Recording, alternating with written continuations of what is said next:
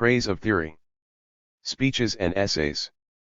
Hans-Georg Gadamer T. Contents. Chapter I/I. Chapter 2/I6. Chapter 3/37. Chapter 4. The Ideal of Practical Philosophy /50. Chapter 5/6Z. Chapter 6. Science as an Instrument of Enlightenment /7I. Chapter 7. The Idea of Tolerance 1782 to 1982/84. Chapter 8. Isolation as a Symptom of Self-Alienation /IOI.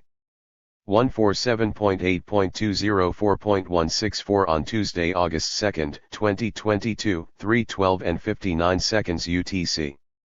Chapter 9. Man and His Hand in Modern Civilization. Philosophical Aspects /24. Chapter IO. The Expressive Force of Language, on the Function of Rhetoric in Gaining Knowledge /123. Chapter 2. Foreword. To put it the way Jaspers did, we wanted to grasp in what way reason was incarnate in existence itself. And it is that search which has determined my entire philosophical work. Right to my very last years that impulse has held through. We were in search of a way to think in which we could see the truth of things, to discover the truth that was there in each thing before us in the world. And this meant that we were utterly distanced from efforts to control things, to make things, to manage things. Thus Hans-Georg Gadamer recently described his life's project from 1930 to the present. Confirms this self-assessment. Here, first translated in its entirety, thanks to the care and commitment of Chris Dawson, the essays and lectures of the late 1970s and early 1980s that Gadamer collected in represent his ongoing effort to understand how reason is incarnate in existence itself and why it is impossible, for that very reason, to rationalize our existence. The second, critical aspect of Gadamer's project is more accessible because more familiar. In Gadamer sounds a warning against the dominant superstition of our time, the unwarranted belief that the life world can and should be rationalized, that is, reordered according to a technological model of applied knowledge. Technical thinking, he fears, is beginning to expand into a universal view of the world. On that view, it is not just the business world that should be rationalized by efficiency experts. All worlds are best run scientifically, by discovering the laws governing them, and then altering these worlds in calculable ways that will ultimately benefit us all.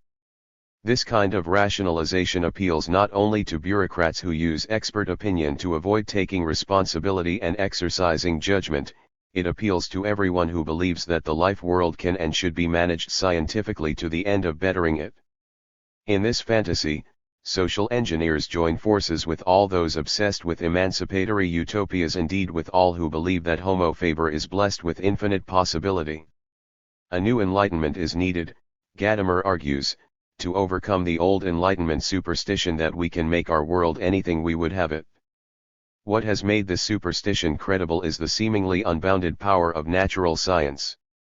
Within the physical world, science has worked miracles, and there seemed every reason to believe its successes could be replicated in the human world simply by transferring its method. As in truth and method, Gadamer means by scientific method the formal procedure of inquiry by which reality gets made into an object so as to break down the resistance of objects and to dominate the processes of nature. Objectification enables control, and such dominion constitutes the proof and fruit of understanding. The only questions are whether human dominion has any limits, whether there is anything that precludes objectification, and whether a form of non-objectifying rationality exists that therefore cannot be subsumed under method. For Gadamer, we know, it is above all the human sciences that show why method cannot be the universal paradigm of rationality, and that in turn explains why his work in conceptualizing these sciences has made him skeptical, as he says, of efforts to control things, to make things, to manage things. The life world studied by the human sciences cannot be objectified, and hence it cannot be controlled, made, or managed because we belong to it. the belonging endemic to the human sciences hardly proves that, not being susceptible of method, these sciences are not rational, indeed not sciences. Quite the contrary, the human sciences represent a kind of reason incarnate in existence, a kind of knowledge. Gadamer calls it practical knowledge that comes from participation rather than distanciation. The importance, indeed the daily necessity, of practical knowledge implies that method has no monopoly on truth. It is in fact quite blind to the truths that lie beyond the horizon of the technological worldview, the truths of the human sciences. What then is the human that is the subject matter of the human sciences? Among the several defining characteristics of the human to which Gadamer has given his attention over the years, language, in particular the one to which he returns in, is the beautiful.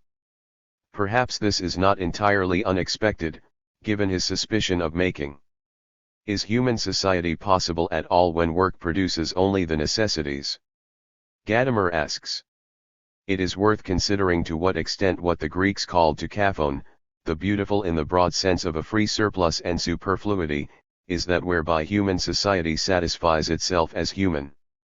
Elsewhere he speaks of a whole domain, beyond animal self-preservation and beyond nature the artist's inexhaustible play of forms. The clever, deliberate creations of free human being bring a constant surplus into human life, play, imitation, rite, ceremony, and all those things that, unnecessary as they are stimulating, we call the beautiful. This is obviously a list that could be extended further, and it enumerates the opportunities that follow from the non-specialization of being human. What is distinctively human is not making production that serves the end of self-preservation, but rather superfluity. That serves no ends, not even human needs. Romanticism located the superfluous and purposeless in the aesthetic, using beauty as a counter-value in the age of mechanics even as Gadamer uses it in the age of technology. But what Gadamer learns from the Greeks, Plato in particular, is that to Kalon cannot be confined within the limits to which neo-romanticism up to the present has circumscribed it. It keeps overflowing the bounds of the aesthetic, spreading out to embrace all those things that Diotime calls the whole ocean of the beautiful, Symposium, 21 OD. In Truth and Method, Gadamer shows that the beautiful plays a role in ethics. He shows that the specially human impulse toward to Kalon has a decisive, even defining, place in science as well. We have seen above that Gadamer's critique of technology continues unabated in this book, but one difference from the earlier work is that here natural science is not conceived merely as proto-technology, as it were. Science, Gadamer suggests, cannot be reduced to its applications and uses. Rather, what defines natural science as science is its theoretical character. Is it not the case that science sometimes involves asking basic questions from whose answers no results can be expected that would directly fulfill any purpose? In truth, all research is basic research, and only through a secondary transformation can it address the problem of applying its findings. Scientific theory, then, is a signal example of all the ways we resist looking only for the useful. If technology is not the raison d'etre of science, however, what is? Gadamer answers, science exists and is important for no other reason than because it is beautiful. Thus broadly conceived the beautiful, Kalon in Greek, pertains to all theoretical science. It is the joy of theory, the joy of discovering the truth, that science lays claim to. In this book, then, Gadamer praises theory as a way of taking pleasure in truth for its own sake but also and equally as a SPE. 11. Chale case of Tucaphone. Such a conception of truth and beauty strikes strangely on modern ears. We are schooled by the arts and the sciences alike to accept the dichotomy between the two cultures, with beauty consigned to the one and truth to the other. Yet, however dissonant, their reunion is absolutely central to and to Gadamer's philosophical ambition as a whole. In Heidegger's terms, that project is the hermeneutics of facticity. In Jaspers's terms, it is to grasp in what way reason is incarnate in existence itself. The word incarnate is not employed casually here, as the allusion to Jaspers shows. On the contrary, Gadamer means to draw on all the Christian resonances elaborated in the section on language and verbum in Truth and Method. What distinguishes verbum from logos, reason, is what distinguishes Christian incarnation from the concept of embodiment characteristic of Greek religion. If the Word became flesh and if it is only in incarnation that spirit is fully realized, then the logos is freed from its spirituality. The uniqueness of the redemptive event introduces the essence of history into Western thought, and brings the phenomenon of language out of its immersion in the ideality of meaning. Embodiment maintains the distinction between, say, the real Zeus and his mere appearance in the form of a swan. In the incarnation, however, the apparent is real. The Son does not merely appear as man but becomes man, the Word becomes flesh, and, most important, incarnation does not represent a degeneration or concealment but rather a full realization. As verbum, logos is realized in history, not diminished. For Gadamer, then, the Advent symbolizes the way reason is no longer ideal, abstract and transcendent but incarnate in historical existence, without at all losing its character as reason thereby. Gadamer is not a theologian, however, and when he explicates the notion of incarnate reason, he does so not only in I-11 Christian terms the Word becoming flesh. Rather he turns to Plato, hardly a promising source for anyone whose aim is to discover the truth that is there in each thing before us in the world. Yet in Socrates' discussion of beauty Gadamer discovers precisely what one would not expect to find in the great metaphysician, a point of tangency between this world and the other, the intersection between existence and transcendence that corresponds to incarnate reason. Beauty, Socrates says, shone bright amidst these visions, and in this world below we apprehend it through the clearest of our senses, clear and resplendent. For sight is the keenest mode of perception vouchsafed us through the body, wisdom, indeed, we cannot see thereby, nor yet any other of those beloved objects, save only beauty, for beauty alone has been ordained, to be most manifest to sense and most lovely of all. Mediating between idea and appearance, this, says Gadamer, is the metaphysical crux of Platonism, and its locus of beauty. Unlike other ideas, the idea of the beautiful is truly present, whole and undivided. In what is beautiful one in this world below, we can be deceived by what only seems wise, say, or what merely appears to be good, but even in this world of appearances, all beauty is true beauty, because it is in the nature of beauty to appear. That is what makes the beautiful distinct among ideas, according to Socrates. It is ekphanstaton, most radiant, most manifest. The beautiful appears of itself. It needs no validation other than itself, no signs that could err or lie, because it offers itself in evidence of its own truth. For Gadamer, beauty represents self-evidence, the most fundamental kind of truth. Beauty exemplifies the indivisibility of the real and the apparent. It represents, in Jaspers's terms, reason incarnate in existence. Whereas method, as Gadamer defines it, is the formal ideal of abstract rationality, the faculty of incarnate reason is something more like taste. In judging of beauty, taste is always 13. Situated in existence. It always participates in local, historically determined norms, and yet, even when cognizant of its situatedness, taste does not disavow its judgments of the beautiful but on the contrary, as Immanuel Kant proclaimed, expects them to be universally accepted. In this way, taste represents an ideal of rationality with determinate content, an alternative to the contentless ideal of method. It is not the only one, of course. Once we move beyond the aesthetic, taste takes its place among other forms of phronesis no less grounded in the facticity of Dasein, the convictions, values, and habits that we all share with the deepest inner clarity and the most profound communality.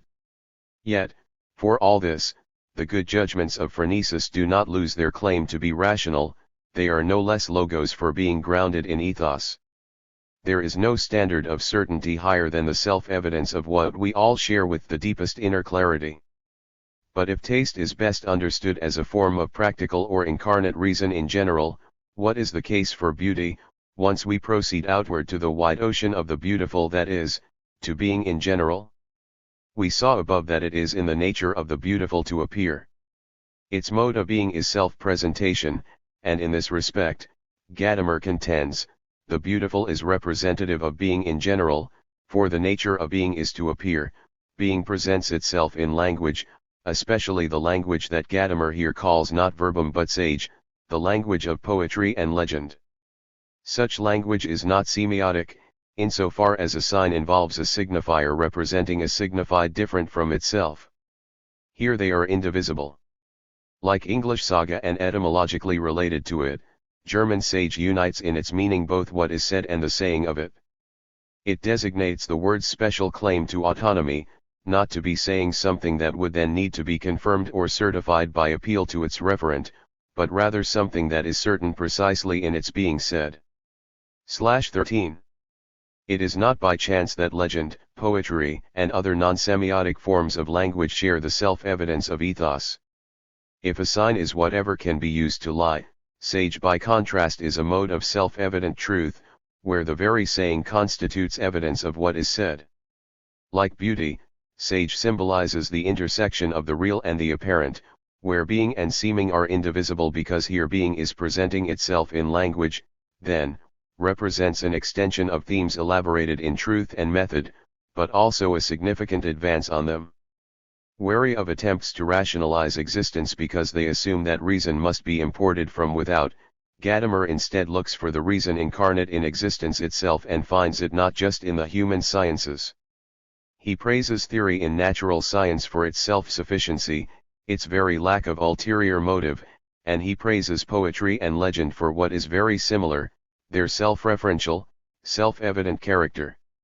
In praise of theory, Gadamer celebrates the arts and the sciences for being a mode of beauty, the arts for being a mode of truth, and he celebrates both together as self-legitimating modes of existence dependent for their rationality on nothing above, beyond, or outside themselves. Joel Weinsheimer. 14. Translator's Introduction. In the 20th century, philosophy has been divided between what has come to be known as the analytic philosophy of the Anglophone world and continental European philosophy. In some ways the division was a strange one. Both traditions appeal to the same classics from the history of European philosophy, to Plato and Aristotle and to Descartes and Kant. Both involved reactions to, and vigorous rejections of, the great metaphysical romantics, Hegel in particular. The traditions even drew on common sources from the late 19th century, when both sides of the English Channel were witnessing neo-Hegelian and neo-Kantian revivals. Discussions of problems introduced by Gottlob Frege and Franz Brentano have remained of decisive importance in analytic philosophy. And yet until the last quarter of the century the division remained almost absolute. In recent years, there has been a growing movement toward reconciliation, or at least toward serious mutual reading and consideration from both sides. In Britain and the United States, more and more university courses involve the study of 20th-century European philosophy, and bookshop shelves have filled up with the works of Martin Heidegger, Michel Foucault, Jacques Derrida, and Ergen Habermas.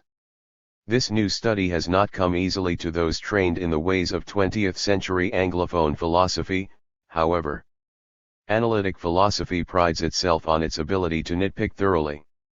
Every argument must be watertight, and should preferably be translated. 15. Into logical calculus in order to compel the reader to accept the consequences or reject the premises. Theories should start small and build on one another, with philosophers working on small problems in the hope of making progress together, without any large idealistic scheme to work within and without any real hope of arriving at worthwhile solutions. What is certainly out of the question is the kind of sweeping, evocative approach to problems that Gadamer takes in this book. In frustration at the narrow vision of analytic philosophy, some English-speaking thinkers have, in recent years, begun to look more carefully at the alternatives offered in the European tradition. Those who have read Ludwig Wittgenstein have sometimes found that they can occasionally make sense of Heidegger. Political theorists have looked again at critical theory and at neo-Marxism. Some people have even tried to dig a theory of knowledge out of Foucault's historical archaeologies of power. And in the end many have taken one look at what Derrida writes, thrown up their hands in horror, incomprehension, and disgust, and decided to stick to analysis after all. Yet Gadamer is a great deal more comprehensible than Derrida or Heidegger, holds more clearly philosophical views than Foucault, and in my opinion runs into less serious tangles and paradoxes than Habermas.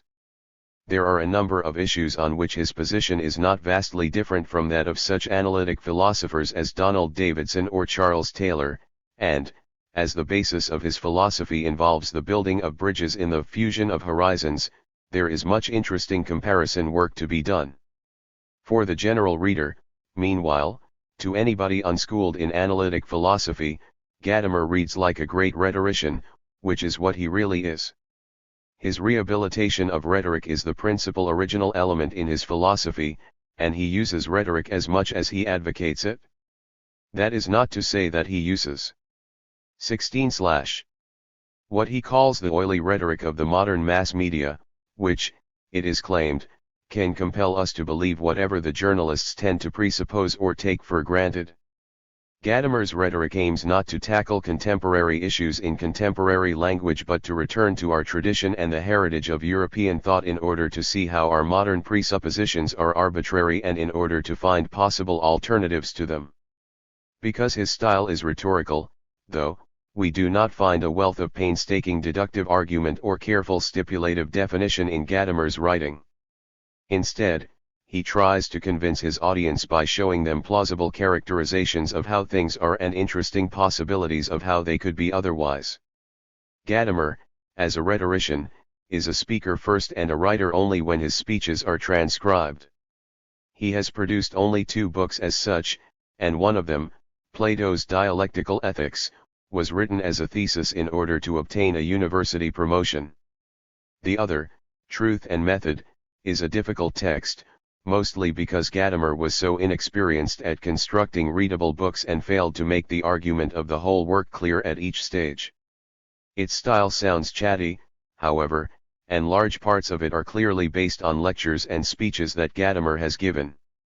All of his other work originated as lectures, speeches, monographs, conference papers, or short essays contributing to journal discussions.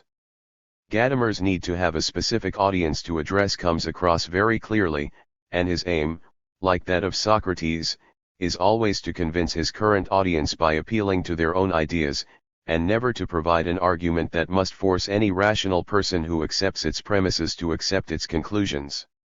This rhetorical approach allows Gadamer certain freedoms that other philosophers deny themselves without, I think, detracting from the quality of his philosophical thought. He is 17. Not restricted to arguing about narrow or over-specific questions but can allow his thinking to fly into speculation about those great and ultimate questions that lead most philosophers to the subject in the first place. Without constructing an unstable theory on uncertain foundations, he is able to show how these large questions are related to one another, and to suggest what possibilities we have, as humans, for answering them. In making these suggestions he has an advantage over most other contemporary commentators and so avoids merely reinforcing some modern prejudice about them with his rhetoric. He is what he would himself call a thoroughly cultivated man, and he is familiar with a vast range of ideas from the whole of recorded history. This allows him to survey the historical changes in the approaches people have made to various problems and to see how the answers given in each period were related to the circumstances in which they were made. Our own period is no exception to this, and a historical approach can reveal where writers in the tradition have found insights that contemporary circumstances conceal from us. The history of thought is of great importance for Gadamer, then, as he believes that the only way we can avoid the compulsion to believe the prejudices of modernity is to search history for alternatives to them. The one tenet to which he holds constantly in all of his writings is that we have no external viewpoint from which to assess the truth of what we all believe, and that no axioms are available that are sufficiently certain to allow the deduction from them of any unprejudiced truths. For him, this devalues the logical and deductive approach to philosophy, and it inspires his rhetorical return to the historical, philosophical, theological, and literary tradition. If we are looking for specific claims supported by watertight arguments, then, we shall find Gadamer irritating and shallow. but if we are looking for ways of approaching really deep case 18/tions about the world and our place in it, or if we are looking for some kind of orientation in modern society and are frustrated by the lack of any external viewpoint from which to examine it, we shall find Gadamer's historical rhetoric thrilling and invigorating. In these transcripts of his speeches, he addresses us personally, and his style is never dry or uninteresting. If he leaves us with more questions than answers, his historical summaries always leave us with the impression that at least he has left us with better and more relevant questions about our situation in modern society than we had before we heard him. We are also given new ways of trying to answer them, not really new ways of course, but ways that may well be new to us.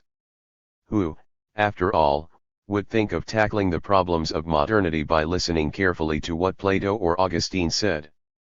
This is Gadamer's approach, and when he takes it we often feel that he has opened a window that we closed a long time ago and let the fresh air back into the problems with which we are struggling. Georg's LRFE. Many readers will find it helpful to know a little about Gadamer himself. I am not going into depth here, but knowing the outlines of his career can shed some light on the content of his thought. In fact, there is a good deal of interesting work still to be done on Gadamer's biography. His autobiography, Philosophical Apprenticeships, bears the inscription De nobis ipsa salmus, let us say nothing of ourselves, and Gadamer is remarkably true to this principle in relating his own life story through his intellectual encounters with other thinkers. For example, he mentions his 2 marriages and his 2 daughters only in passing. We are never told whom he married or when, or even the names of his daughters. He tells about his life through sketches of the personalities and the thought of the various philosophers whom he has known and who have influ/19 inst him. And although he does occasionally use anecdotes as philosophical examples, there are not enough of these to form any clear ideas about individual stages of his life. Hans Georg Gadamer was born in Marburg on February 1900, and grew up in Breslau in Silesia, now Wrocław, in Poland. His father was a chemist. He was never required to fight in the First World War, as he was too young and Breslau was a provincial town a long way from the front. He began to study a wide range of languages, literature, and human sciences at Breslau University in 1918, and the next year he moved to Marburg, where he was influenced by Richard Hammond's art history and Stefan George's poetry. He turned to philosophy, and submitted a doctoral dissertation on Plato to Nikolai Hartmann and Paul Naderp in 1922. The next year, shortly after he was married, Gadamer spent a term in Freiburg with Husserl and Heidegger, who made a deep impression on him. He then returned to Marburg, where Heidegger also moved to take up a chair. Gadamer apparently survived the years of economic crisis under the Weimar Republic without being pressured to become anything other than a postdoctoral student. During these years, according to his autobiography, he became deeply insecure about his own intellectual ability, and all through the 1920s he led a cloistered life, reading very widely in classical literature and philosophy. He ventured out only to go to seminars, lectures, and reading groups, of which there were many both early in the morning and late at night. It is perhaps not altogether surprising that his marriage did not last. In 1928, he submitted his thesis on Plato's Dialectical Ethics, now published under that title, that allowed him to habilitate to become a junior lecturer. During the rise of National Socialism he was attempting to become a professor, but was repeatedly passed over for jobs because, he says, he continued to maintain friendships with Jews. Finally, in 1938, he was given a chair at Leipzig. He survived the war there by not speaking out against the Nazis beyond a few cryptic remarks hidden deep in treatises on Plato. He maintained his friendship with Heidegger, who had left Marburg in 1928 and had been an ardent supporter of Hitler in the early years of his rise, despite the fact that Heidegger, although probably deeply disillusioned with the way events turned out, never expressly recanted his Nazism. After the war, when first the Americans and then the Russians came to Leipzig, Gadamer was made rector of the university, as he was one of the few professors who had had no connections with the Nazis. He did this job for 5 years, but the attempt to rebuild a free academic life under communism was no easier than academic life under fascism had been. Finally, just as he was about to leave to take a post in Frankfurt in 1947, he was arrested by the Russians and interrogated for 3 days. Eventually, however, they admitted to having made a mistake, or rather, blamed it on the German police, and let him go. In Frankfurt he began to write again, but produced only literary history and analyses of Goethe. It was not until he moved to Heidelberg 2 years later that he returned to philosophy. Throughout the 1950s he worked on his magnum opus, which brought together material he had been using in lectures for years. Truth and Method was completed in 1959 and published in 1960. It drew Gadamer into a number of more active philosophical debates, and in the succeeding years he wrote shorter pieces in its defense, clarifying his position with respect to the attacks made by Jürgen Habermas and Emilio Betti. He also continued to work on Plato, and founded a Hegel Society, his contributions to which led to his book on Hegel's dialectic. In the 1970s he began to travel every year to America to teach 1 semester at Boston College, and his writings started to include a greater emphasis on practical philosophy. Most of the /XXI essays in this book are the products of this period of Gadamer's career, a time in which his new contact with the English-speaking philosophical community was giving a renewed impetus to his thinking. All of the pieces here were, however, prepared for and delivered to German audiences rather than American ones. At the time of writing this introduction, Gadamer is 95 years old and is still remarkably active. Although he officially retired from his chair in the 1970s, he still has rooms in the Philosophisches Seminar at the University of Heidelberg, where he still gives enthralling public lectures to packed lecture halls without notes, and still attends conferences diligently, offering clear, incisive and amiable commentary on the papers presented. The 10 projected volumes of his collected writings are now all available, but Gadamer is still producing new work every time he gives a lecture. Gadamer's thought. It may come as a surprise to those who are acquainted with Truth and Method that Gadamer could be the author of a book entitled. After all, he has become renowned for his polemic against the dominance of the methodology of the natural sciences, and theory is a word that is immediately associated with that methodology. Truth and Method argues that the following of scientific method, which we might suppose to involve the setting up and testing of theories about the world, is not a privileged route to truth, and that truth itself is more an event that arises within certain kinds of conversation than a property of propositions or theories about the world. Does represent a change of heart on Gadamer's part? The title itself is, of course, ambiguous. The essay from which the book's title is drawn traces the history of protreptic, a name for discourse that exhorts, teaches, and advocates. XXII/ theory in the form of an examined life. But it is also itself, as are many of the other essays in this book, protreptical in nature. It is in praise of theory as much as it examines the praise of theory. The title already suggests, then, that Gadamer's aim is both descriptive and normative. He wants to describe what theory and science mean to him, and also to recommend them to us as ideals. This seems to be a departure from his earlier work in 2 ways. Gadamer is now urging us toward science as an ideal, whereas before he seemed extremely wary of science in general, seeking to demonstrate the primary roles played by art and history. It is also interesting to find him with such a positive recommendation at all. The aim of Truth and Method is professedly descriptive. The universal and ontological nature of hermeneutics is brought out in an analysis of play, prejudice, and understanding, but no normative consequences are drawn. Reason in the age of science raises questions about how we should respond to the advance of technology, but it is far from recommending that we turn to science.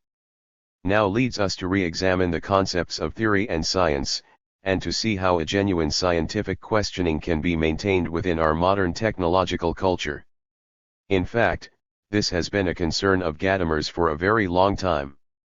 1. His understanding of the concept of science, like so much of his philosophical insight, arises from his extensive classical scholarship, and especially from his reading of Plato. His earliest concerns were with ancient philosophy, and his love of ancient Greece remains the driving force behind this book. Gadamer isolates the Greeks as the only people in the world to have developed a concern with abstract questioning about nature and our place in it, and to have separated this concern from religion and from literature, thus founding both philosophy and science. His interest is therefore always to see how our modern concepts started out, what they meant when the Greeks first questioned them, and how they remain related to the mythology from which they became separated. The theory that Gadamer praises, then, is not what modern scientists understand by the word. Gadamer has not changed his mind about the shallowness of scientific method in comparison with dialogue and the openness arising from a recognition of our finitude. On the contrary, he counts the Greek notion of theoria alongside art and dialogue as a source of truth because he traces its original meaning as one starkly different to that implied in the slavish following of a method to achieve a result. The encounter with the true work of art is supposed to bring us face to face with ourselves and so to lift us momentarily out of our everyday concerns and allow us to experience an event of truth. This is discussed in The Relevance of the Beautiful. There is also a certain kind of dialogue, as Gadamer explains in Truth and Method, in which the partners in the conversation are aware of their own finitude, aware of the effect that history has on them and on their conversation, and are therefore able to approach the subject matter they are discussing playfully, to bring their prejudices into play by putting them at risk. This allows them to stand outside themselves and to be truly present to the subject matter they are discussing. In this way, the movement of their conversation moves them toward what Gadamer calls a fusion of horizons, and an event of truth. Theoria is the element that is common to these two events. It is being outside oneself so as to be truly present to something else. How is this notion related to what we call theory? Clearly, it has nothing to do with the notion of a theory, a system of propositions to be tested by experiment and so confirmed or overturned. It is much more closely linked to our familiar contrast between theory and practice, yet Gadamer claims that the contrast is misleading and that theory is, in fact, itself the highest form of practice, the highest manner of being human. Truth and Method, 454. In tracing back the ancient Greek etymology, he reaches a point where theoria means just witnessing. Here the idea is intrinsically linked with festive ritual. An important participant in such rituals would be a witness, someone who was there just to see what happened and through this act of witnessing gave the ritual its validity. It was through this theoria, or witnessing, that a festive ritual could be what Gadamer thinks of as an event of truth. Hence the very act of witnessing was productive, and therefore practical. As we can see from Gadamer's analysis of festivals in The Relevance of the Beautiful, the communal element of ritual whereby each individual is caught up by the wider context of events of which she forms a part gives to the act of witnessing its element of standing outside oneself. Theoria involves validating something by being caught up in it, bearing witness to it. Gadamer traces the continuity of this notion with Plato's idea of the philosophical life. The link is drawn from his reading of Plato's theory of forms, and his reflections on the relationship between Plato's idea of the good and his mysterious doctrine of ideal number. A closer look at Gadamer's understanding of Plato will help us to see how he views scientific theory. Gadamer believes that to read Plato as though all of the forms were supposed to be transcendent is a mistake. When Plato says that we need to look away from the things around us in order to see reality, Gadamer thinks that all he is really recommending here is a quest for elegant unity among the confused variety of phenomena we encounter. By and large, he says, Plato's forms are simply the same kind of universalia in rebus about which Aristotle was to speak. But some of the forms are more transcendent exceptions to this. Here Gadamer draws on his interpretation, which is based on the extant dialogues /xxv of the indirect tradition of Plato's thought about number. 3. He takes Plato to have placed great emphasis on the fact that any unity always presupposes a plurality, and vice versa. Thus whenever we have one thing it can be both divided and combined, and either of these processes will give a plurality. Similarly, any plurality, taken together, can be regarded as a unity. Gadamer thinks that Plato understood certain of the forms, those most closely related to the idea of the good, as having a structure analogous to this. One of these forms is the beautiful, which Gadamer therefore thinks can be wholly present as a unity in each of its many instances. Any beautiful thing has a radiant elegance about it, which, although it needs no further justification and arises wholly from the very particularity of the particular beautiful thing, points beyond itself and drives us to look for further elegant unities in other things. In this way, our experience of the beautiful is supposed to turn us toward the good. For Gadamer, Plato's idea of the good is identified with unity as such. Thus the purpose of protreptic becomes a display of elegance that turns us to search for unity. Gadamer identifies theoria with the witnessing of unity's manifestation in what is beautiful and good. For this witnessing leads us away from the confusion of our manifold sense impressions, and toward dialectical reflection which aims toward establishing unity. This reading of Plato, then, allows us to see how Gadamer's notion of theory can be related to modern science. Theoria is both a practical witnessing of something that presents itself as self-evident, a witnessing which is all that is needed to confirm it as true, and also the first step toward a withdrawal out of the confusion of our everyday lives into a contemplation that pursues unity. Gadamer derives his positive idea of science from this basis. A true scientist is someone who pursues the truth, that is, someone who looks for elegant unity that underlies the confusion of our observations. It is also someone who XXVI/Tramlator's introduction withdraws from the multiplicity of common-sense opinions. This now looks a great deal more like our familiar conception of a theorist. But Gadamer is critical of the idea that it might ever be possible to reach the goal of unity for which a theorist aims. He does not believe that there is any unique truth toward which theories can approach as they are improved. This is consistent with his reading of Plato's idea of the good as the only truly transcendent form. It is right for us to aim toward unity, but it is always necessarily beyond our grasp, because all unity is always also multiplicity. In Truth and Method, Gadamer shows how his hermeneutic notion of truth is related to art, history, and language. He begins with art because he believes that it is our encounter with the beautiful that first leads us toward the renunciation that is involved in genuine theory. Art is analyzed as free play that is transformed into a structure through its being understood as a unity. This does not mean that an artwork really is a unity, quite the reverse. Only in being understood as a unity by an audience or individual on a specific occasion can art be truly effective, because it is only in these particular attempts at unification that a work of art can have a personal meaning and be applied to the lives of those who understand it.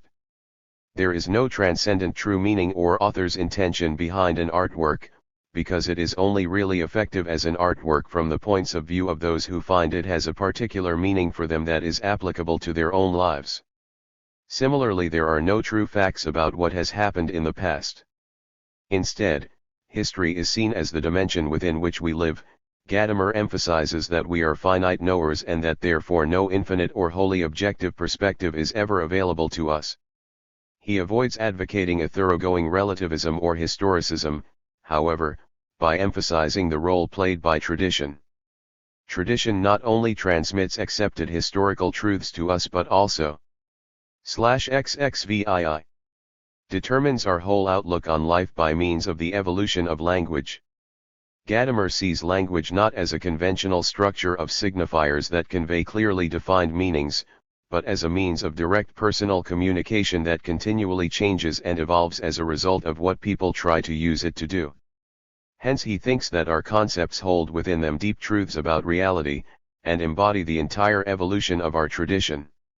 Consequently, conceptual analysis is his favorite means of setting out on his quest for unattainable unity, and he is always trying to look closely at the connotations that our language carries within it.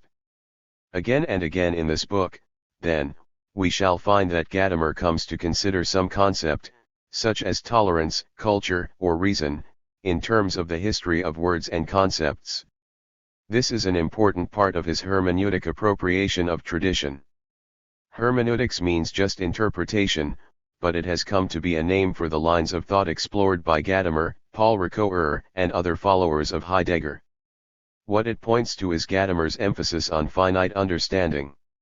He consistently refuses to allow any claims to be able to find a universally valid viewpoint, or to be approaching, as opposed to just aiming toward, a description that could claim to be complete or uniquely true. He claims that this analysis is itself universal, however, on the basis that hermeneutics itself is a universal problem that we encounter every time we try to understand one another. Gadamer believes not only that all understanding is tied to the model of one individual trying to understand another in conversation, but also that all being that can ever be understood is tied to the situation.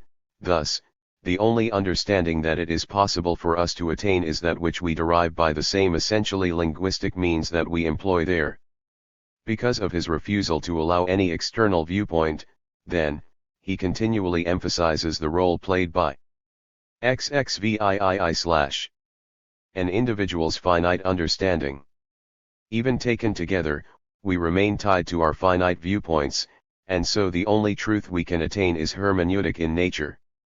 But this need not mean that it is impossible for us to break away from the tradition that determines us, or gain sufficient distance from it to criticize the culture within which we live. Is full of cultural critique, and we must ask on what basis Gadamer believes that such critique is possible. After all, Habermas and others have argued that on Gadamer's account there can be no critique of tradition, because that tradition is supposed to be the only possible source of our beliefs and prejudices. Gadamer holds that we can never correct all of our prejudices, because the limited nature of our understanding prevents us from bringing all of them into play at once. Habermas and others have argued that this view must inevitably lead to a more or less defeatist acquiescence in the social status quo. The only other possibility, however, is to introduce some sort of theoretical framework or transcendental ideal that can act as an external yardstick against which to judge our current beliefs. Gadamer's worry is that there is no way for us to do this, and that any external measure we attempt to construct, such as an ideal speech situation, must inevitably remain influenced by the very prejudices it is designed to measure. Gadamer further emphasizes his idea that what really distinguishes man from animals is our ability to take up distance from our immediate situation. In Truth and Method and elsewhere, this ability is usually identified with language, which enables us to introduce to one another elements that are not present to our senses, and to discuss them as though they were in front of us. It is also identified with the theoretical attitude. A theorist can take up distance from her immediate concerns by becoming involved in a quest to learn about something she finds interesting. Theory is /XXIX. Thought of as becoming absorbed in witnessing something that has no immediate practical relevance to one's life and situation. It is an extension of just this idea of distance that Gadamer makes to enable the possibility of cultural critique. What seems to prevent us from being able to criticize the tradition, to which Gadamer has said that we belong because it determines our beliefs and attitudes so completely, is our inability to reassess the prejudices it has given us from any viewpoint that is external to those prejudices. But even if we cannot bring all of our prejudices into play at once and reassess the whole package, we can achieve a sufficient level of open-mindedness to be able to reevaluate a few prejudices at a time. We do this through theory. In Truth and Method, this process was most often described as becoming involved in a real conversation in which the personal concerns of the interlocutors become irrelevant, and they are joined in questioning together about the truth of the subject matter they are discussing. Gadamer also said that it is possible to have this kind of conversation with a text, and that conversation is more productive if the initial prejudices of the two interlocutors are very different. For this reason, he recommends a return to the older texts of tradition in order to enter into conversation with them and to see where our prejudices differ from theirs, in the hope that we may find some new insight. He follows this procedure regularly in this book by consulting classical authors about our modern situation, and quoting them as witnesses to the possibility of a different viewpoint. But we can see that what is important in this procedure is that it enables us to take up distance from our personal and practical concerns, and that this at once moves us one step away from the full force of our prejudices.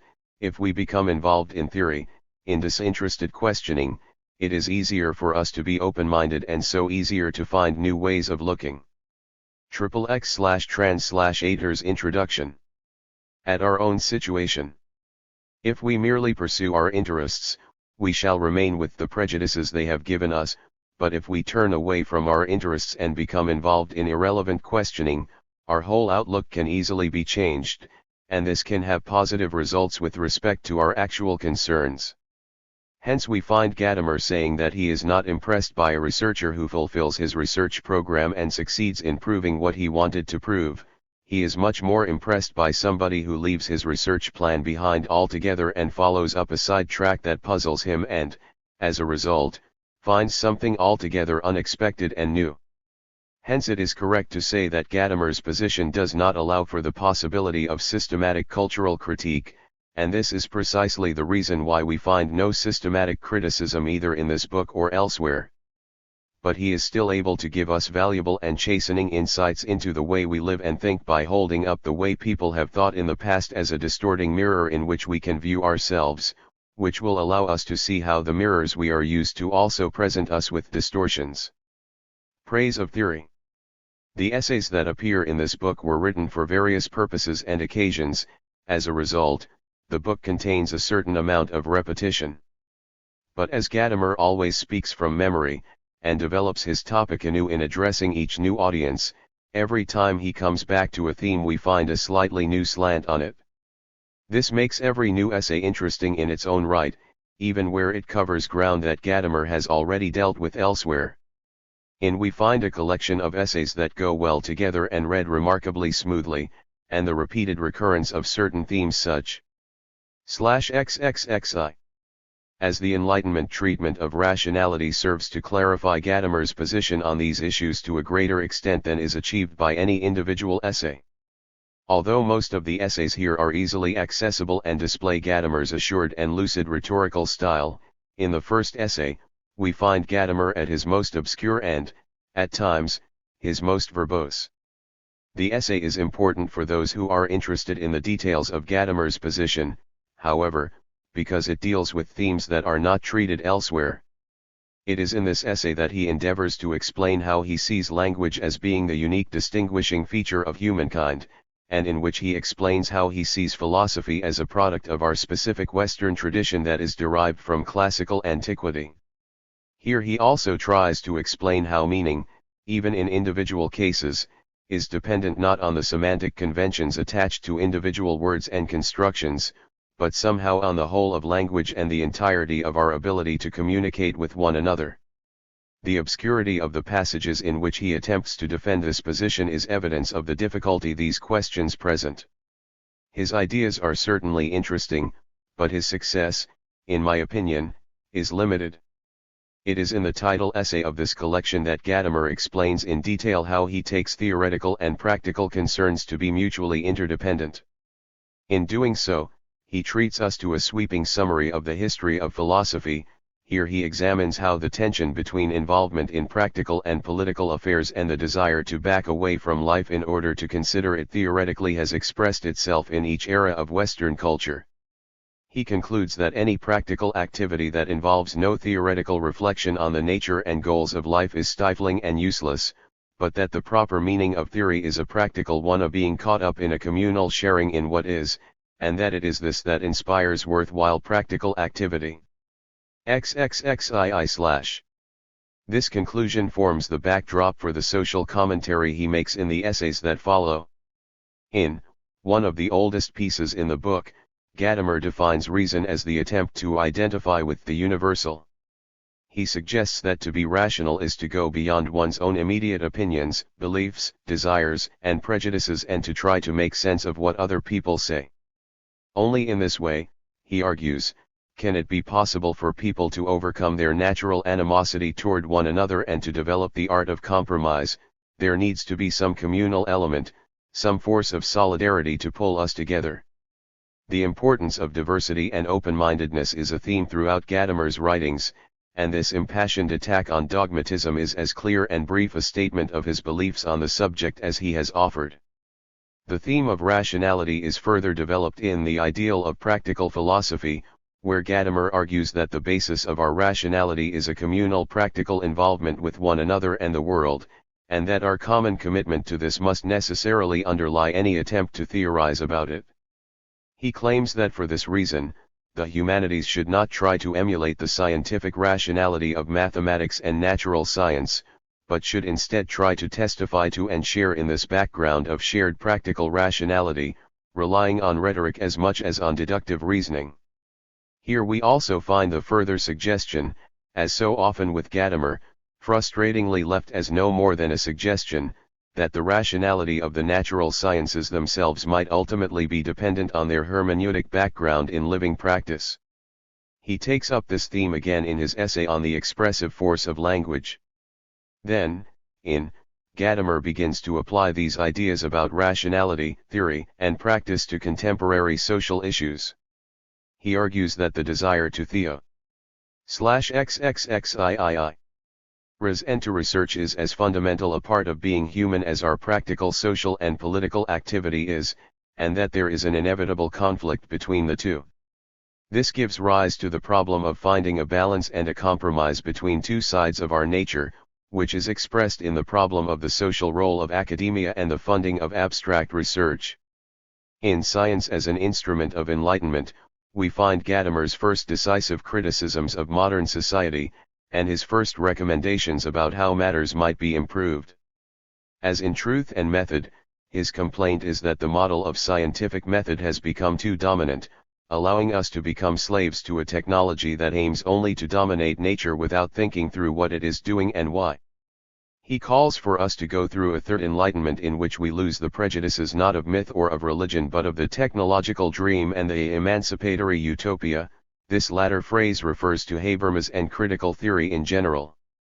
This leads him to deal with the contemporary problems of environmental ethics, and he ends with a plea that we must alter our consciousness so as to think of ourselves as stewards of the earth.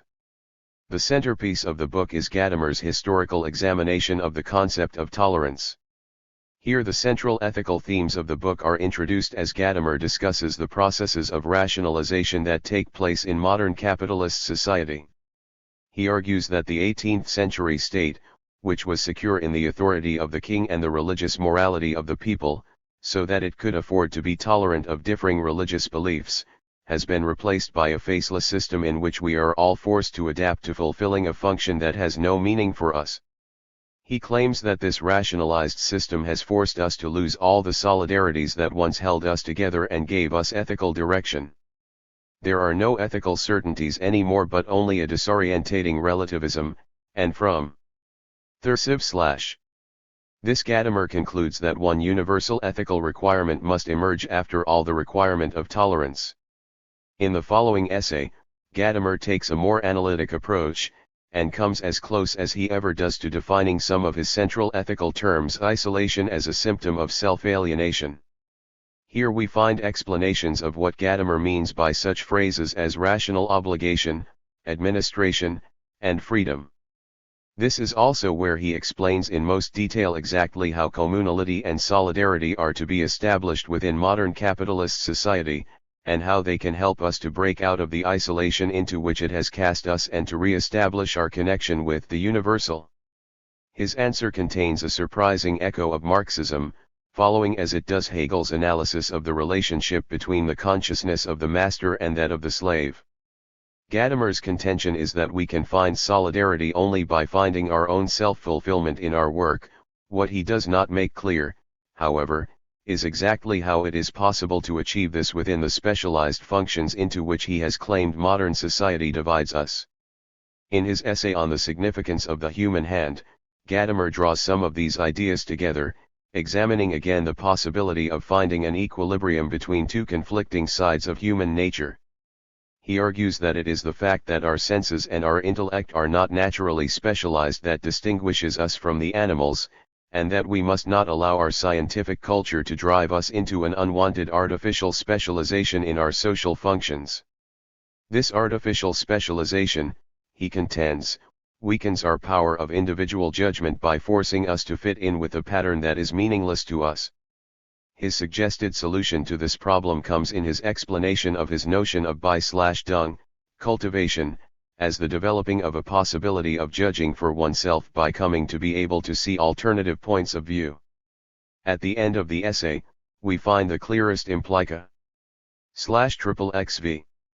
Gadamer gives that he believes it to be possible for some individuals to acquire the right kind of cultivation even if our society tends to prevent it, and that they can lead the way toward establishing a communal power of judgment, or sensus communis, that can succeed in making the political consultation of the people a more meaningful process, and in allowing governments to acquire a genuine sense of political judgment.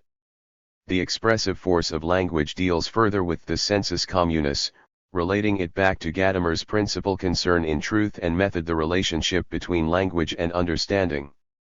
In this essay, Gadamer defends his use of rhetorical rather than logical arguments on the grounds that it is in rhetoric, not logic, that community and solidarity are forged, and that all logical and scientific reason must rely on a rhetorical background in everyday life, at least if it is to have any social consequences.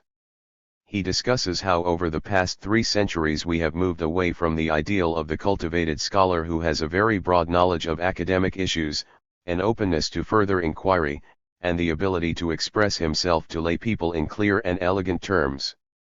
This ideal, Gadamer argues, has been replaced by that of the scientist who is a specialist in a narrow field. This restriction is said to hinder his attempts to express himself to outsiders and consequently to narrow his own vision and weaken his power of judgment. This in turn makes the frequent appeals made to his expertise by the media and the judiciary less and less appropriate. This contrast between literary and scientific styles of writing is developed further in the concluding essay. Whereas some of the comments in are certainly specific to German, there are a good many that are equally applicable to any language. It is a charming essay, and it is fun to note how Gadamer's own writing seems to be more carefully styled than 30/usual when he discusses style. It is also an appropriate place to end the discussion of the relation between theory and practice. Gadamer argues that what is theoretically important in style is to have the practical ability to use the rules and conventions of language to one's own advantage in communicating what one wants to say. Once again, the emphasis is on finding balances, here on those between imitating and diverging and between conceptual and poetic thought.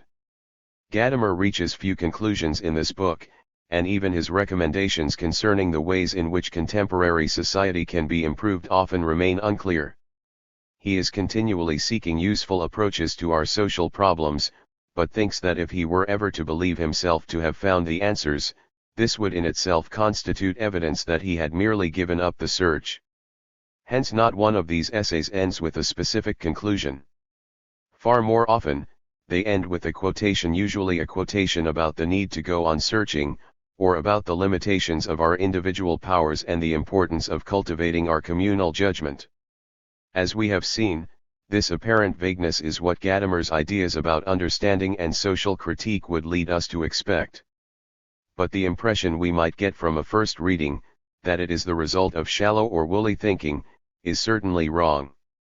We must not be deceived by Gadamer's chatty style, which, as the concluding quotation suggests, conceals a wealth of subtle thinking and artistry. Gadamer deals with real and serious problems, and goes only as far with them as he is sure he is justified in doing. If we wish to produce any arguments that claim to be more than the suggestions Gadamer offers, we must show how they can hold any valid claim over anyone other than the individuals or groups that happen to agree with the premises and logic they use. Alternatively, we can follow Gadamer. Tram/A/Ors Introduction/XXX7. In drawing on the tradition that underlies the differences between so many of us, and in using rhetoric to build a communal solidarity in which we can find balances and compromises that will allow us to make better sense of ourselves and the world we share. 38 I. The concept of culture is suspended in a peculiar indeterminacy. If I were a philosophical poet of Plato's stature, it would not be hard for me to compose a dialogue in which Socrates asked each of us what he really means by culture. And right up to the end of that dialogue, every one of us would be stuck for an answer. Although we would all know that culture is something that supports us, none of us would be so knowledgeable as to say what culture is. This points to a deep-seated problem, as we know from the almost indisseverable connection between culture and the critique of culture, between pride in culture and pessimism about culture. Thus, the positively second-hand German word Kultur occurs for the first time in an interesting way, in the form of an independent concept, as an Enlightenment concept of value, that one could be lifted up above the rawness of the state of nature and progress along this path to become a perfect policy maker, toward complete humanity. This was the arrogant confidence of modernity at its beginnings.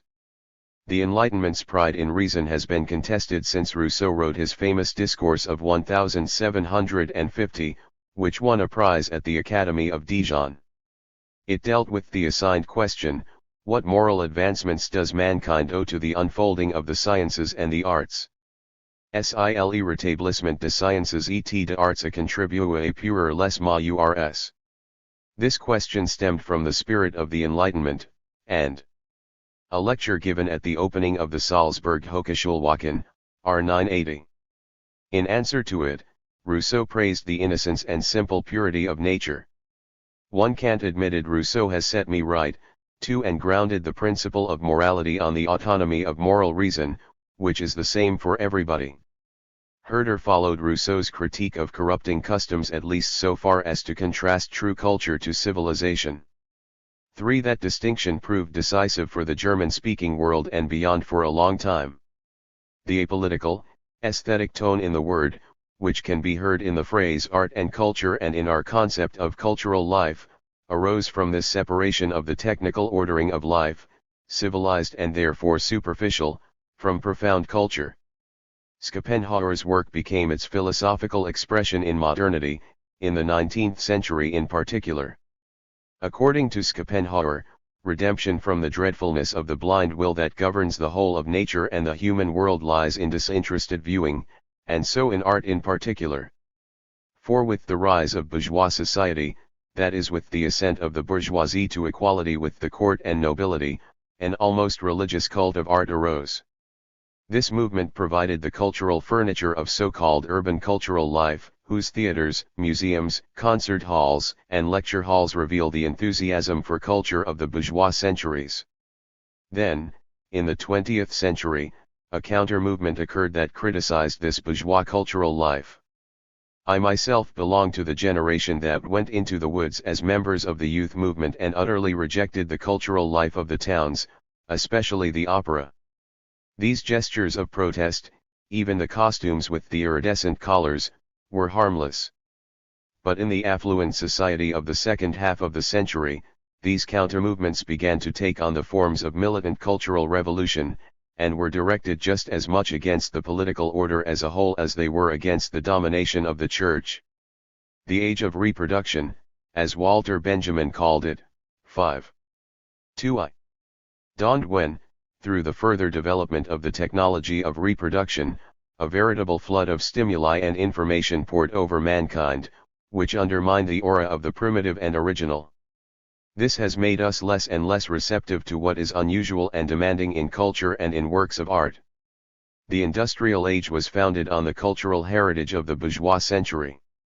How will it control, alter, and transform this heritage? The age of the Enlightenment questioned even the Christian Church, which had been our culture for a whole millennium without expressly knowing itself as culture, and in doing so, marked it out as being culture. This shows us what a serious question we are dealing with. It may be thoughts and considerations like this that unite us here.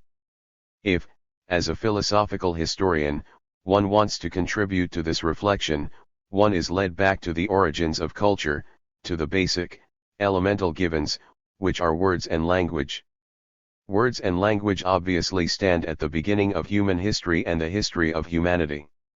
The oldest record of the human race, as Herder calls it, 6, describes the divine creation and how it began with the Word. How does it come to be there all at once?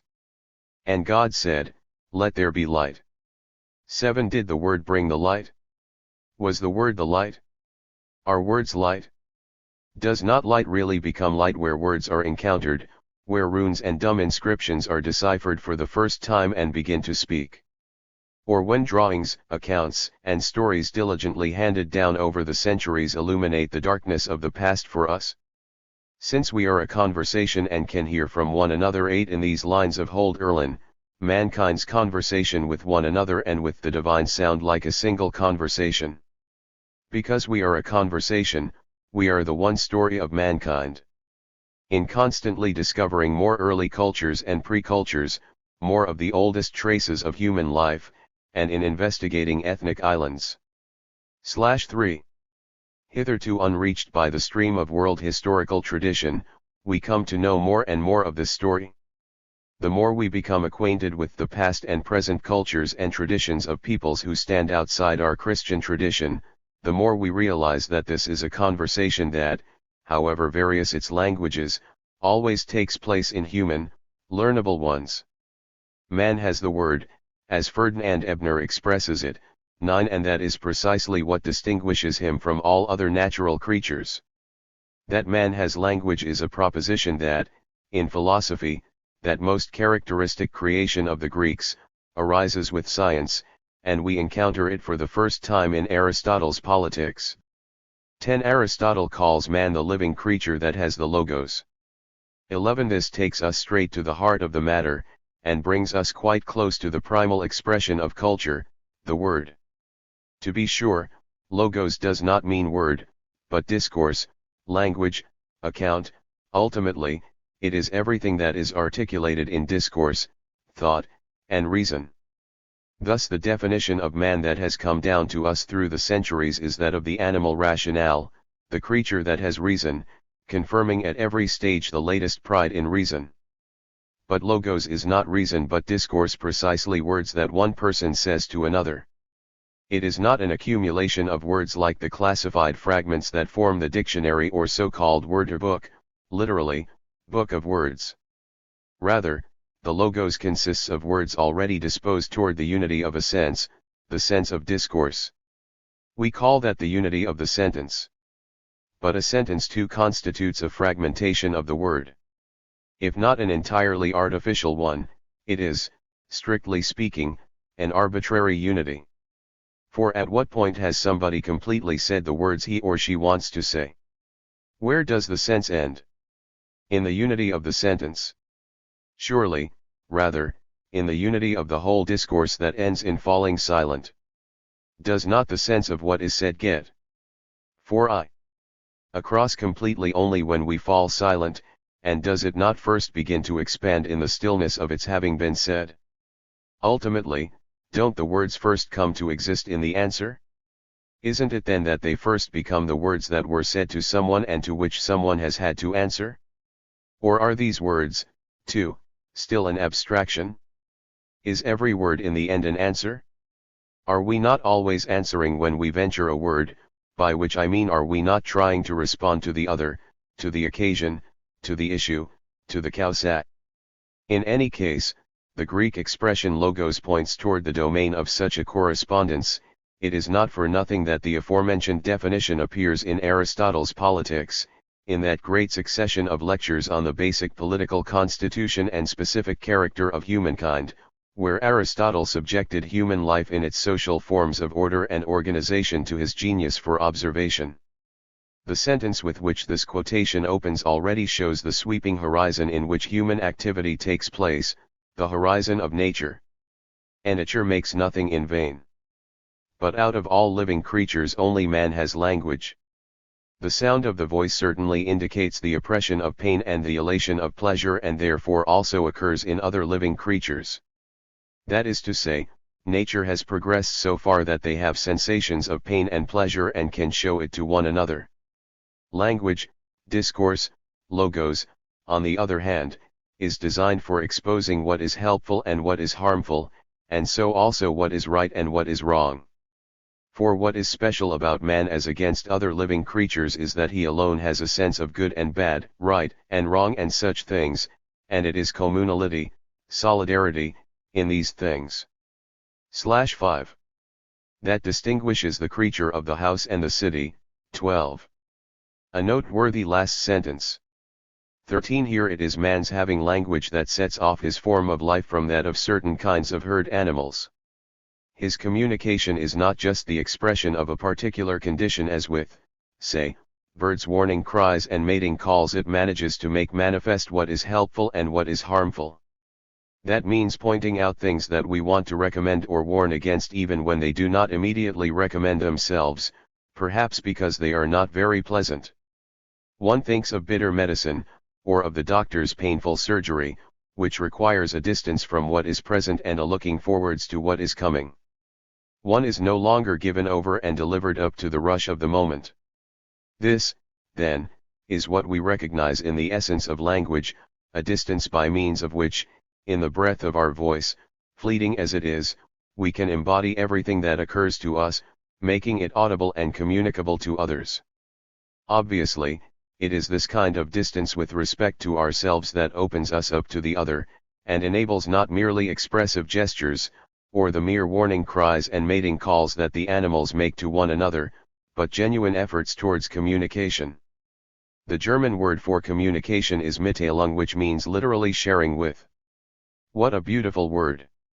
It involves the idea that we share something with one another that does not become less as a result, and perhaps even becomes more. So by way of beginning, culture can be understood as the domain of all that becomes more by sharing it.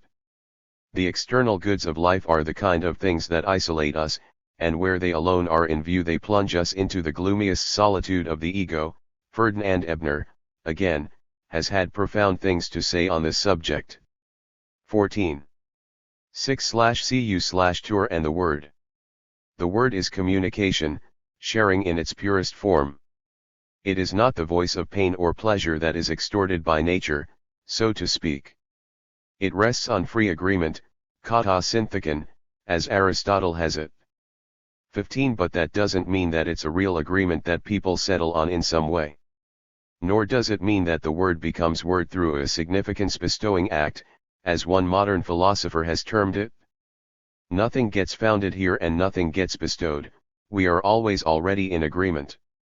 It is only through this agreement that the word is word, and is confirmed by every new instance of language use. We are all familiar with the wonderfully touching illusion of parents who celebrate their child's first word, though it's a word that does not exist. There can be no first word, there is only being able to talk, there is only the word. The child's first babbling attempts at imitation are not yet a real step toward engaging in the exchange between you and me, surpassing the dumb exchange of glances. 16. The word first raises communality into words, as it were. The right means to an end is not just what happens to be suitable, but something selected for its suitability, like a tool designed for a particular use. And in this respect the word, as the right means, belongs to the common world. The world of ends itself is correctly defined only as what is suitable and useful to all in common, the koine symphoron. 17. As the Greeks said, revealing what is good in the sense of useful is obviously much the same as revealing the good in the sense of right or wrong. In Aristotle's text, good in the sense of useful is followed by the simple phrase and so also with right and wrong, as though it were self-evident. 18. To be sure, it is nature that has equipped and organized man in such a way that, unlike animals, he sets up his own equipment and organization in his houses and cities. But what he sets up in this way is not nature, nor is it discourse and words. These things exist by reason of agreement. 7. Aristotle, the person from whom we are trying to learn here, found a second word that we all use now and that gives expression to this truth. It is not only language that belongs to this domain of common validity and is to that extent nomos, synthetic. 19. The whole of the social life of man is dominated by these validities, which are not necessarily laws, but regularities existing in usage. To describe them, Aristotle found the word from which the word ethics is derived, ethos. Ethos is originally nothing more than a habituation that has become second nature. 20. We talk also of animals' habitual lives. But when we talk of ethos and of the possibilities of ethics, we mean more than merely established habits. We mean a self-conduct and a bearing that can give an account of itself and answer for itself. It is man's greatest honor and at the same time his greatest peril that he is the one who chooses, so much so that he, so to speak, undertakes his whole life. The Greek expression for this undertaking is prohairesis. We lead our lives, and so ultimately we try to realize the good, most proper, most appropriate life on the basis of our own choice. Nonetheless, it remains the case that human ordering and shaping is always already embedded in the horizon of nature. It is just as little the case that there is a first step toward mankind's achieving culture, as that the babbling child utters a word when it offers the first gifts of affection to its parents. There can be no abstract projection of our whole individual and social life.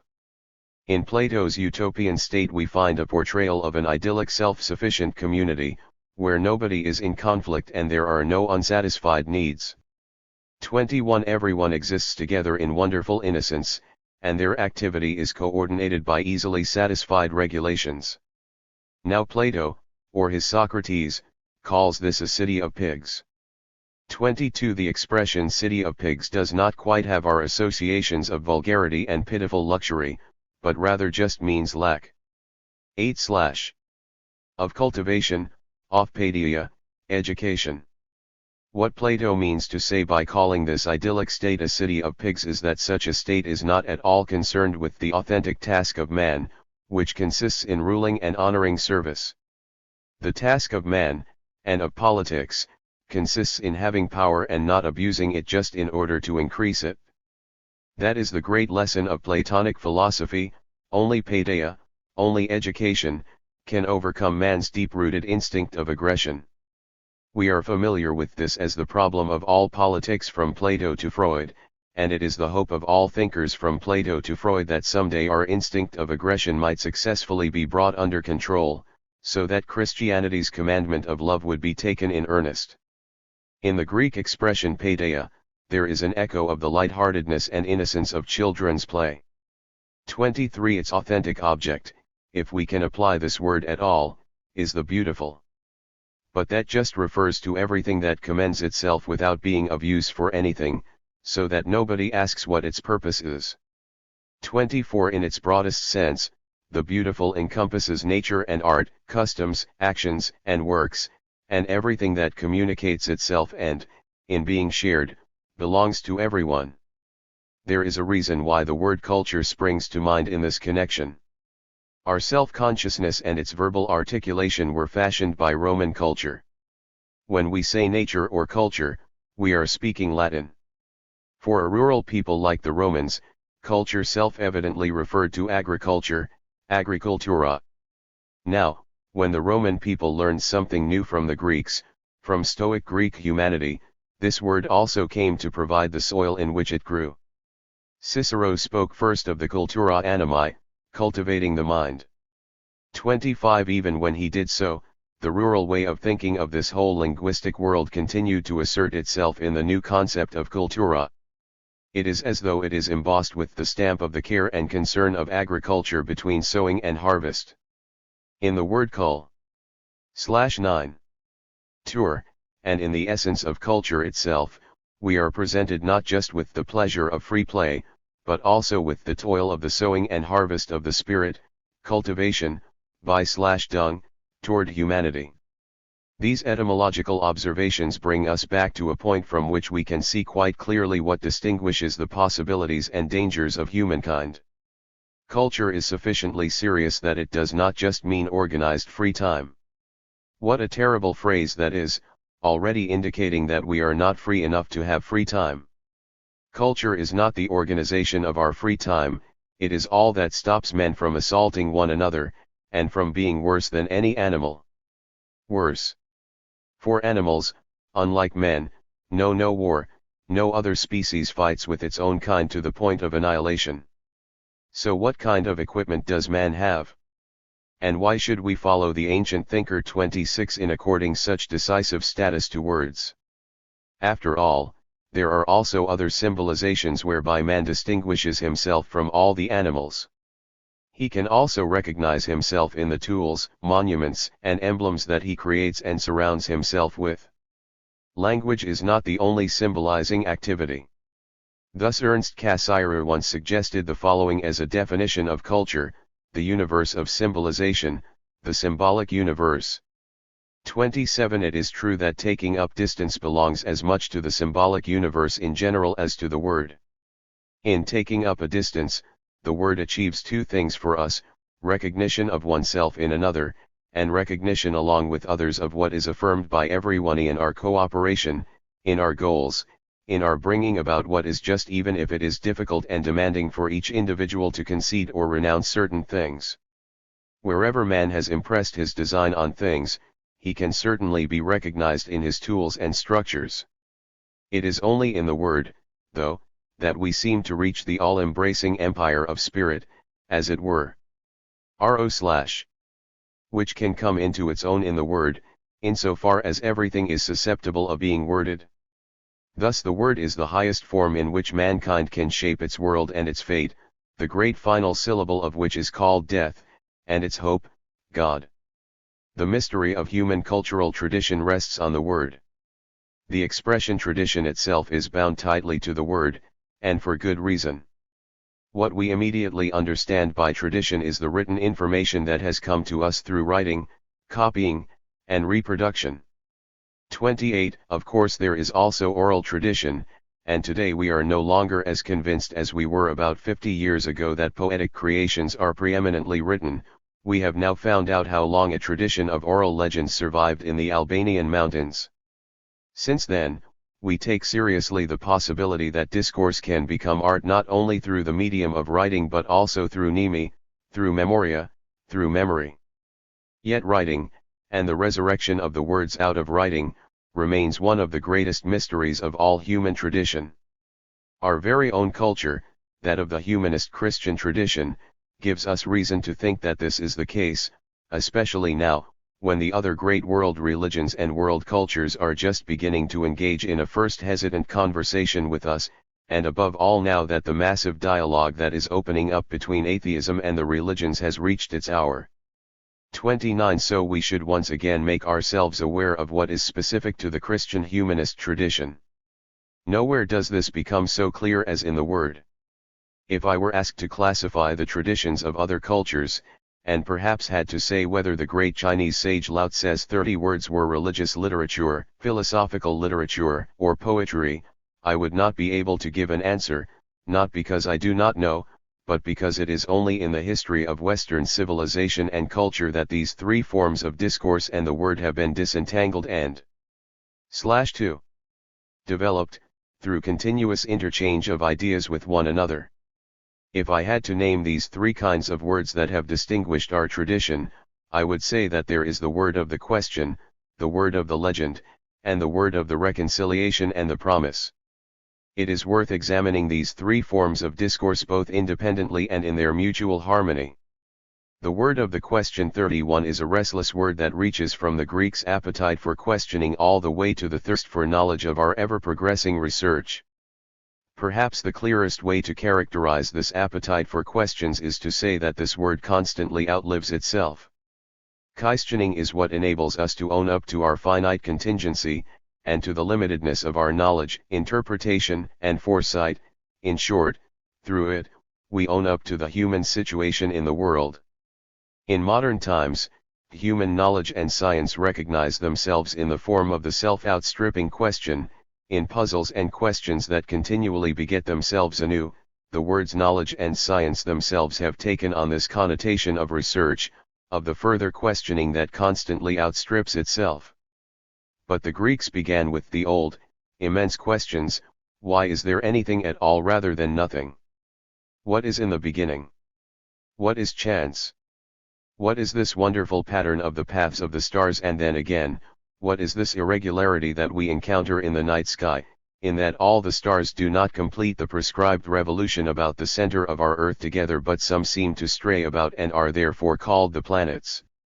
32. We think next of our civilization with the new kind of science that arose in the 17th century, which no longer wants to integrate itself into the older human knowledge, and keeps inventing new possibilities for forward-looking case.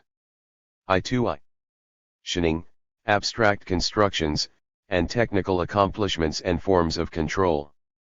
Our sciences are the true planets of our human wisdom, and the task for our culture, like the puzzle of the wandering stars for the Greek astronomers, is to tie the planets of the knowledge cosmos we call sciences back into a system, to discover in them the organization that governs what is, and to recognize the ordained place of human beings in the whole of what is. All of this is the word of the question, which continually poses itself in the most varied languages and the most varied traditions, and is always looking for a new answer. But alongside it stands the other word, the old rival of the Greek religious and philosophical tradition, the poetic word of poetry and legend. Of course, legend is used in a fairly emphatic sense here, and means more than just the mythical form of information usually called legend, sage, in the epic memory of humankind. Legend here designates in its entirety the word's special claim to autonomy, not to be saying something that would then need to be confirmed or certified, but rather something that is certain precisely in its being said. That is the age-old meaning of mythos, a word that for the most part gets used somewhat inaccurately. Mythos is that which displays its authentic power of truth only by being said repeatedly, and not by being rigorously questioned on the strength of a certainty situated outside the tradition of the legend. Thus a poem is legend, in the sense that the word no longer refers to anything outside. German specialists speak of reference here. Rather, everything gets gathered into what is said, as it were. Now, this kind of legend is the word at its most authentic. It is word to such an extent that it becomes impossible to separate its significance from its sound. Hence the ideal of poetic legend is fulfilled in its untranslatability. Gathered into the unity of word and sound, the word of the poem is the image of a self-enclosed world, not of a part of the world or of anything in the LR3 world. Even something like Edouard Maric's famous poem on a lamp 33 is not just an early 19th century object poem or thing poem that says something about the world, but it is itself world, our world, the world of man that, in what is said, fulfills itself to the point of self-representation in sense and sound. What's beautiful, though, shines as if blessed in itself, so goes the last line of this very poem. Finally, within the limits appropriate to a philosopher, I should say something about the word in the sense of the promise. There are, I think, two human experiences of this word that we all share, even those of us to whom the gift of faith is not granted, the word of forgiveness and the word of reconciliation. We all know something about the factical reality of such a word. We all know what a huge task forgiveness is for the person who forgives. It is really necessary to accept the person who has asked for forgiveness in such a way that he or she is already forgiven. That is the only kind of forgiveness there is, a word that no longer needs to be said because it has already paved the way from the one to the other, because, through the gesture of the word, it has already overcome the discord, the injustice, and consequently everything that divided us. We turn to the second example of human experience that I mentioned, reconciliation. In the experience of reconciliation, something of the true inner historicality of man presents itself, as does something of his inner possibility of development, so it is one of the deepest experiences that people can ever have. For wherever there has been disunity, discord, and disintegration, wherever we have fallen out with one another, wherever our sociability has collapsed, whether it is between an I and a you, or a person and a society, or perhaps the sinner and the church, we always experience how the reconciliation brings an increase into the world. That is the mystery of reconciliation. Only through reconciliation can the otherness, the insuper Z4/able, unaufeber, otherness that divides man from man be overcome, nay, raised up, heraufgehoben, into the wondrous reality of living and thinking in community and solidarity.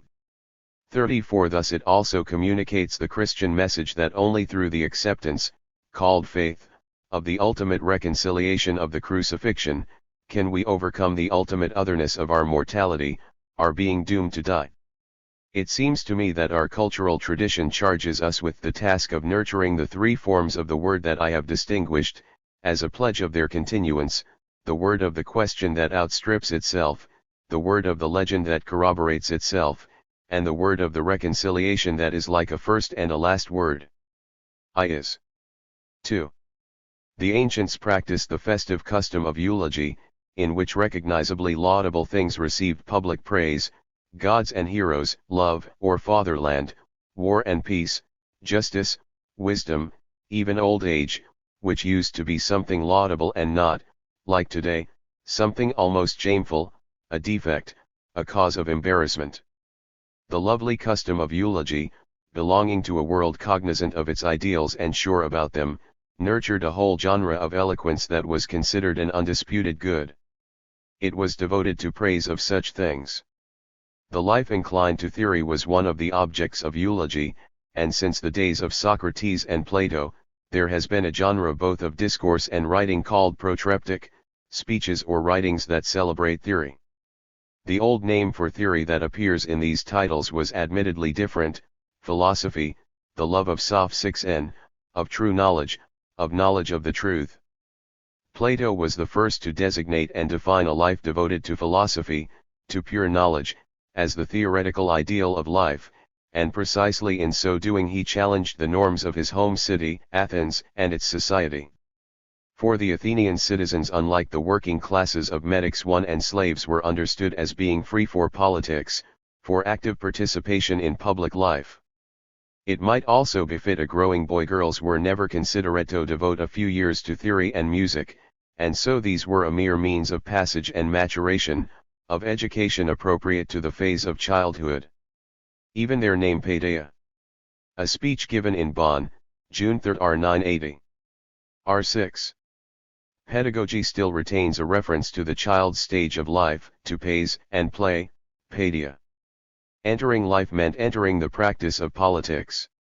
So the word theory already tells us something about the thing it refers to, about the concept itself, its proximity to mere play, to mere looking and wondering at something, far removed from all use, profit, and serious business. In this respect the concept of theory is defined by contrast to the word practice, and this brings it into the context of the oldest experience of life, one that appears in the common maxim that Kant himself once dealt with, that might be true in theory, but it doesn't work in practice. 3. The praise of theory becomes a rebuttal of the opposed word practice. This was already the case in its Greek beginnings. Do we still have occasion to listen to this rebuttal? I confess that on the basis of my own scholarship I am tempted to answer yes to this question. What did this praise look like then? In the early stages of human cultural development and organization of life, whether in Egypt, Babylon, or wherever geometry, algebra, and astronomy were pursued, it is clear that the bare desire for knowledge represented an exception, requiring justification by appeal to religious or practical interests. Also, the first Greek philosophers, other than Heraclitus, were presumably fully active citizens of their cities, and often their reputations were based largely on their economic or political farsightedness. Thus Plato's abstinence from politics, with the word theory blazoned on his shield, certainly offered a challenge, as did the foundation of the academy. This was lifelong school, membership in which seemed to require retreating from politics and embracing the ideal of the theoretical life, and it encouraged philosophers to be of no use for practical politics. Socrates' persistent question about the good, and esp. Praise of theory 7. Chally Plato's elaboration of it, tying it to the abstractions of mathematics and dialectics, must of itself have appeared out of place to the practitioners of politics and their sophistic lawyers. In his ideal state that turns everything on its head, and especially in the famous allegory of the cave, Plato offered a monumental response to their doubts. According to him, the empiricists and pragmatists live in a shadow world projected by a fire behind them that they take for the real world, and they must be freed by force, the force of thought, from their fetters, turned around and compelled to ascend into the light of day and the real sun. There, to be sure, they at first experience prolonged blindness that lasts until they adapt to the brightness and can look at the true world, the world of enduring thoughts. But if they were then compelled perhaps by civic duty to turn back into the cave, they would once again be blinded, though in fact only briefly, and would be unable to foresee the consequences of things as well as those accustomed to the darkness of the cave. For this reason those in the cave consider the whole ascent to knowledge to be useless and pernicious. That is how Plato explains why politicians hold theory in such disrepute. For to be sure, all this took place on the eve of the free Greek city-state's final downfall, and it was barely still true of the community for which every citizen lived. But perhaps Plato had something in mind in describing theory-based education that is true for all times. Not only did education come to be occupied with theory ever afterwards, this theoretical schooling was what Europe really inherited from classical antiquity. In the modern state our presupposition of bourgeois civil rights has broadened the concept, both into universal compulsory education, on the one hand, and, with the idea of by/dung, cultivation, 5 into a demand for adult education on the other hand.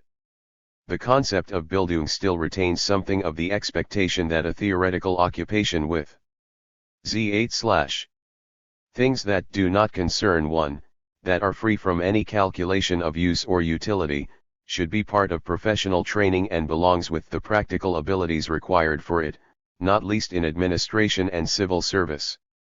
In the paradox of the philosopher king, Plato articulated a lasting truth: being fit to rule over others or to carry out any official function can mean only knowing what is better and knowing how to perform the demands of one's office.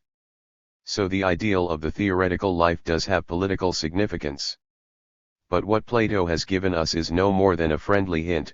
We have to continue the struggle over the ideal of a theoretical life that has been a part of our culture since the Greeks. The most recent phase of this struggle is now forming itself into a philosophical concept whereby practice and the thinking that can prove itself only in serving practice lay claim to a superior legitimacy. From the point of view of this concept, to praise theory as such seems completely unacceptable. Although he celebrated the theoretical ideal of life, Plato remained a citizen of his city. Even if he was a frustrated or failed politician, for him theory and politics remained indissolubly united. As the culture of the Greek city-state broke up into the larger Hellenistic realms and into the Roman Empire, however, this was to change.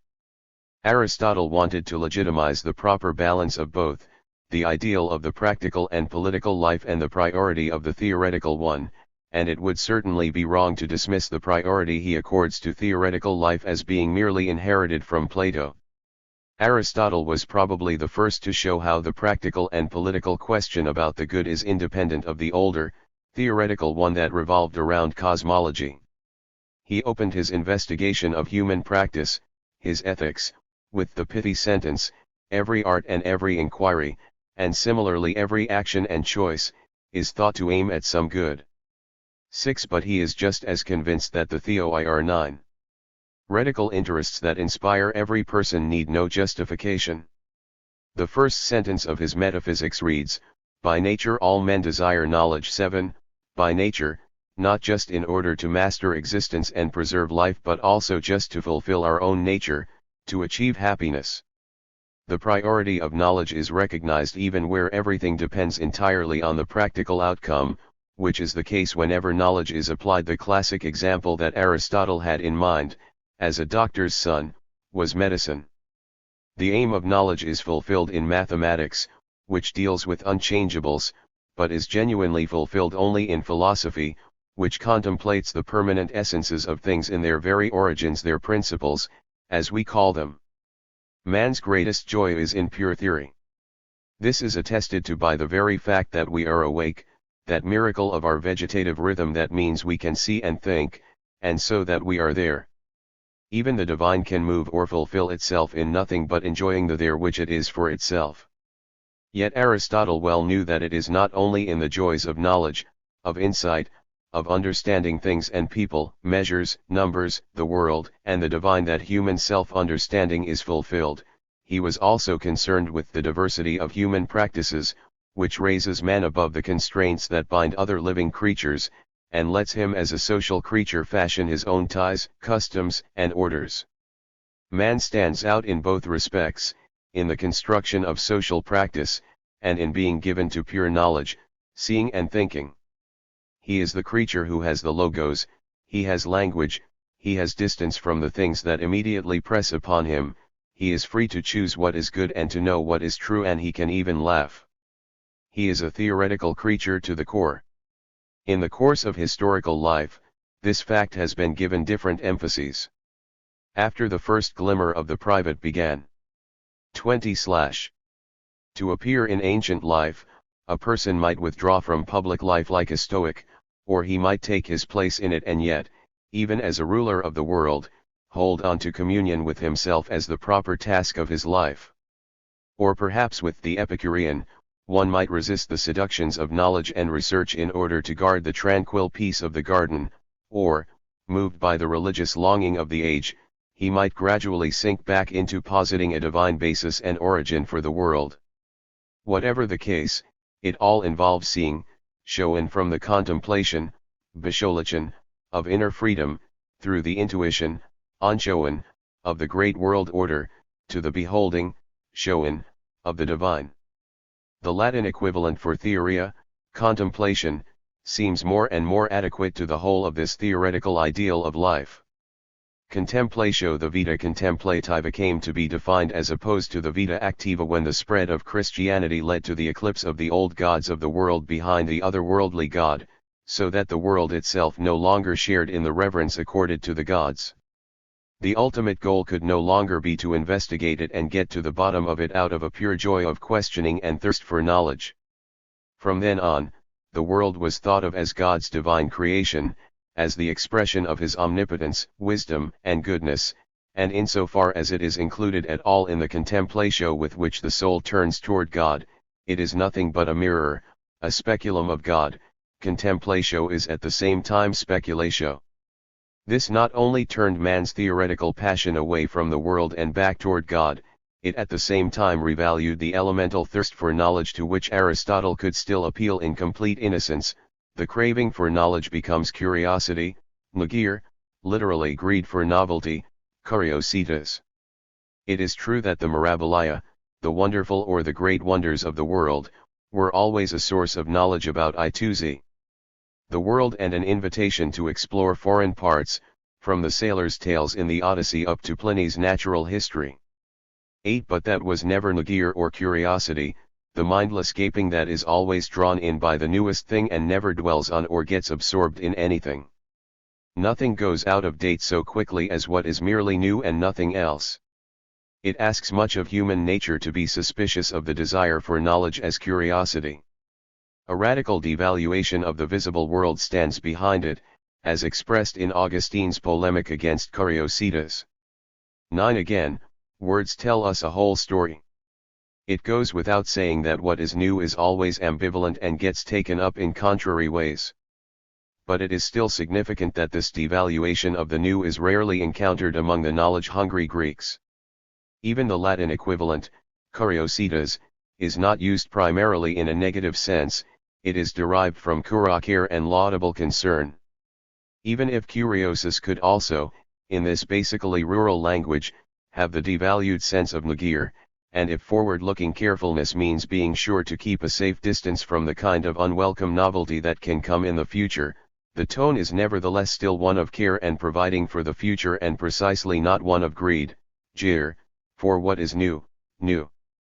The anti-Gnostic position of Ambrose and Augustine was what first gave curiositas its univocally negative meaning. Now it would certainly be wrong to attribute to the Church a general prohibition of theoretical interests. In the end, the preference for the contemplative life, which lay behind the monasteries, was largely what carried on the tradition of Greek culture and knowledge. What would we know about antiquity without the monks' diligent writing? But it is clear that this pious activity consisted more of care for the literary than development of their own research or theoretical energies. God was and remained the proper object of contemplation. When the new science took the path of methodical rigor, it 22I ignited a true explosion that burst apart not only the Middle Ages' geocentric view of the world, but also its theocentric one. In the 17th century, after Galileo, the mathematical construction of idealized relationships of motion was elevated into the method of knowing reality. It succeeded in constructing classical mechanics, which in the end, thanks to Newton's combining it with celestial mechanics, ushered in a new sense of the world that also changed the ideal of the theoretical life. Knowledge became research. This means something new in two ways: science becomes anonymous and vast. Science no longer takes on its shape and reality within the individual researcher. He is one of the many whose research contributes to science but at the same time overturns what was previously held true. Knowledge becomes something that is constantly overcoming itself. It is no longer doctrine knowing, teaching, and learning what is true. But this means, second, that it becomes a great venture, penetrating unknown realms where neither man nor gods can get a foothold. The path it takes methodical research involves reason's making sure for itself. For only a malevolent God could lead science entirely astray, and then only if he could confuse our mathematical reason. The speculative contemplation of the divine creation in its sensuous fullness, where God's wisdom can be worshipped, is now no longer at issue. Mathematical abstraction discovers law-like relationships hidden from the senses. Only by converting empirical knowledge into mathematical can the researcher approach the goal of understanding the book of nature written by God's hand, a goal that can never be conclusively reached. By subscribing to the logic of research and so presenting itself as self-certifying, the interest in theoretical knowledge understands itself as extending humankind's power by way of knowledge.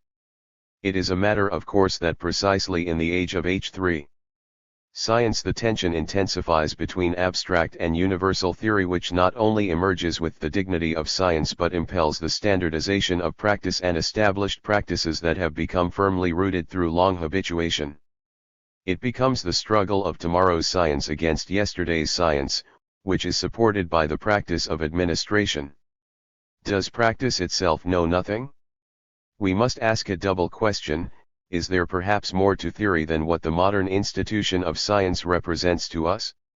And, is practice, too, perhaps more than the mere application of science?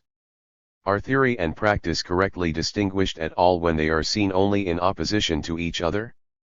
It is true that even in the 18th century the Enlightenment's optimism about progress did not go undisputed. Rousseau, Herder, and Kant brought the limits of pride in reason to general awareness. 10. When Kant, in the passage quoted at the beginning of this chapter, champions theory against the mistrust of practical men, he does not mean science and its application to practice but the precedence of theory within practice itself, what a human agent knows unconditionally to be his duty and recognizes purely out of reason, as opposed to the faltering and uncertain calculations of self-advantage, is also precisely what is right in practice. In fact, practical reason can restrain rampant pragmatism, just as the critique of pure reason refuted the untenable hair-splitting of the rationalist dogmatists. Growing from the Kantian impulse, German idealism tried even more fundamentally to reinstate the concept of science in its full richness and to ground the unity of the theoretical and the practical philosophy of science on the primacy of practical reason. Here science still has the sense of knowledge or information that survives in the ancient German expression von etwas Wissenschaft haben, to have knowledge of something. Thus Wissenschaftslehre does not mean scientific 24/theory, but the philosophical derivation of human knowledge in general. This was at the same time supposed to satisfy the fundamental preoccupation of modern philosophy, namely the attempt to reorganize modern science back into philosophy, the trustee of the ancient knowledge of mankind. The final attempt to fulfill this task was undertaken by the Romantics. Hegel's speculative synthesis of all the forms in which spirit appears in art, religion, and philosophy, that is, in intuition, devotion, and thought, was intended to bring together the whole truth. 11. This romantic dream was soon exhausted. Idealism's speculative synthesis fell before the onslaught of the empirical sciences that were then beginning their triumphant advance. Idealist philosophy of nature became a laughing stock, and the idealist transfiguration of political reality was equally unable to resist. Progress became the byword of the new epoch. This inevitably pushed the ideal of theory into the background. Science was supposed to bring universal well-being. The contemplative ideal proved to be only an eschatological dream when, say, Marx saw the true humanism of the future in the abolition, Aufhebung, of the division of labor. 12. From a philosophical point of view, bourgeois 19th century Germany came more and more under Schopenhauer's star. This is one of the most remarkable twists of fate in the history of thought. Arthur Schopenhauer, a child of Goethe's time, that of romantic and idealist reaction against the extremes of the Enlightenment, published his magnum opus, The World as Will and Representation as a Privatdozent, an unsalaried junior lecturer, in Berlin in 1819. It went unnoticed, only to rise again 50 years later as the fashionable philosophy of the bourgeoisie, to support the cult of Richard Wagner, and ultimately to find its literary monument in the story of Buddenbrooks. 13. Schopenhauer saw the same blind and brutish energy of the will at work in both nature and human life, and praise of Theory 5. Found reconciliation with this fearful reality in pure meditation, Betrachtung, and in the disinterested pleasure, Wohlgefallen, in which all will has come to rest. This was an ad lib continuation of Kant's line of thought. He saw redemption from the blind will as brought about through the reconciling power of art. Joining with it, the Indian wisdom that equates the path of health with dissolving all individuality into the all-one. 14 comes to complete the ideal of contemplation as release from the pressure of an ever more prosaic reality. This became characteristic of the 19th century's concept of art and of its cultural life. Given the way we have posed our question, this means nothing less than that the liberal era's consciousness of progress, based as it was on science and technology, simply set aside a space for this kind of contemplation to escape into. This could also be accentuated in the consciousness of the individual researchers who had been freed from economic constraints by the public authorities' financial support for science. Once it constituted their profession, researchers could pursue their personal enthusiasm for finding knowledge more than ever. But the process of civilization and the life of society came to be governed more and more by the technological applications of science. So the privilege of pure research, and the self-esteem of theory that went with it, increasingly had to bow to the pressure of political pragmatism. Since the beginning of our century, our highly industrialized society has been proceeding more and more in the direction of applied research. The purely theoretical interests of scientific research have had to assume a more defensive position. This defense has been carried out by distinguishing and honoring it as basic research, necessary for all scientific and technological progress. In the age of the new social utilitarianism that has filled the 20th century, such research became a modest sanctuary that protected the 26 S of pure theory without in any way restricting the generally pragmatic perspective. Even when theory is valued in this way, then, it serves the praise of practice. Theory has to justify itself in the forum of practice. The scientifically shaped cultural consciousness of modernity has certainly gone hand in hand with an increasingly active critique of culture, which intensified still further at the beginning of our century. As alienation from modern labor and cultural life, Bildung, grew, various protest movements appeared, such as the Great Romantic Children's Crusade of the youth movement before the First World War, which already marked the threshold of the technocratic age. The full outbreak of this age was the technological slaughter of the First World War. European optimism about progress and bourgeois cultural idealism could not survive this catastrophe. Spengler's vision of the decline of the West perfectly expressed this feeling of shakenness. 15. The idealist concept of the self-realization of spirit could not remain obligatory, especially as the academic forms of philosophy had not moved beyond variations on the idealist syntheses of Goethe's time. Self-consciousness, that fundamentum inconcassum of neo-Kantian Cartesianism, 16, and the epistemology based on it, lapsed into deeper doubt, disseminated partly by the era's great romancers, partly by Nietzsche's extreme radicalism, and partly by ideology critique and psychoanalysis. The 8 decades we can survey of our century's world wars and world crises seem strangely unified under this universal aspect, presumably because philosophical consciousness has remained fairly constant since the crisis of the First World War. The consciousness of the time that it reflects has, in the end, persisted to an astonishing extent through all the to and fro of short-term variations. The First World War shattered Europe's self-consciousness.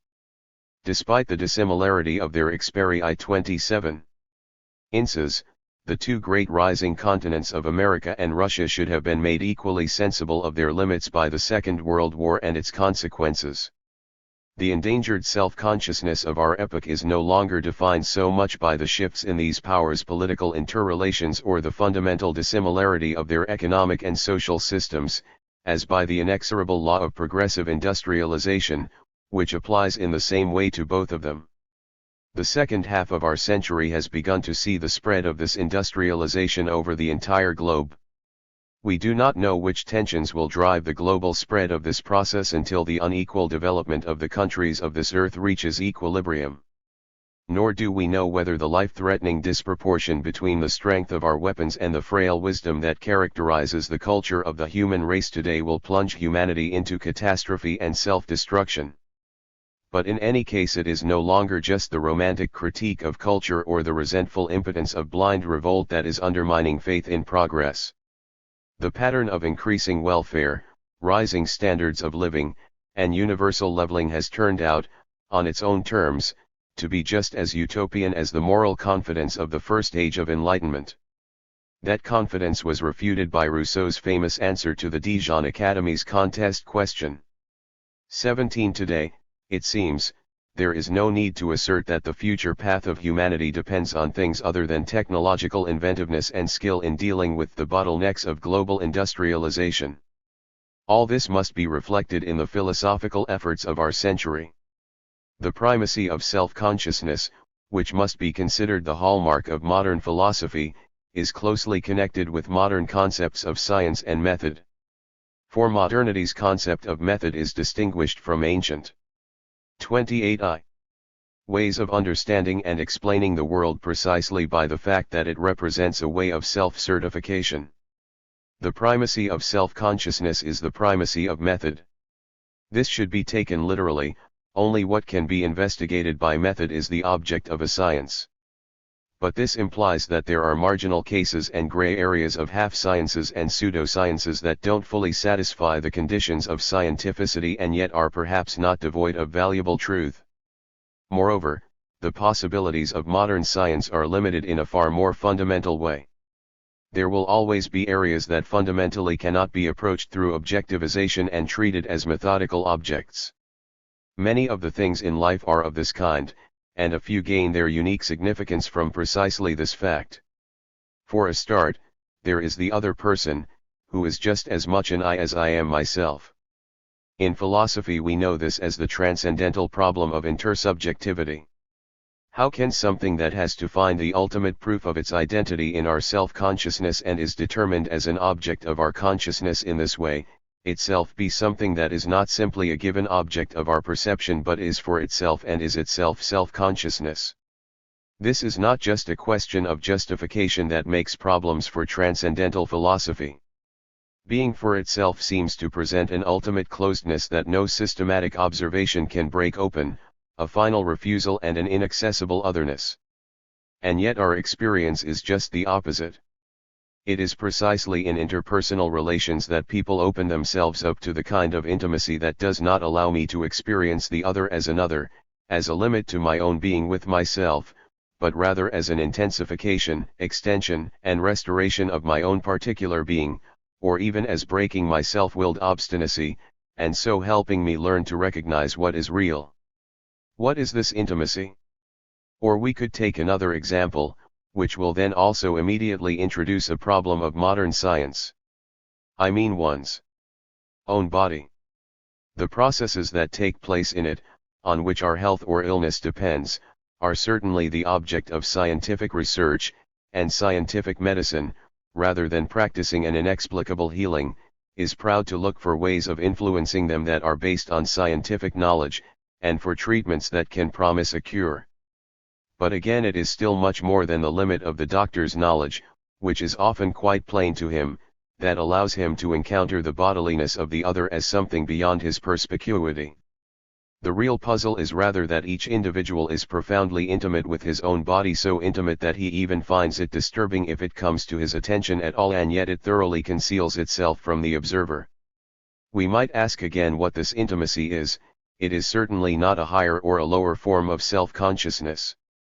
And my body is just as little an object for me as is the other person, with whom I am intimate and who is intimate with me. The examples of intimacy I have chosen are not as arbitrary as they might appear when we consider the unfathomable depths of unreflective intimacy that support us, from the most trivial habits to the magic of home, mother tongue, childhood experience, and so on. These examples have special significance in the context of our inquiry. The intimacy that each of us has with his own body does not just consist in superseding, aufheben, or rendering unremarkable the otherness of the other that the naturalness of our own body represents for our conscious Dasein. 18 Because the body presents itself as something with which we are intimate and not like an obstacle, it is precisely what sets us free and lets us be open for what is. Similarly, we have seen that the individual's immersion in the various kinds of human and social intimacy does more than merely limit the extent to which we can be reduced to objective observers. It is precisely what first teaches us, in our recognition of the other, to recognize reality, and so lets us also acknowledge the reality of far-off times and foreign peoples. Here we touch the root of what we can call theory, seeing what is. This does not mean merely determining what is in fact present. Even in science, a fact is not defined as what is merely present at hand that can be fixed by measuring, weighing, and counting. Fact is rather a hermeneutic concept, which means that it is always referred back to a context of supposition and expectation, to a complicated context of inquiring understanding. What is not quite so complicated, but all the more difficult to achieve, is for each individual in his practical life to see what is, instead of what he would like to be. The fundamental elimination of prejudices that science requires of its researchers may well be a laborious process, but it is always easier than overcoming the illusions that constantly arise from one's own ego, that of an individual, group, people, or culture to which the person belongs and listens, in order to see what is. 19 The secret of all government, the evil of power and its counterpart, the wisdom of political assembly, is hidden here. It seems helpful to recall here the original Greek sense of theory, theoria. The word means observing the constellations, for example, being an onlooker at a play, for instance, or a delegate participating in a festival. It does not mean a mere seeing that establishes what is present or stores up information. Contemplatio does not dwell on a particular entity, but in a region.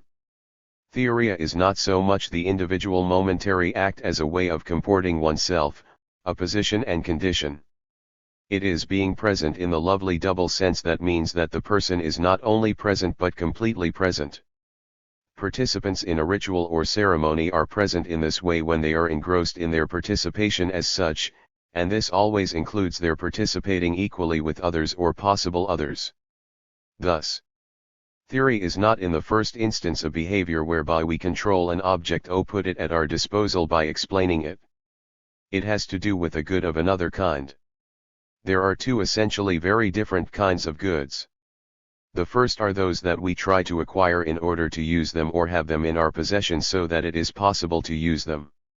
It is part of the nature of these goods that what one person possesses and puts to use another person cannot have.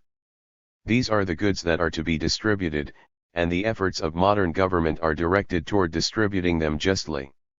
And then there are goods of another kind, whose belonging to one person does not prevent their belonging to others. These actually belong to nobody, and for just that reason they are something in which each individual has a full share. To distinguish the two ways of having a good, Augustine used the opposition of uti and frui, of making use of something and using it up, by contrast to dealing with something in a way that bears its own fruit. 20 What was most important to Augustine was contemplation directed toward God. He condemned the desire for worldly knowledge as curiosity. But all the other ways we resist looking only for the useful and behave purely theoretically, all the areas we call art and science, but certainly not just those, belong here too. Whenever we find something beautiful, we don't ask about the why and wherefore of it. Would a human life that failed to participate in this kind of theory seem human to us at all? Is it so romantic to speak of theory as a life force in which all humans have a share? You don't have to be an appointed eulogist of theory to realize that theory is not exhausted by being of immediate service to practice. To be sure, humanity has slowly improved life through a learning process that has taken countless millennia, by constantly making new inventions and developing new capabilities, starting with mastering 32i. Fire as a weapon, as well as a source of warmth and a beginning of technology. But it is no self-evident matter that theoretical consciousness should have awakened and science should have been developed among the intelligent and inquisitive people of ancient Greece. There are great and mature cultures, not backward in the slightest, that have nevertheless not taken the step to theoretical science. Isn't there something funny, though, about how someone as sober as Aristotle imagines that theoretical knowledge was first begun?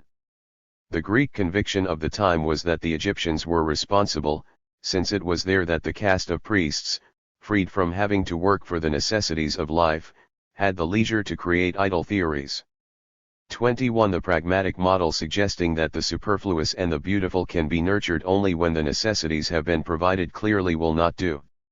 In his Republic, Plato showed quite clearly that, as modern civilization is now experiencing so dramatically, the viewpoint of needs and desires opens up a perspective that in itself is unlimited. 22. The condition of happy concord between needs and their satisfaction is not a human condition. For needs grow of their own accord. Redone, desire, belongs to the class of the apeiron, limitless. We do not have to rely on our self-awareness to tell us that the complete satisfaction of human needs cannot be a precondition whose fulfillment is necessary before theory is possible. Our historical research also tells us plainly enough what we experience dramatically in our world, that the viewpoint of needs and desires is of itself unlimited. And yet, as the spade work of research during the early years of this century revealed more about human prehistory, we came to see more clearly that even then we were concerned with more than mere survival. The path of mankind has been attended all along I3J. By burial rites, and whatever else they might mean, whatever protest against death or even recognition and acceptance of death they might imply. 23. The consecrations that these tombs bring to light divulge a constantly surprising wealth of superfluous decorations, and not a confinement to what is necessary. So our more recent theorizing about the history and origins of culture, as illustrated by Aristotle's explanation of the beautiful and the purely theoretical as products of later priestly idleness, clearly shows only limited signs of being enlightening. But in casually construing history in this way, Aristotle really wants to establish something more. Human life desires the good. 24. Like all living things, man is concerned with his own self-preservation. This thought occurs to him of itself, but he is also a thinker. Each of us asks himself how he should live. He seeks his fulfillment in a happy life, and that is not something that is exhausted by acquiring things and being successful. Life is also devoted precisely to what is to be seen and what is beautiful to see. The great master of those who have since come to know 2-5, whose physics, which is in many ways so false and in many ways so human, held good for 2,000 years, was the first to develop a practical philosophy that found systematic ideas even in human drives, and was the first to explore the various ways of constituting socio-political life. Nevertheless, it was no accommodation to others' beliefs and no lack of consistency that led him to admit the priority of the ideal of the theoretical life.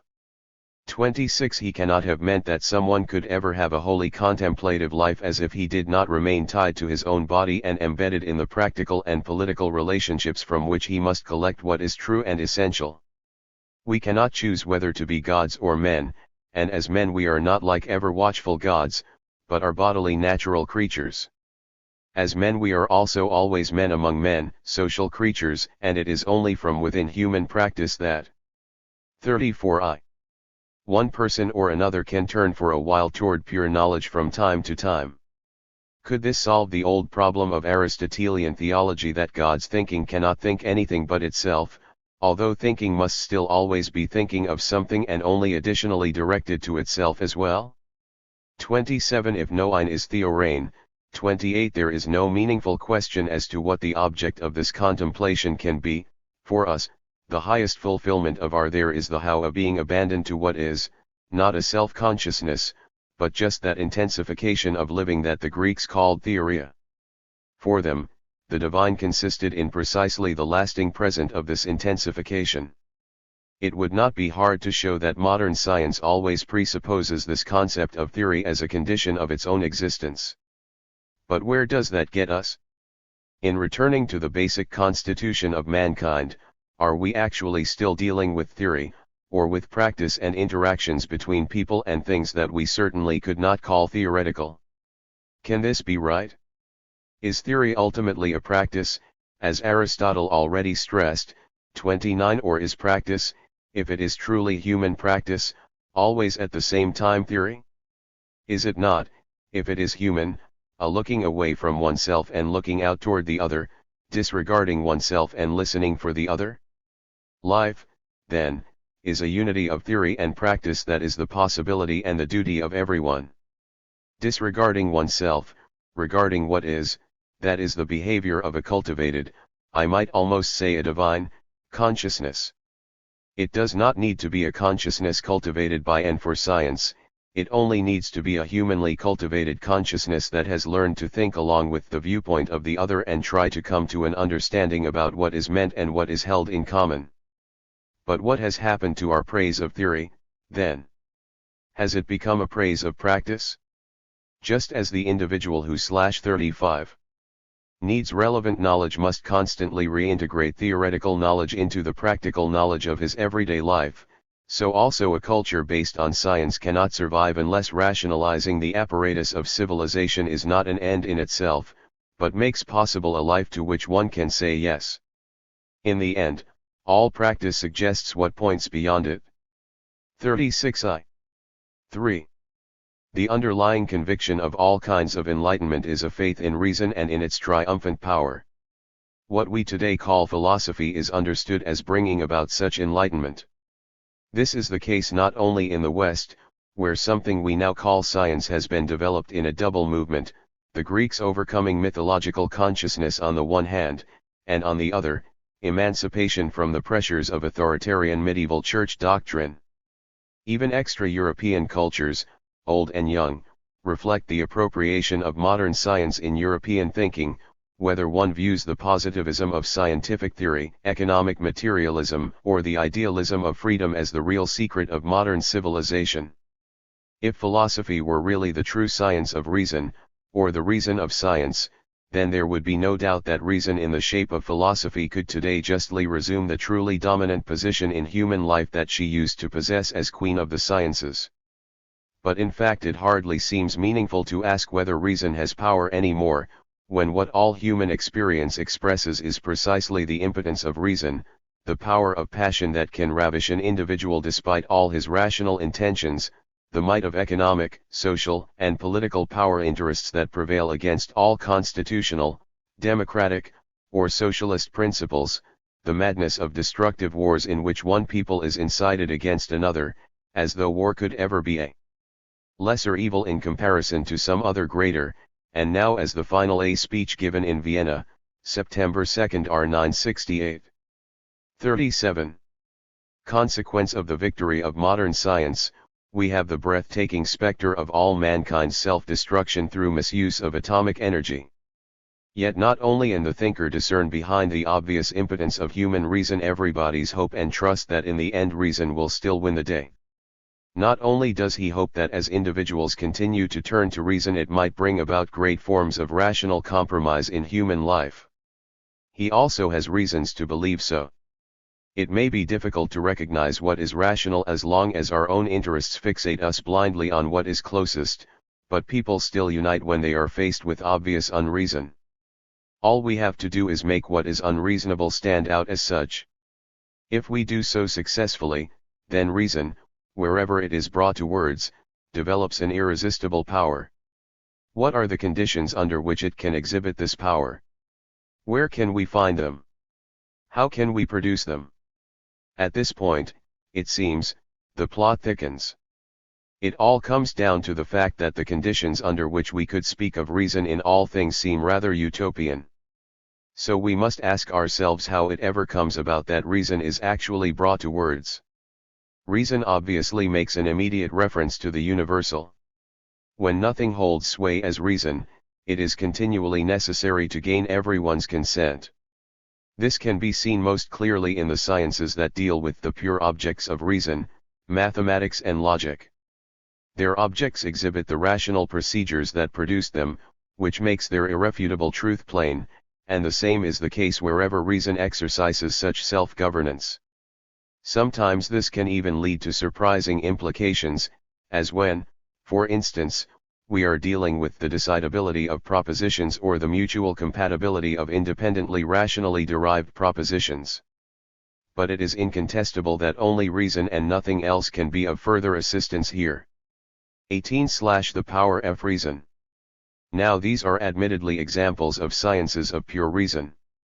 But since the Enlightenment ideal of gaining new knowledge of the world by means of pure reason and conceptual analysis was rendered untenable by Hume's skepticism and by Kant's critique of pure reason, science has come to mean not so much science of reason as science of experience.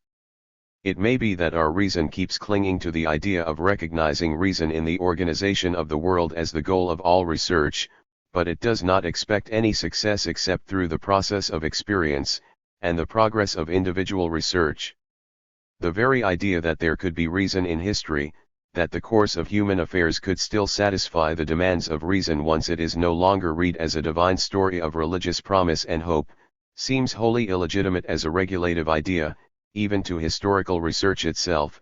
To this extent the standpoint of experience, and especially of the historical experience that mankind has had of itself, has discredited faith in reason. And yet the whole of our modern faith in science remains indirect evidence of the power of reason, and one does well to be aware of both the value and the limitations of this evidence. The old faith that human reason is a copy or image, a piece or seed of God's infinite reason that controls the making and course of the world, does not of itself legitimize modern science and its discoveries. It seems, rather, to be the other way round. It is the ingenuity of scientists that provides no trifling evidence of the power of reason. For the development of science confronts each and every man with the limits of his own reason and his own capacity for judgment. So it is our being educated in science, above all, that now makes us critical of hearsay and restricts the know-alls naive analogies based on particular experiences. But does the existence of science in this sense guarantee the victory of reason? The fathers of Western culture, the Greeks, not only created science, geometry, astronomy, medicine, biology, and politics, they also saw how extraordinary it is that science is possible for human beings. Plato invented a whole ideal state in order to demonstrate, in its utopian organizations and arrangements, what a huge and almost superhuman task it is for people to direct their thinking beyond their own immediate advantage, and he specified education in the sciences, mathematics, music, and astronomy as the path to this goal. And Aristotle, in addition, soberly analyzed the connection that exists between the human capacity for theoretical interests and the way education in the family and the social system forms human beings. Devoting oneself entirely to theoretical pursuits presupposes practical knowledge, the guiding force of reason in human action and behavior. This is what really constitutes reason, its power or its impotence. It is not simply a faculty one has, but something to be cultivated, and its cultivation should serve that political science which, as scientia practica politica, one has cooperated with the self-governance of practical reason in various historically changing forms, right down to the centuries of modern science.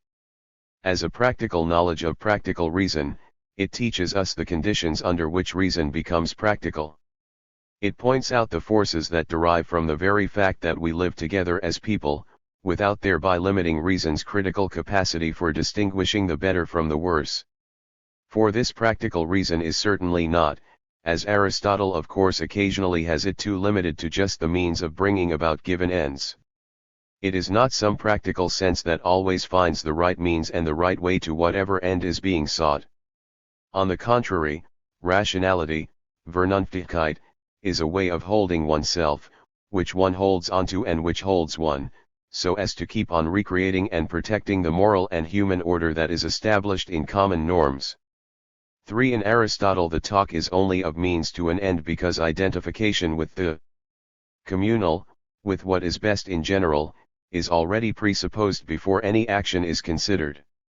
Precisely because practical reason is always at the same time concerned with concretizing what might fulfill the meaning of life, with what forms eudaimonia, the unity of practical science maintains itself through all kinds of changes in social relationships, from the ancient slave society through the Christian feudalism of the Middle Ages, the bourgeois constitution of city guilds, the formation of the modern civic state amid sovereign governments, and the emancipation of the tiers état, third estate, right up to our own day. Only as the idea of science began to be completely subordinated to the self-understanding of modern natural science, to its idea of method and its demand for verification, has the knowledge intrinsic to this practical science been deprived more and more of its legitimacy. Now, what modern science has brought humankind is really something quite extraordinary, the domination of nature on a whole new scale and in a whole new sense. For the methodical procedure that had its first great successes in Galileo's and Huygens' mechanics 4 and found its philosophical expression in Descartes' concept of method 5 fundamentally altered the relationship between theory and practice. Human practice, with all its possibilities for dominating nature and for inventing and making necessary and beautiful things, no longer saw itself as restricted to filling areas that nature had left open for it, and theoria, knowledge about the natural order of things, could no longer be seen as above all of that on the grounds that it deals with what is beautiful and so serves no end. By means of abstraction, measurement, and calculation, the new knowledge penetrated the laws that control nature, isolated the part that each individual factor played in the result, and so, wherever it was successful, disclosed conditions that man himself had the power to alter, so that people could bring about the results they wanted. Although the new science was direct as exclusively as ever toward finding out about nature, deciphering its mysteries with wonder, and discovering the laws that order it, which leave all human forms of law and order infinitely far behind them, it now consisted in knowing various possibilities for governing natural processes, and it therefore of itself entered the boundlessly expanding realm of human practice. The course of research that revealed preeminently the construction of matter, and with it the possibilities for materially transforming the givens of nature, Francis Bacon's ideal, was certainly a laborious one. At first it was only the lowest levels of the material and economic substructure of the realms of social practice that were altered and enriched. But when the ways in which human society is organized were subordinated to human reason, it certainly marked no categorical change in the knowledge involved in planning and construction that had had such immense success in controlling nature.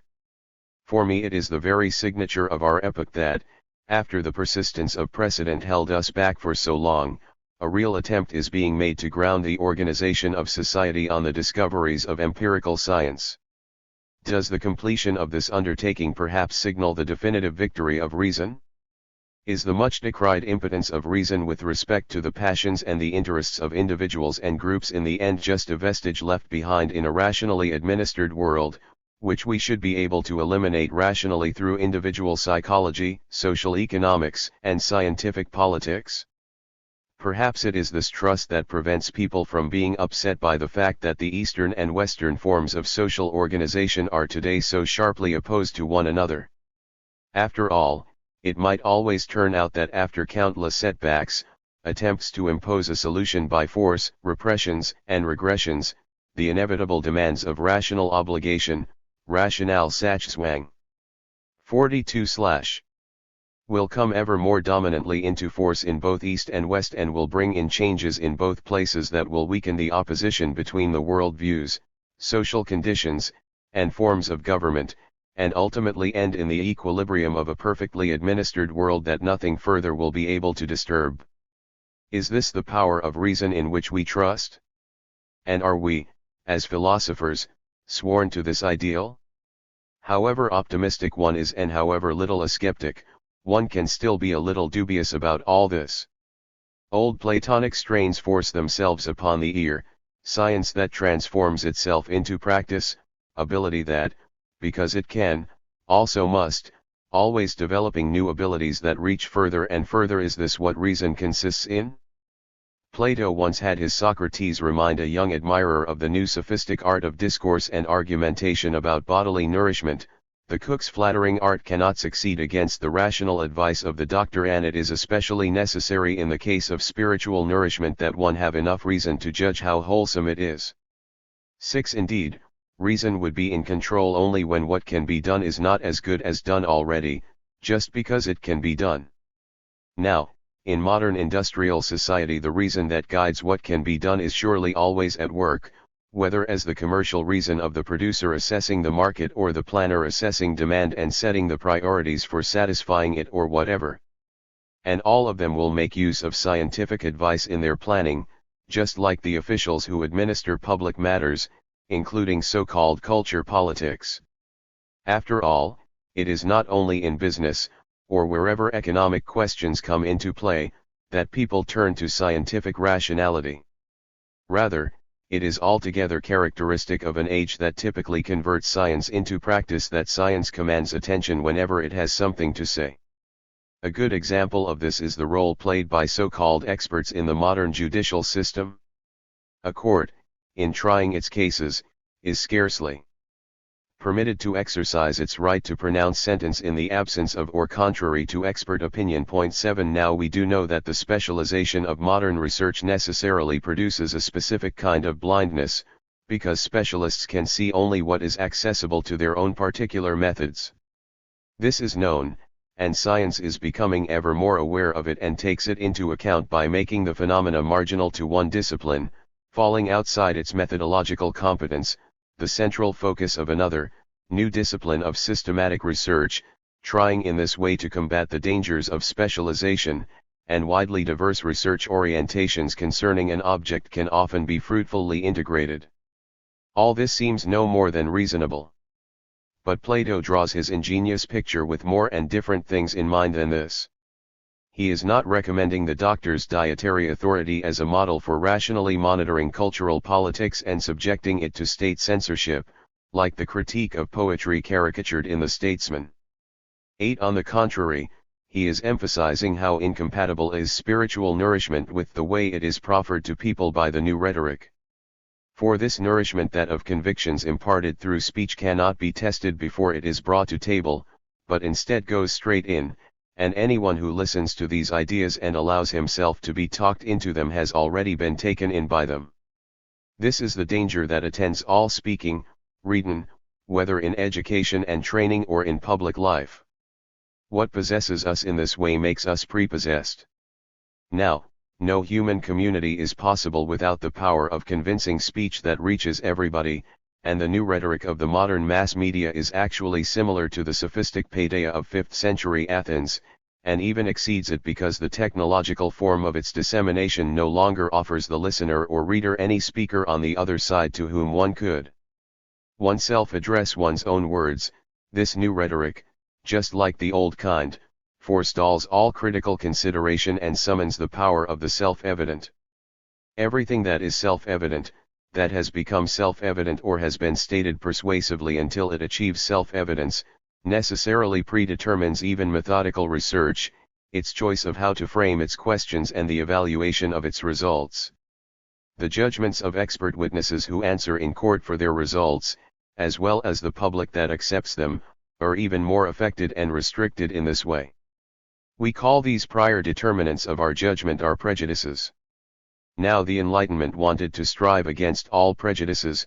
Freedom from prejudice, the Enlightenment slogan, found the concretization of its theory in the ideal of presuppositionless science. Wasn't that the final victory of Enlightenment? A real victory? It is true that the fundamental and essential law of science is to leave no prejudice untested, to subject all phenomena that are not understood or cannot yet be controlled to a theoretical investigation so that science can master them. The objection that specialized scientific methodology is just as subject to the new rhetoric, today called the formation of public opinion, as the public sphere itself is certainly not valid for genuine research. Without further ado, but it has nothing at all to do with what results the researcher himself gets from his research, but only how these results enter the public consciousness. And precisely because this is the decisive point, the new Enlightenment, like the old rhetoric, has taken this as its starting point. The formation of public opinion rightly plays a significant role in the new science of society, and scientific research is trying to devise scientific means of guiding opinion formation. Increasingly, specialists in opinion formation, opinion pollsters, advertisers, sociologists, social psychologists, and political analysts, are extending the circle of scientists whose judgment /45 counts. None of them, to be sure, can avoid the rules and procedures of modern science, especially if they take their responsibility as men of science seriously. The law of specialization rules over everybody in this way.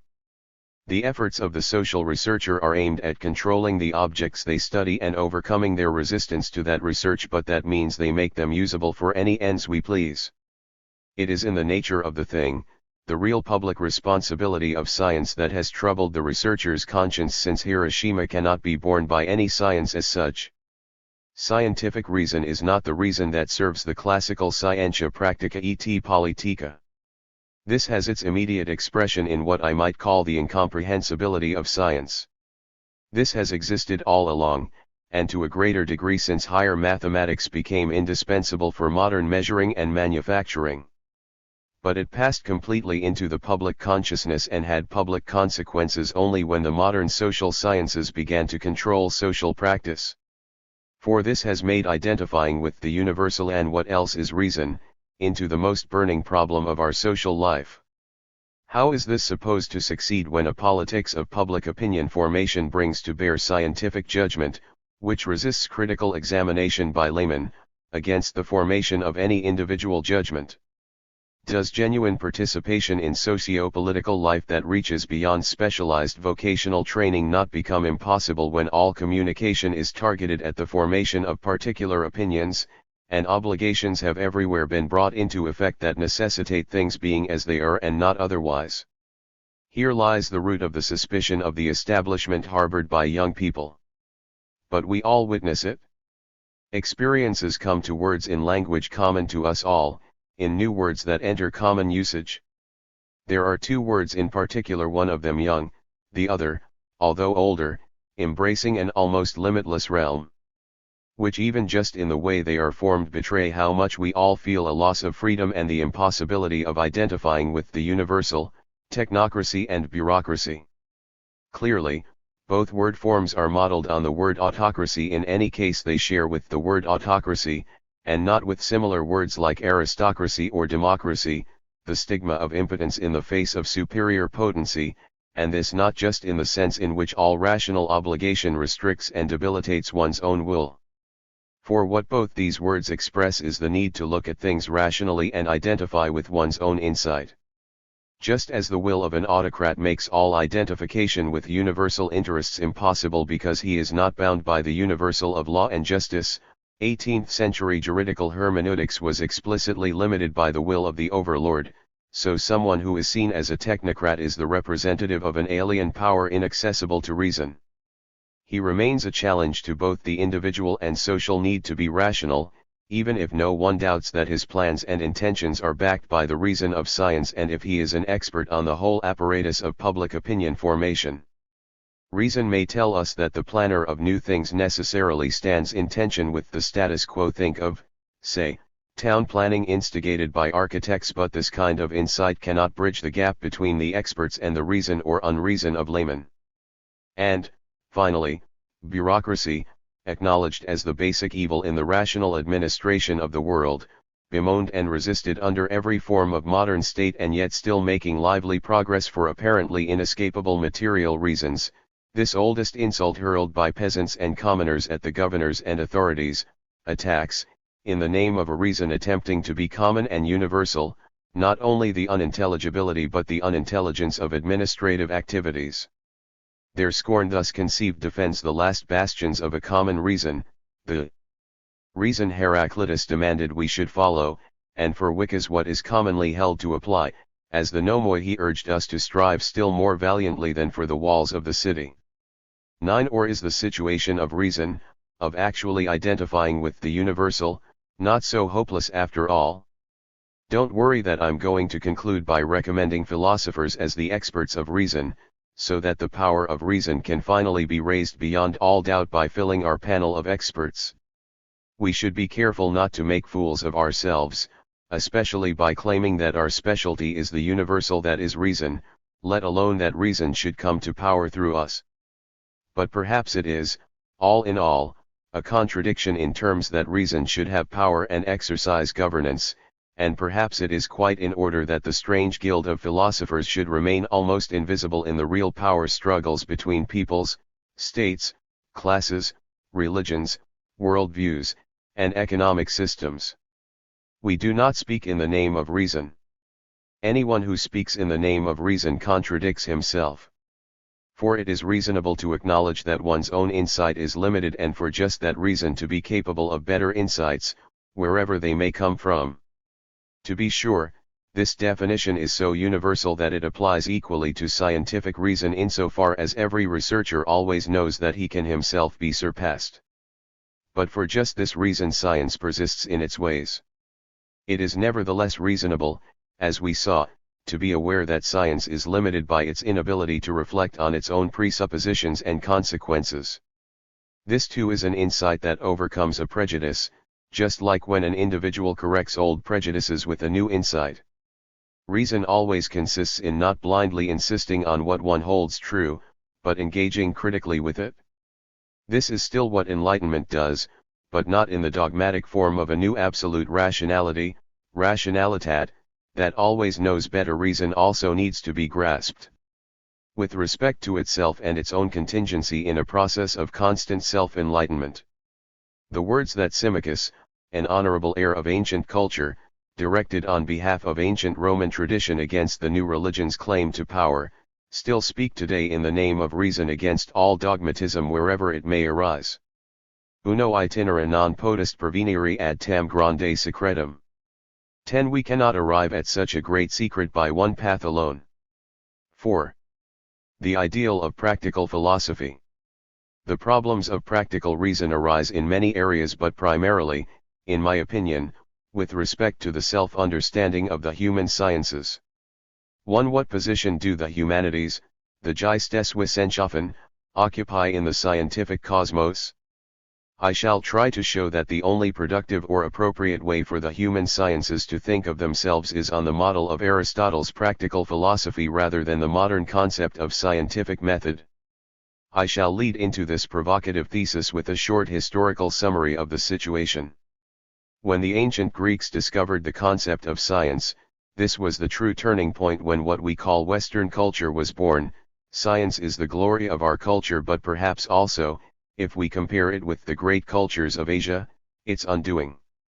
For the Greeks, science was essentially represented by mathematics, the genuine, and the only, science of reason.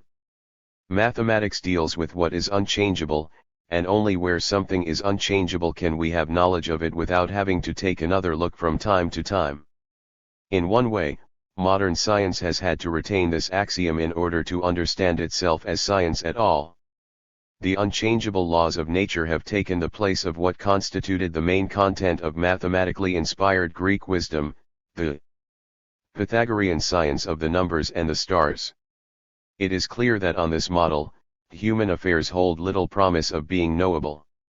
Morals and politics, the laws that men set up, the values by which they live, the institutions they create, and the habits they follow, none of these can lay claim to being unchangeable or therefore genuinely knowable. From the point of view of modern science, of course, the ancient heritage of scientific thought has been re-established on a new basis. A new epoch of knowledge of the world began with Galileo. From that point on, the object of scientific questioning has been determined by a new conception of knowability.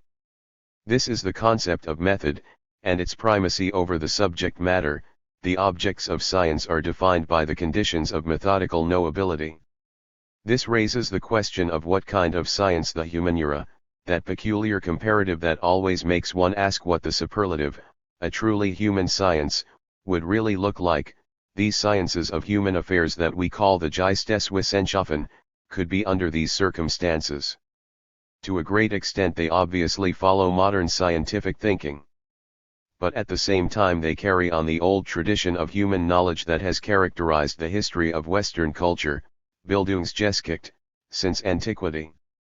Even John Stuart Mill, the famous author of Inductive Logic, a book that determined how the science that blossomed in the 19th and 20th centuries originally understood itself, used the ancient name for the Geisteswissenschaften in calling them the moral sciences. But for Mill, and I'm not joking, they had the same scientific status as meteorology, their statements were thought as reliable as those of long-range weather forecasting. This is patently extrapolated from a concept of empirical science modeled on the success of the modern natural sciences. Since then it has become one of the tasks of philosophy to uphold the autonomous validity of the human sciences, the humaniora. There used to be no need for this. Rhetoric was the current of uncontested tradition that bore man's ancient knowledge of man. This sounds a little strange to modern ears, as we think of rhetoric as a pejorative term for irrelevant argument. But we should restore the true breadth of the concept. It includes every spoken form of communication and is what holds human society together. There would be no human society if we could not speak to and understand one another without resorting to logical arguments. So it's worth reminding ourselves of the significance of rhetoric and its place in modern science. It's plain that rhetoric in the Greek sense never counted as science. But it's just as plain that in the eyes of a Greek thinker historical writings, for example, were not scientific either. They both belong in the same great domain of speaking and writing well. When Sextus Empiricus questioned the value of the sciences in his famous skeptical arguments 3, it certainly never occurred to him to say a single word about history. So we have a new question: how does our civilization, characterized as it is by science, that is, by modern empirical science, represent the heritage of ancient rhetoric and the opportunity it offers to justify and found scientifically the knowledge of man it has bequeathed to us? To demonstrate this fully, I might point out how the historian's ideal changed between the 18th and 19th centuries.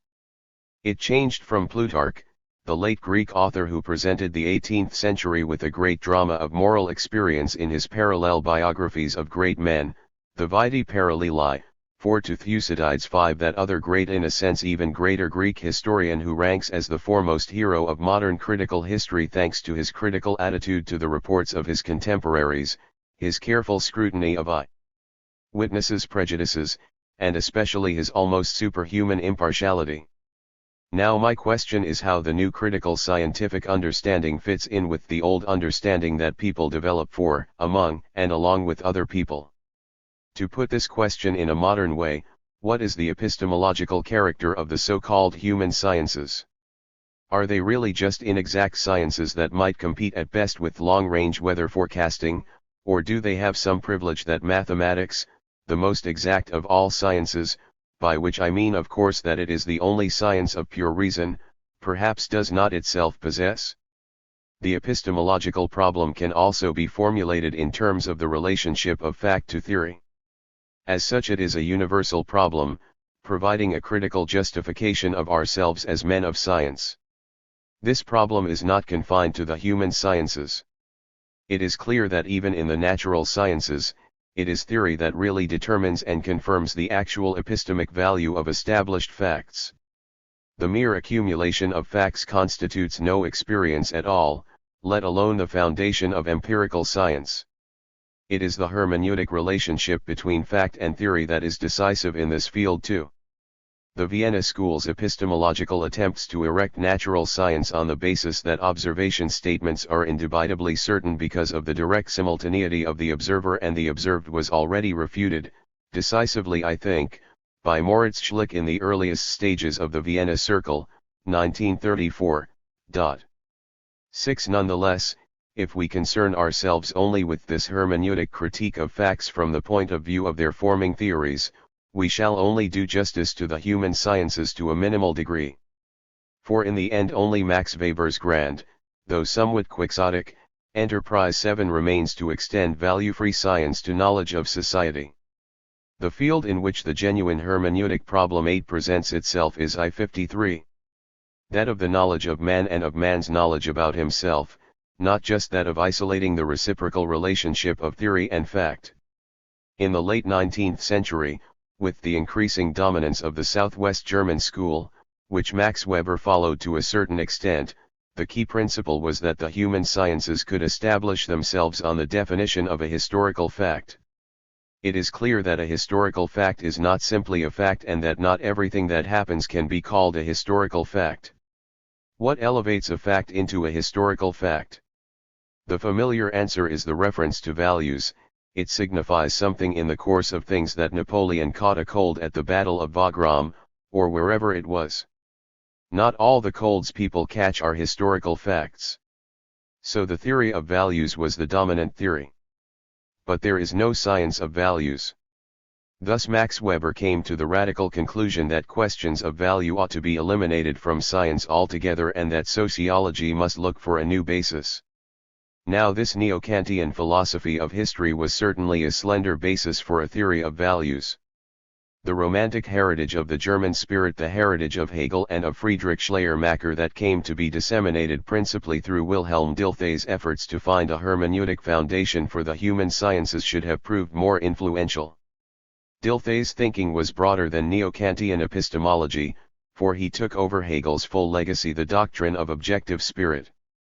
This doctrine holds that spirit finds its embodiment not only in subjectivity but also in the objectification of institutions, systems of behavior, and systems of life as economy, justice, and society, respectively, and so comes to be an object of possible understanding as culture.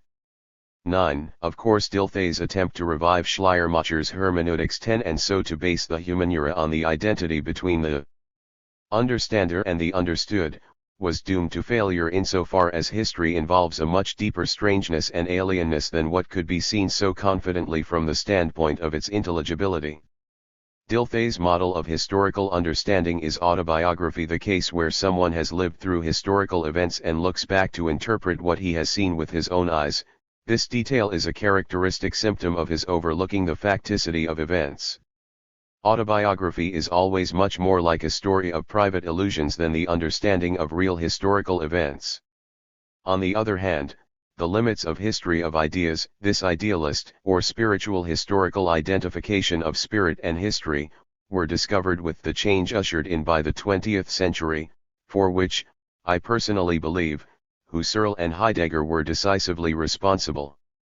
In Husserl's later work, the magic word Lebenswelt, life world, appears 11-1 of those rare and wonderful artificial words. It does not appear before Husserl, that have found their way into the general linguistic consciousness, thus attesting to the fact that they bring an unrecognized or forgotten truth to language. So the word Lebenswelt has reminded us of the presuppositions that underlie all scientific knowledge. Heidegger's program of a hermeneutics of facticity 12, which means confronting the intrinsic incomprehensibility of fact Dasein, was a complete break with idealist hermeneutics. Understanding and wanting to understand were recognized as being in tension with what really happens. Both Husserl's doctrine of the life world and Heidegger's concept of the hermeneutics of facticity stress the temporality and finitude of man against the unending task of understanding and truth. Now it is my thesis that this insight shows us that knowledge need not just boil down to the question of how we can dominate what is other and alien, yet that is the basic feeling of the scientific investigation of reality still alive in our natural sciences, perhaps also because of a last faith in the rationality of the world. I claim that, on the contrary, it is not objectivity, objectivität, that is essential in the human sciences, but the prior relation to their objects, Gegenstand. In this realm of knowledge I would supplement the ideal of objective knowledge erected by the ethos of science with the ideal of participation. The real criterion for whether or not the human sciences have any content is whether or not they participate in the essential expressions of human experience formulated in art and history. In my work I have tried to show that the model of dialogue is significant because it illuminates the structure of this form of participation. For dialogue is distinguished by the fact that no one participant can survey what comes out of it and then claim that he can master the subject on his own, but instead that we share together in the truth and in one another. I have explained all of this to give credibility to the significance of Aristotle's practical philosophy and the tradition it began. In the end it will provide a common ground beneath rhetoric and critical thinking, between the traditional form of man's self-knowledge and modern science's reduction of everything to alien objectivity. Aristotle developed practical philosophy, which includes politics, in express opposition to the ideal of theory and theoretical philosophy. In doing so he raised human practice into an independent domain of knowledge. Praxis signifies all things practical, including all human behavior and all the ways people organize themselves in this world, not least of which is politics and, within that, legislation.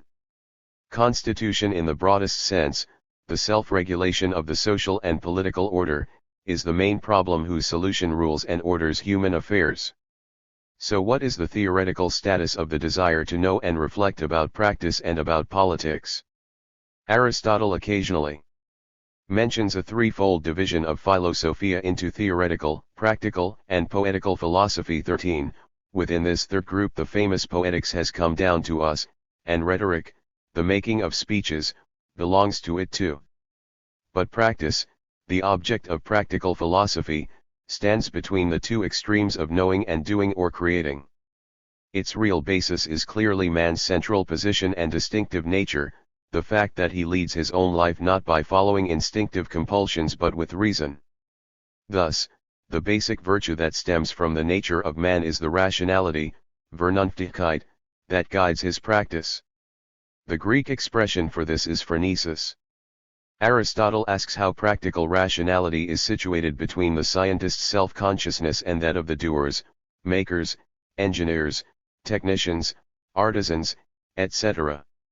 How is the virtue of rationality situated alongside and together with the virtue of being scientific and the virtue of being technically adept?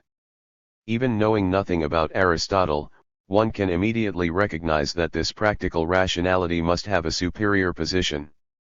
What would come of our place in life and our own affairs if the expert reigned supreme and the technocrat had free rein? Do we not have to make our own moral and political decisions?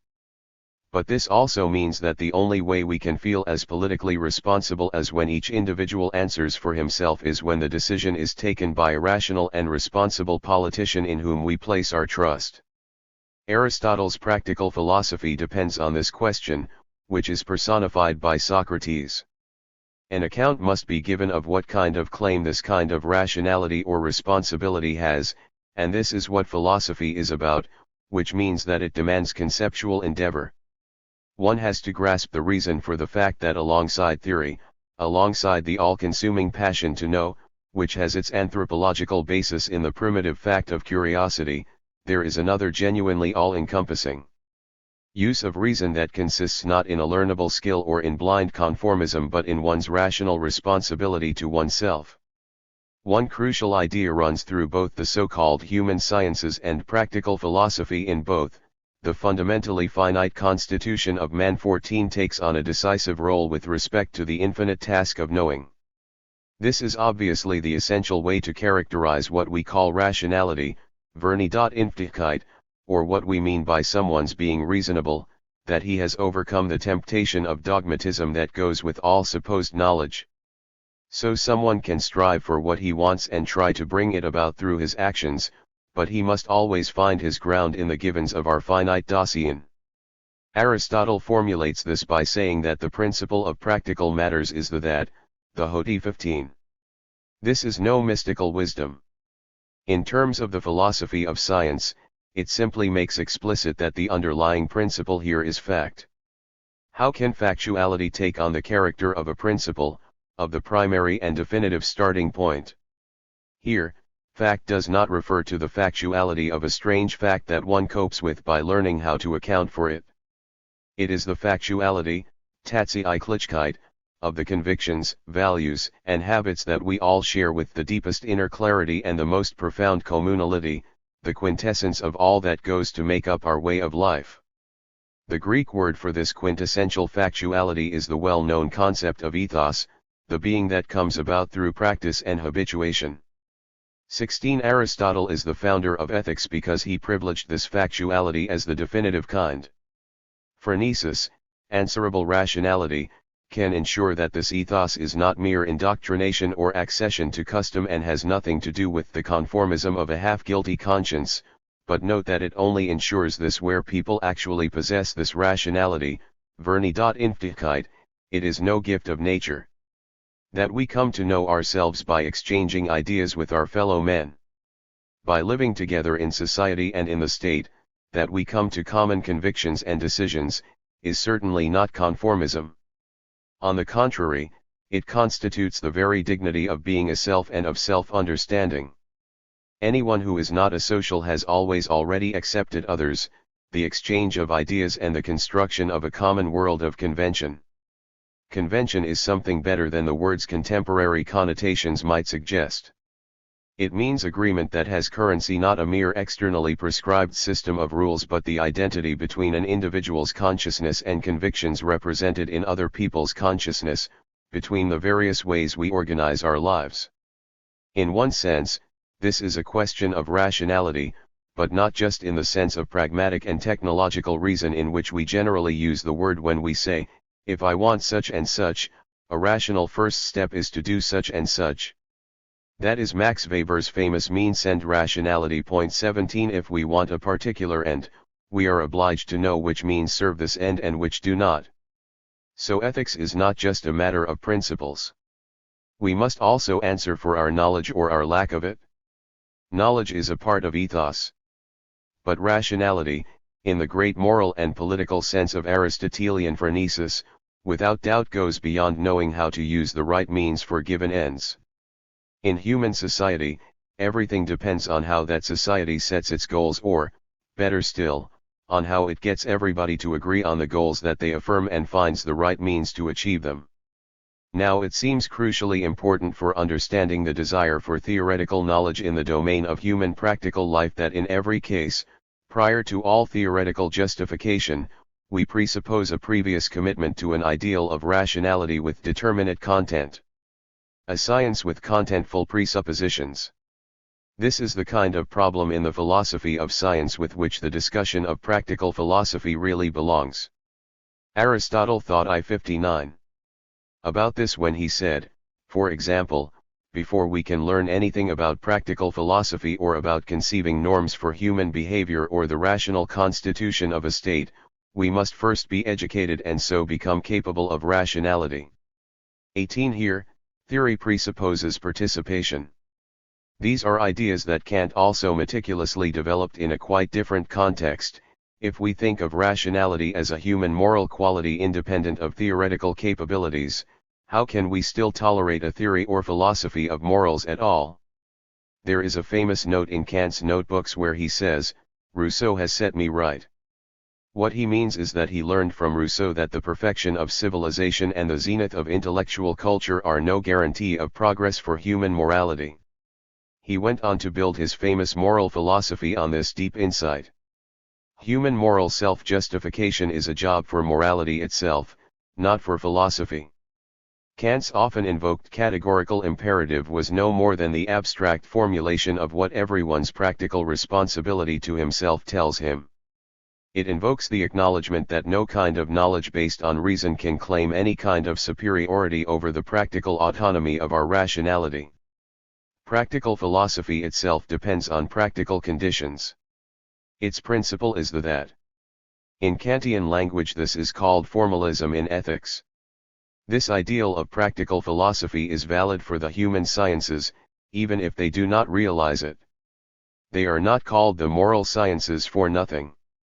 They illuminate not a particular domain of objects, but the quintessence of humanity's self-objectification, our doing and suffering as well as our lasting creations.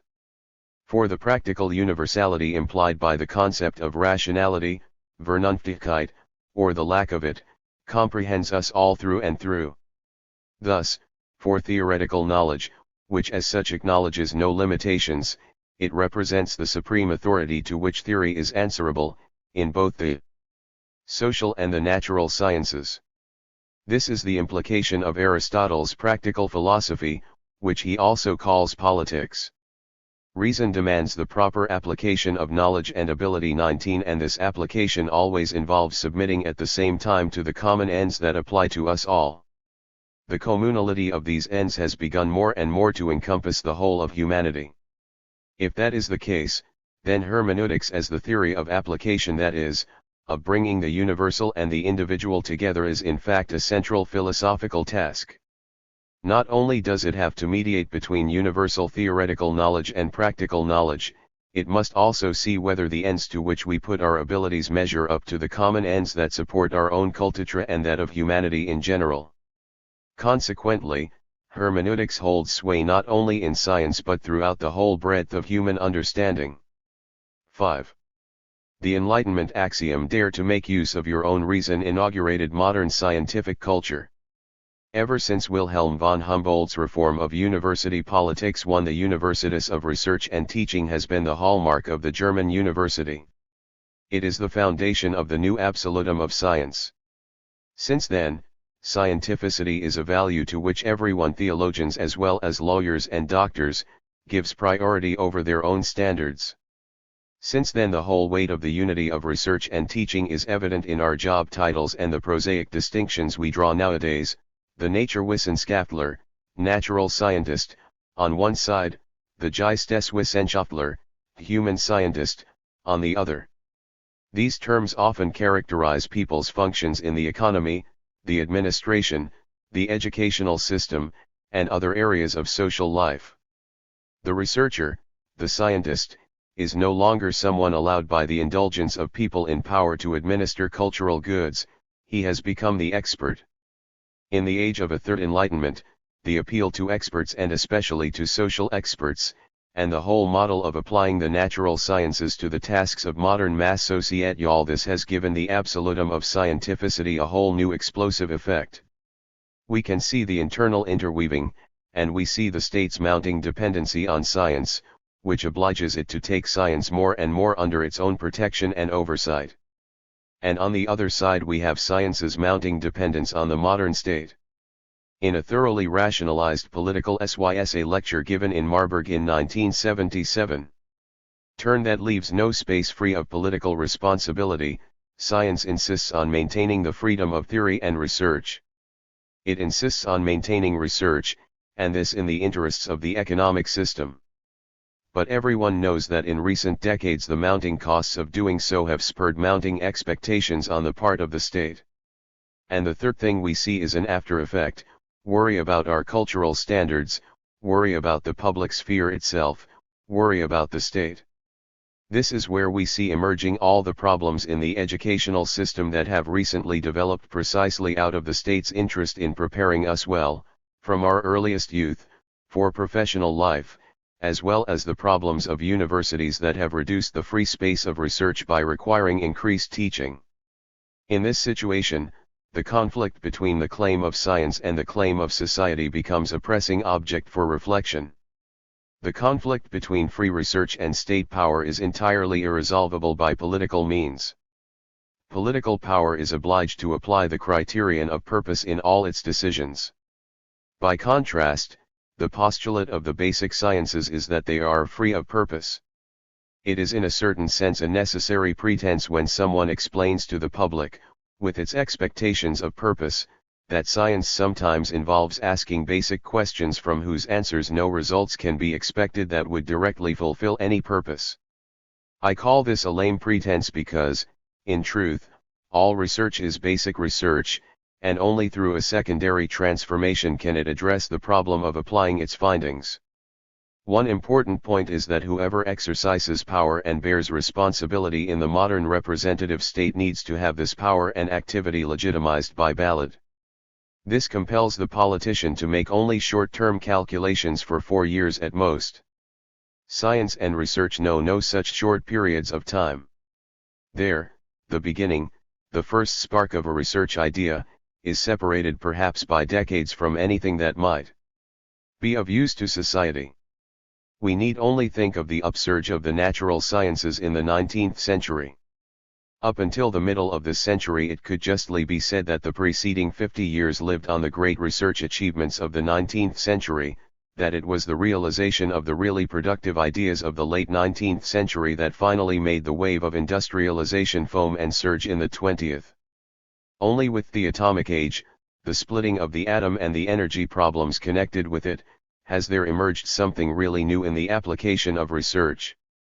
In general, there is a conflict between the short term and the long term, and its consequence is necessarily impatience on the part of the public sphere.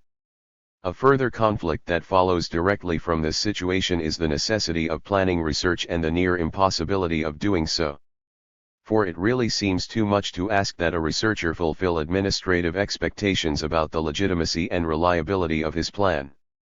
The researcher who impresses me is not the one who fulfills his plans but the one who finds something different from what he expected. On the other hand, from the planning perspective, it is natural to demand too much of researchers because in economic, political, and every kind of practical planning the state depends on a certain reliability in its planning and the fulfillment of its plans, in order to establish its budget and its finances and distribute public funds justly. 2. The way society and its political forces set about organizing our social lives is at best a badly functioning accommodation that is full of compromise. But research allows no compromise. It follows that it is almost impossible to control it. This needs to be said with a certain emphasis. What is today required of the public sector in balancing the need and duty to oversee those who receive its money is complete nonsense when it comes to the research sector. The attempt to calculate how many hours a professor should spend in preparing his lectures and therefore how many hours in the week he is on duty so that public money can be paid out commensurately to him, the absurdity is palpable. It is not possible to administer research in this bureaucratic way. That financial oversight is necessary over the ever greater sums being invested in many branches of research certainly does have something convincing about it. But it must be admitted that this oversight is only partial. For who can really be in a position to judge whether the book purchases made by a particular library or faculty on December 15 of a certain year were as necessary as the specialists assert? Only those specialists themselves can make that judgment.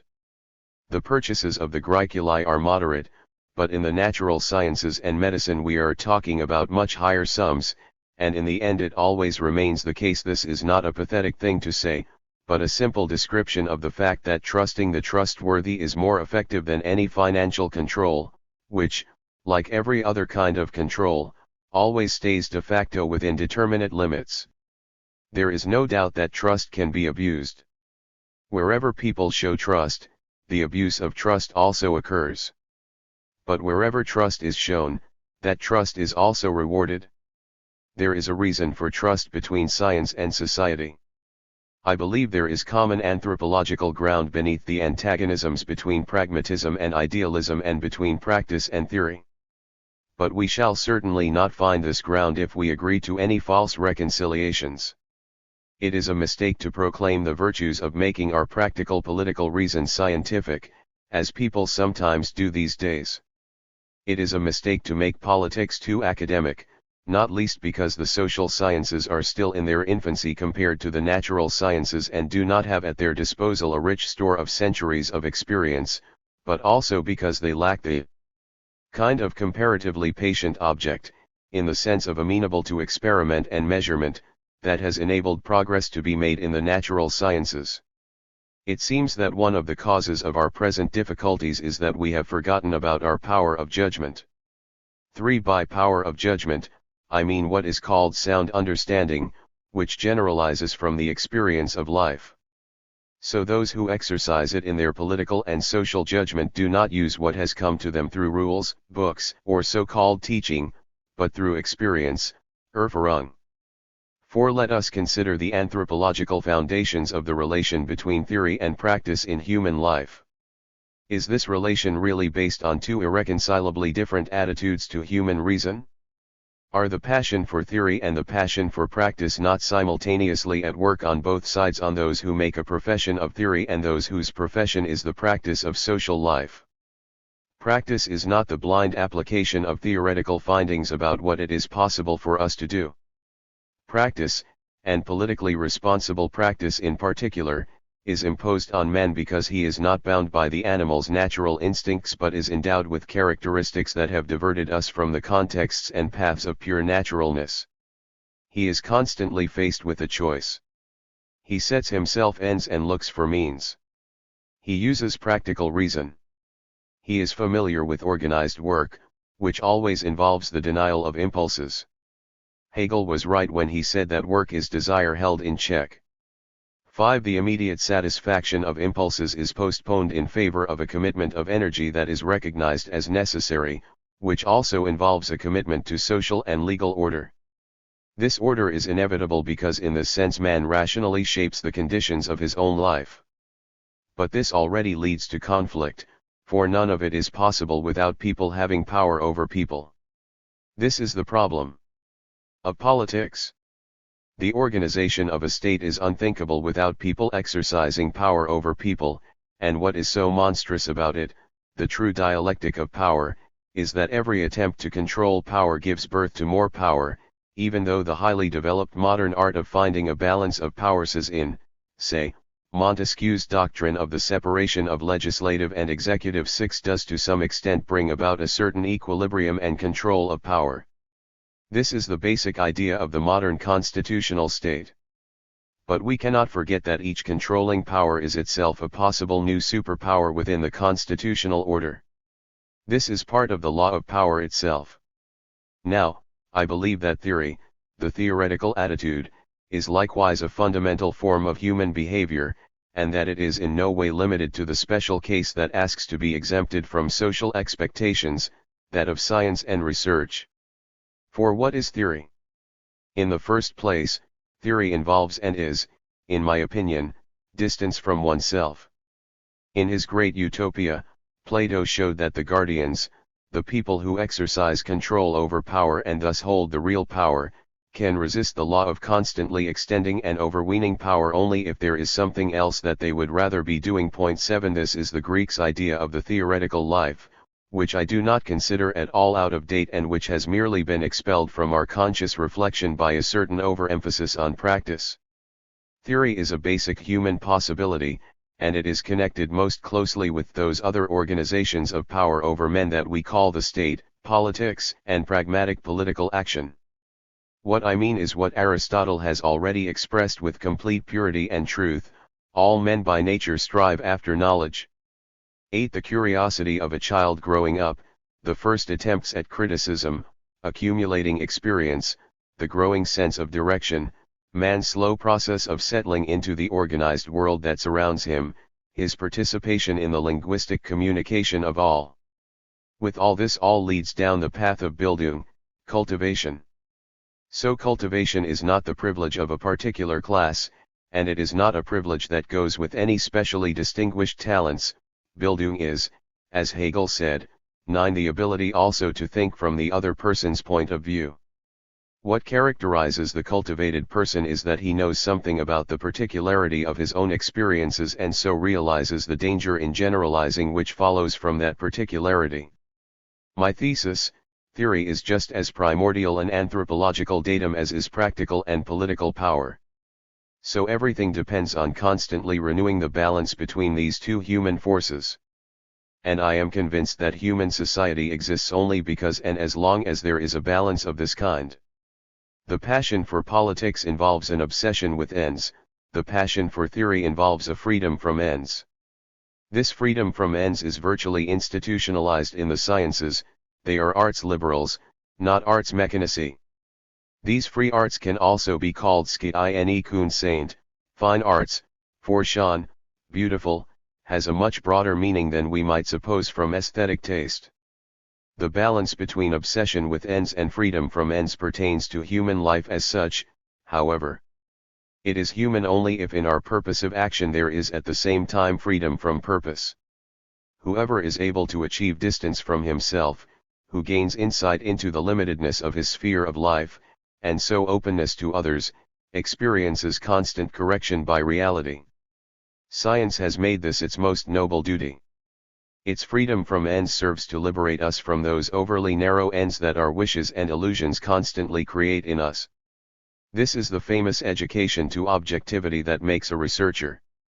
A researcher's conscience consists in yielding unconditionally to the answer reality gives him, even if it means giving up years that he has invested in his research, only to find it leads to 68I. A blind alley. Education to objectivity and science, moreover, is a goal that can be accepted by society, and this implies that education to purpose-free research into truth is really not as odd as all that. It has nothing to do with the idolization of knowledge and ability. It is an indispensable element of the process of human socialization in which the practitioner, and even the administrator, participate just as much as the researcher. Inevitably, conflicts between the researcher and the administration keep arising. The institutionalization of free research, a sine qua non because it needs the millions upon millions invested in it, ultimately means that whoever allocates this money must answer for it, and so must justify its applicability.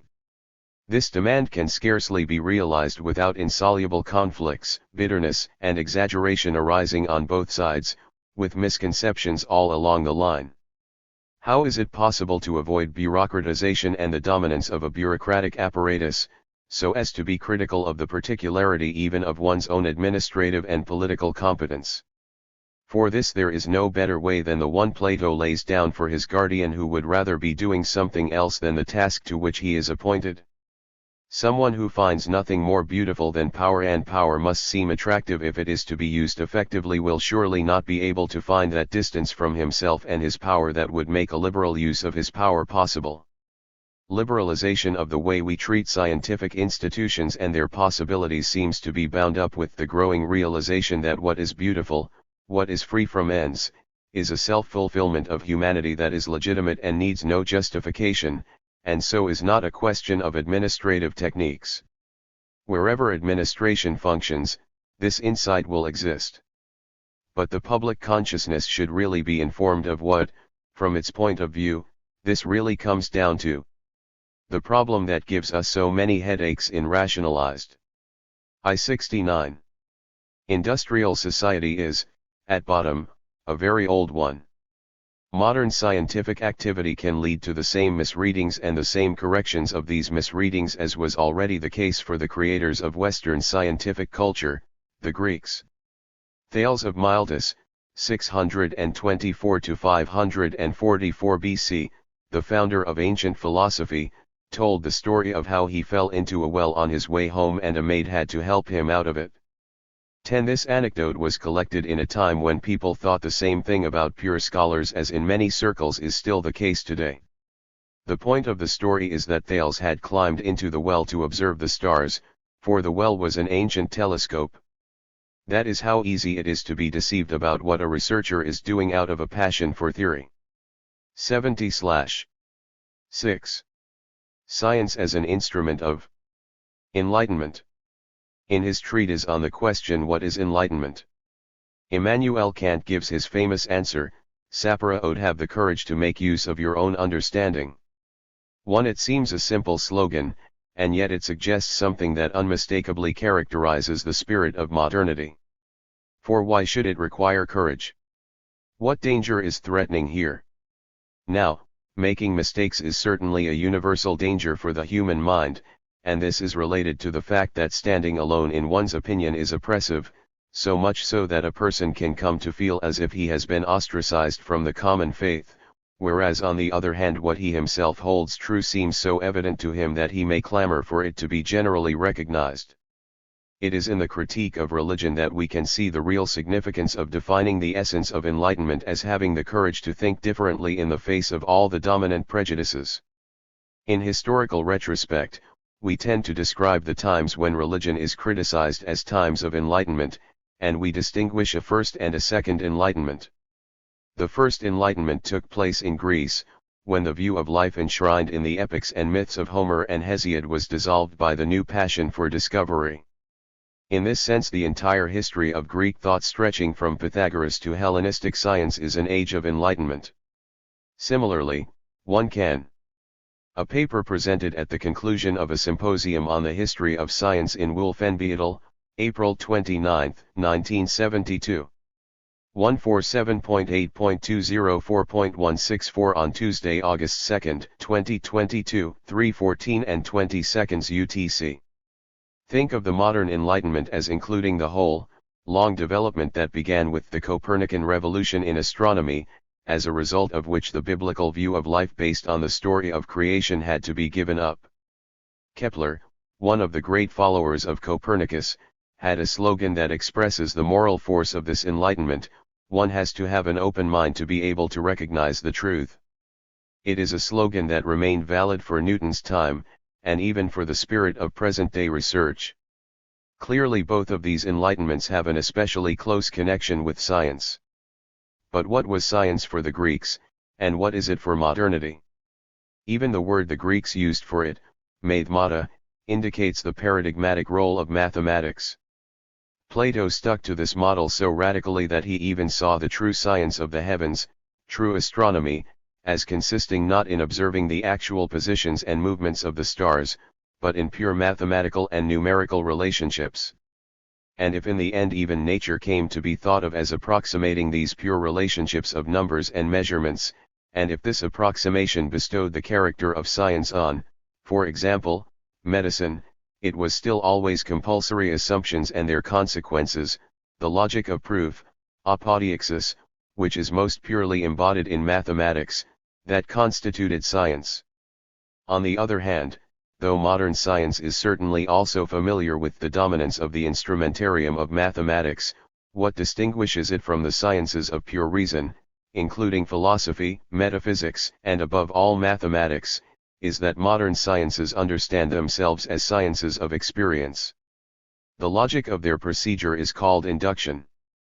A concept like science of experience would have sounded like wooden iron to Greek ears. Science requires no further experience. Yet in one respect the science that the Greeks established and that has determined all Occidental culture is intimately allied with that of modernity. Science exists and is important for no other reason than because it is beautiful. But the beautiful is such that it is pleasing of itself and permits no disputing about why it is beautiful and pleasing. Thus broadly conceived, the beautiful, kalan in Greek, pertains to all theoretical science. It is the joy of theory, the joy of discovering the truth, that science lays claim to. Certainly there is also a narrower sense of enlightenment. This has been used to conceptualize a historical period, the 18th century, and was used so even then. The Enlightenment is tied to the critique of religion, and if it goes under the banner of science, then that implies the pragmatic relationship of science to human happiness, health, welfare, and freedom from suffering and misery. It promises a different kind of help from the consolation offered by the Church. The feeling of the modern Enlightenment also corresponds to something in the first age of Enlightenment. The art of speaking and argumentation was disseminated as a universal means of achieving political and practical success, and so it is no accident that leaders of Greek sophistic, such as Protagoras and Gorgias, with their pragmatic relativism, encouraged skepticism and doubt about all science. Here a distinction between the first and the second Enlightenment appears with respect to the narrower concept of enlightenment as well.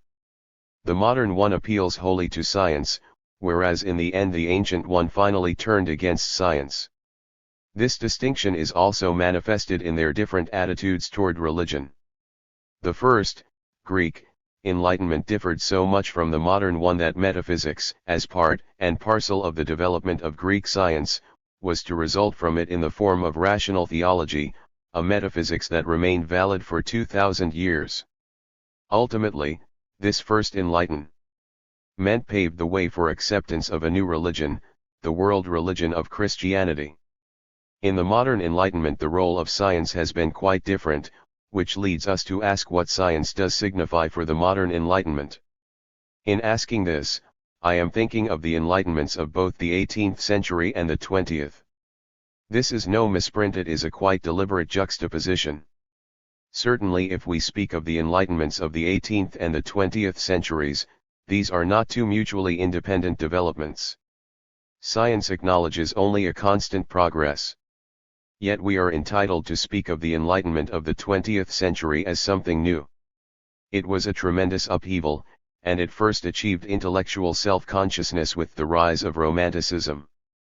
Yet, however dizzyingly high were the expectations raised by the 18th century Enlightenment's faith in reason, the French Revolution's great achievement, the emancipation of the Third Estate, signified less of a triumph of the Enlightenment than its spokesman thought it did.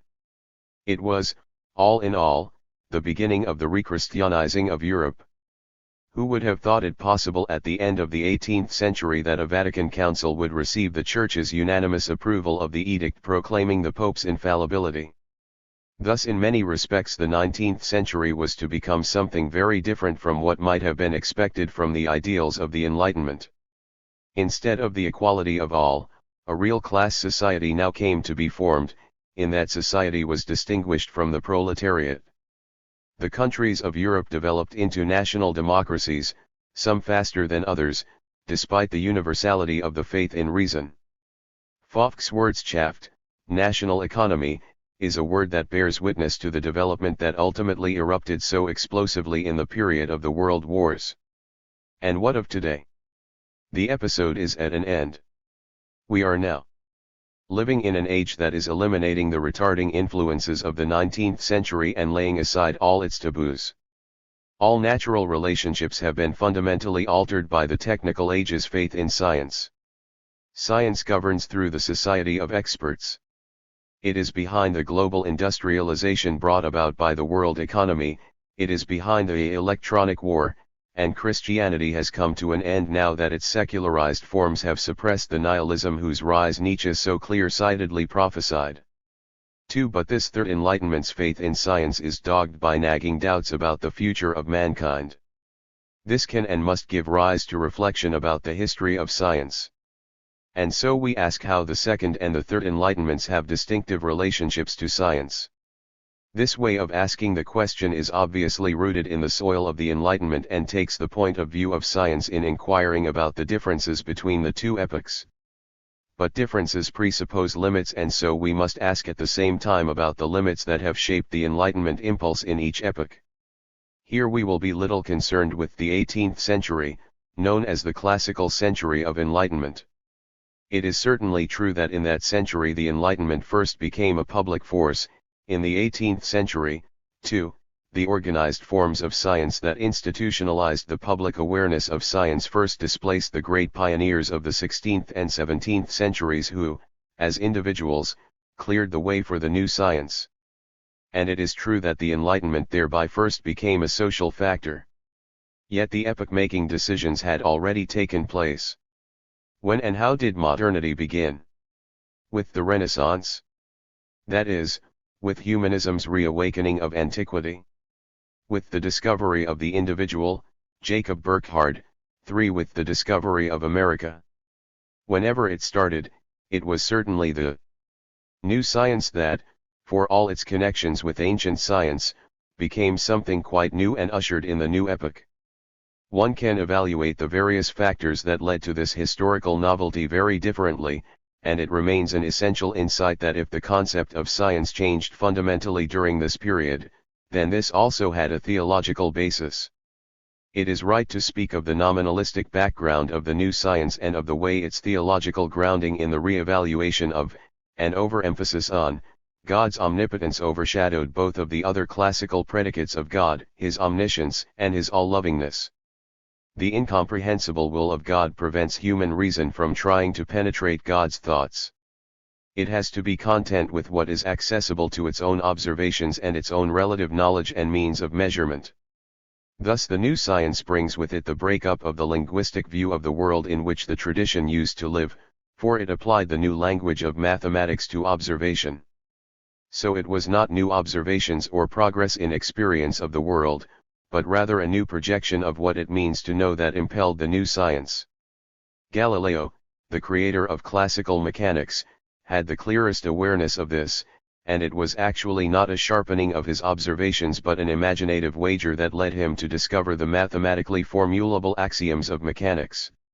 He was aware of this himself, and clothed it in the formula ment concipio, not allowing himself to be discouraged by the fact that the law of falling he discovered did not correspond to any observable instances of falling, because emptiness, a vacuum, had not yet been produced anywhere.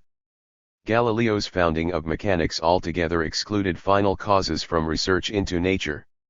He explained the processes of nature in terms of causal factors and their interplay, and this step enabled a new domination of natural processes. We call this domination technology. But this technology is not a mere secondary consequence of the new knowledge of nature, or only of its technical presuppositions. It just transfers this knowledge into the practical realm, allowing us to calculate how we should intervene into initial conditions by making their effects calculable. A new claim about what makes science science was here realized in an exemplary way. Descartes found the decisive new conceptualization for it. He gave the concept of method a new, dominant position. Method is, to be sure, an ancient Greek concept, and the Greek concept of method also meant approaching the thing to be known in a way appropriate to it. But the Greek concept of method took the criterion of its appropriateness from the individual character of the subject under consideration in each case. It was in opposition to this that Descartes developed the idea of a standard method, the idea of a universal method of verification, and so of avoiding error, which was supposed to succeed as long as the formal conditions of methodical procedure were met. For it is indicative of the tension between the new science and both the traditional form of knowledge and our practical orientation within the world that modern thought saw its task as thoughtfully integrating the two modes of knowledge. Descartes did not publish his discourse on method as an independent project of the new methodical thinking, but rather sought a compromise with the metaphysical tradition.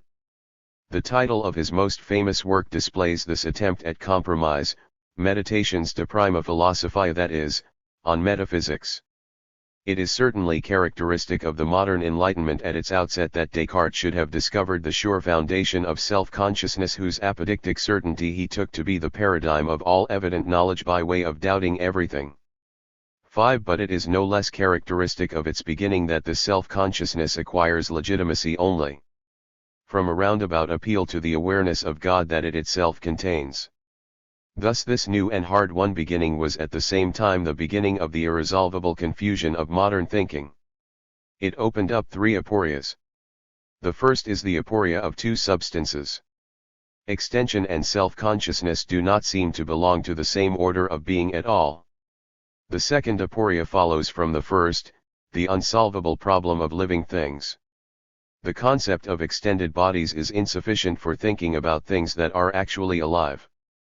But the concept of self-conscious mind is also not applicable to living things that do not possess self-consciousness, so Descartes takes animals to be rather pitiful machines. 6. It was Kant who first integrated the two perspectives on living things by providing a philosophical grounding for and justification of the tension between the physical causal and the morphological final sciences of life. 7. His solution has governed our knowledge about living things ever since. The third and most difficult aporia, whose resolution in the 18th century can once again be accredited to Kant 8 but which fatefully came to a head once more in the 20th century, is the aporia of practical philosophy.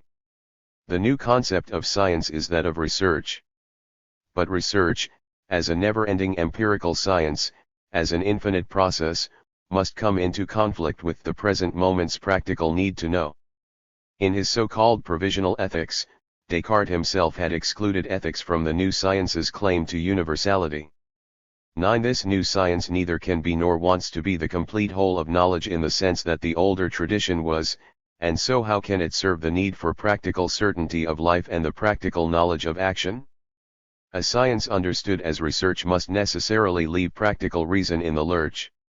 Kant's response to this aporia rests on our sublime self-certainty about our moral freedom. Certainly we cannot understand theoretically how freedom is really possible because the whole of nature can be conceived only as a mesh of causal relations. But Kant saw that our practical reason requires that we act in self-consciousness of our freedom, that is, with an awareness of our responsibility, even if no theoretical solution to the aporia is possible. Kant's formula for the Enlightenment, have the courage to make use of your own understanding, applies just as much to practical reason as it does to theoretical reason. For practical reason is not technical reason.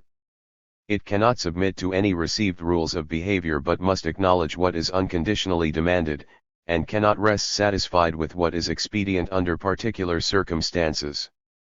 If we view the ever-widening movement of enlightenment in the second half of our century against this backdrop, what seems to be new is that technical thinking is beginning to expand into a universal view of the world. As the moral and religious basis of Kant's idea of freedom has vanished by degrees from present-day consciousness, man's self-consciousness has come to rest ever more exclusively on his ability to do and to make things.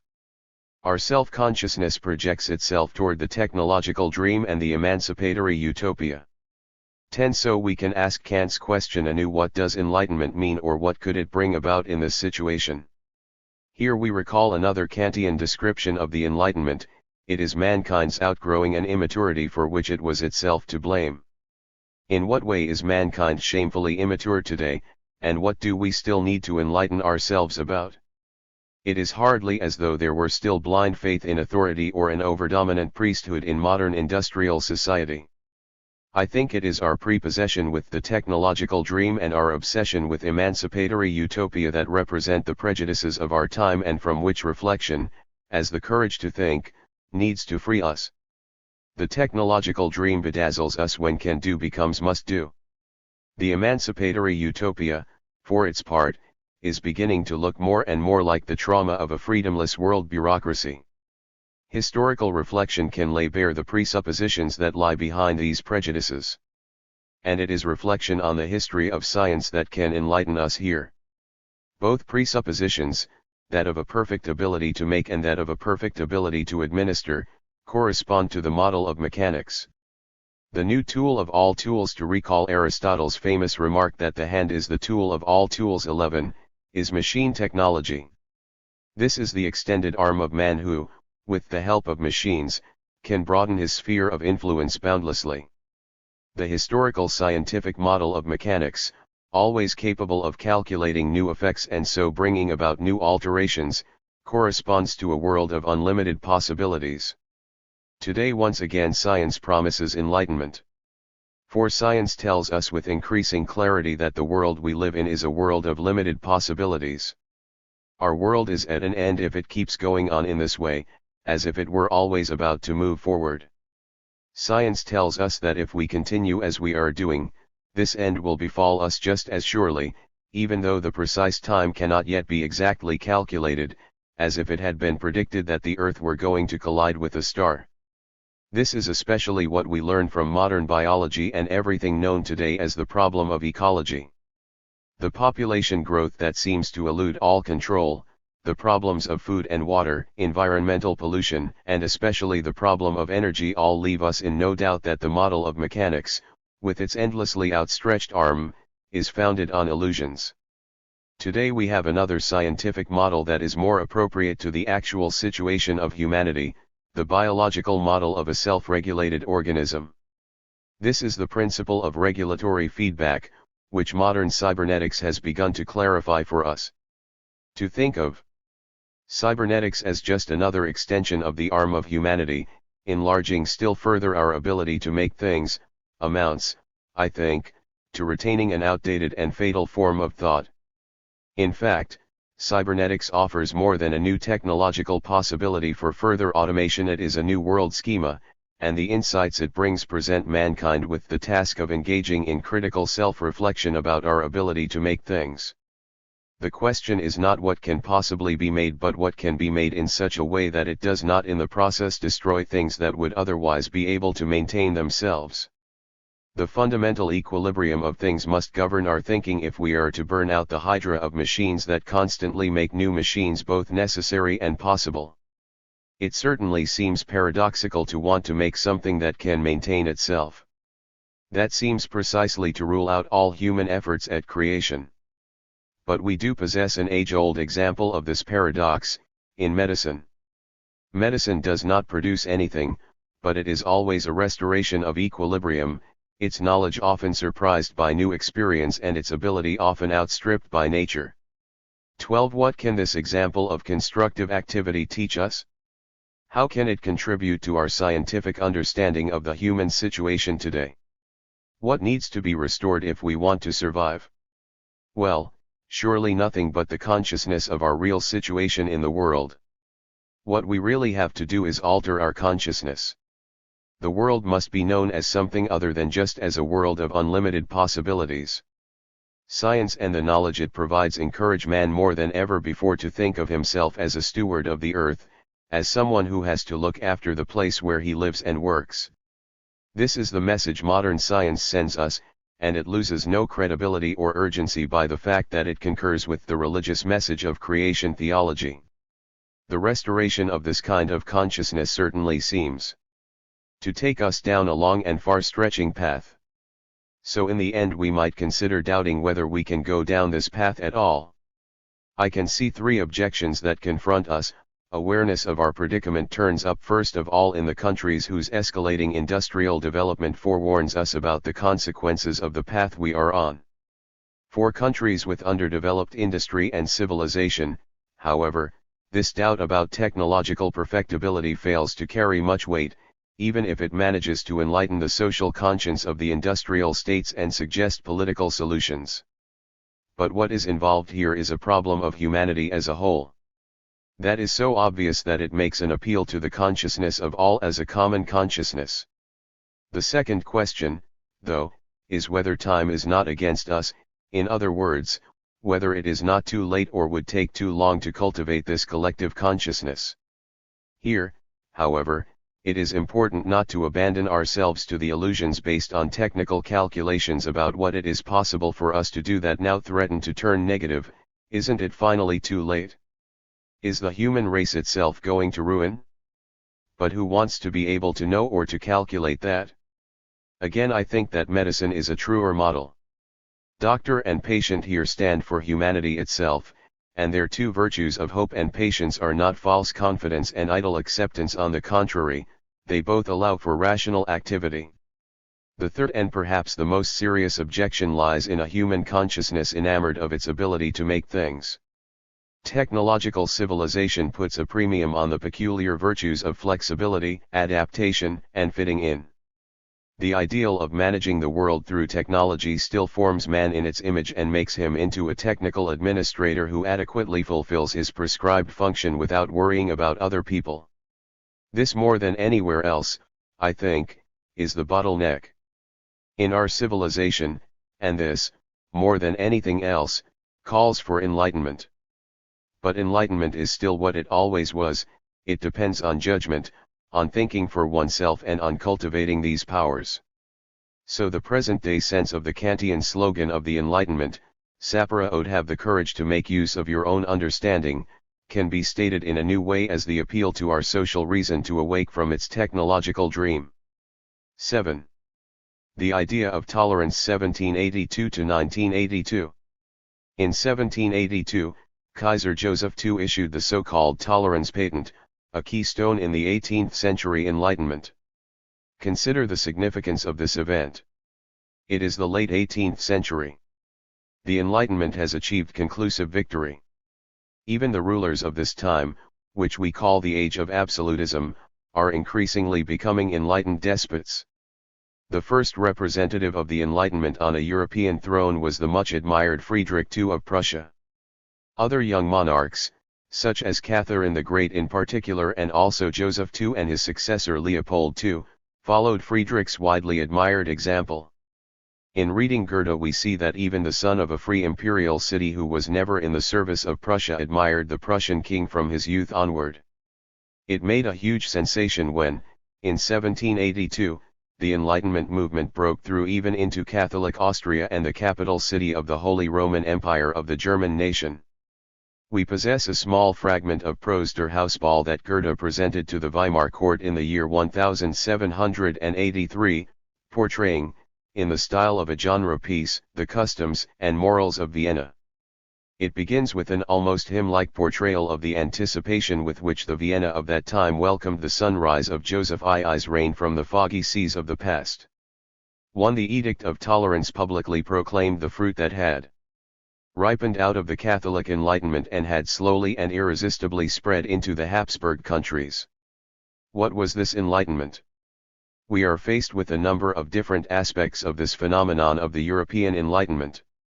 In particular, we must distinguish between the religious and the socio-political aspects of this movement. What gives this particular Enlightenment movement its edge and distinguishes it, for example, from the Enlightenment that had led to the development of science in ancient Greece, is, first and foremost, that it is intimately concerned with the problem of religion, and of Christianity in particular. Natural reason must all along have found itself challenged in the extreme by Christianity's claims of revelation. God's becoming man and the mystery of the Trinity exceed its grasp. No rational theology can want to incorporate the things that the gospel reserves to faith. The development of modern natural science greatly aggravates this tension. I remember that when I was a child my father, who was a renowned natural scientist, simply could not brook the doctrine of the transubstantiation, too, even though he was otherwise tolerant. It went against his scientific conscience.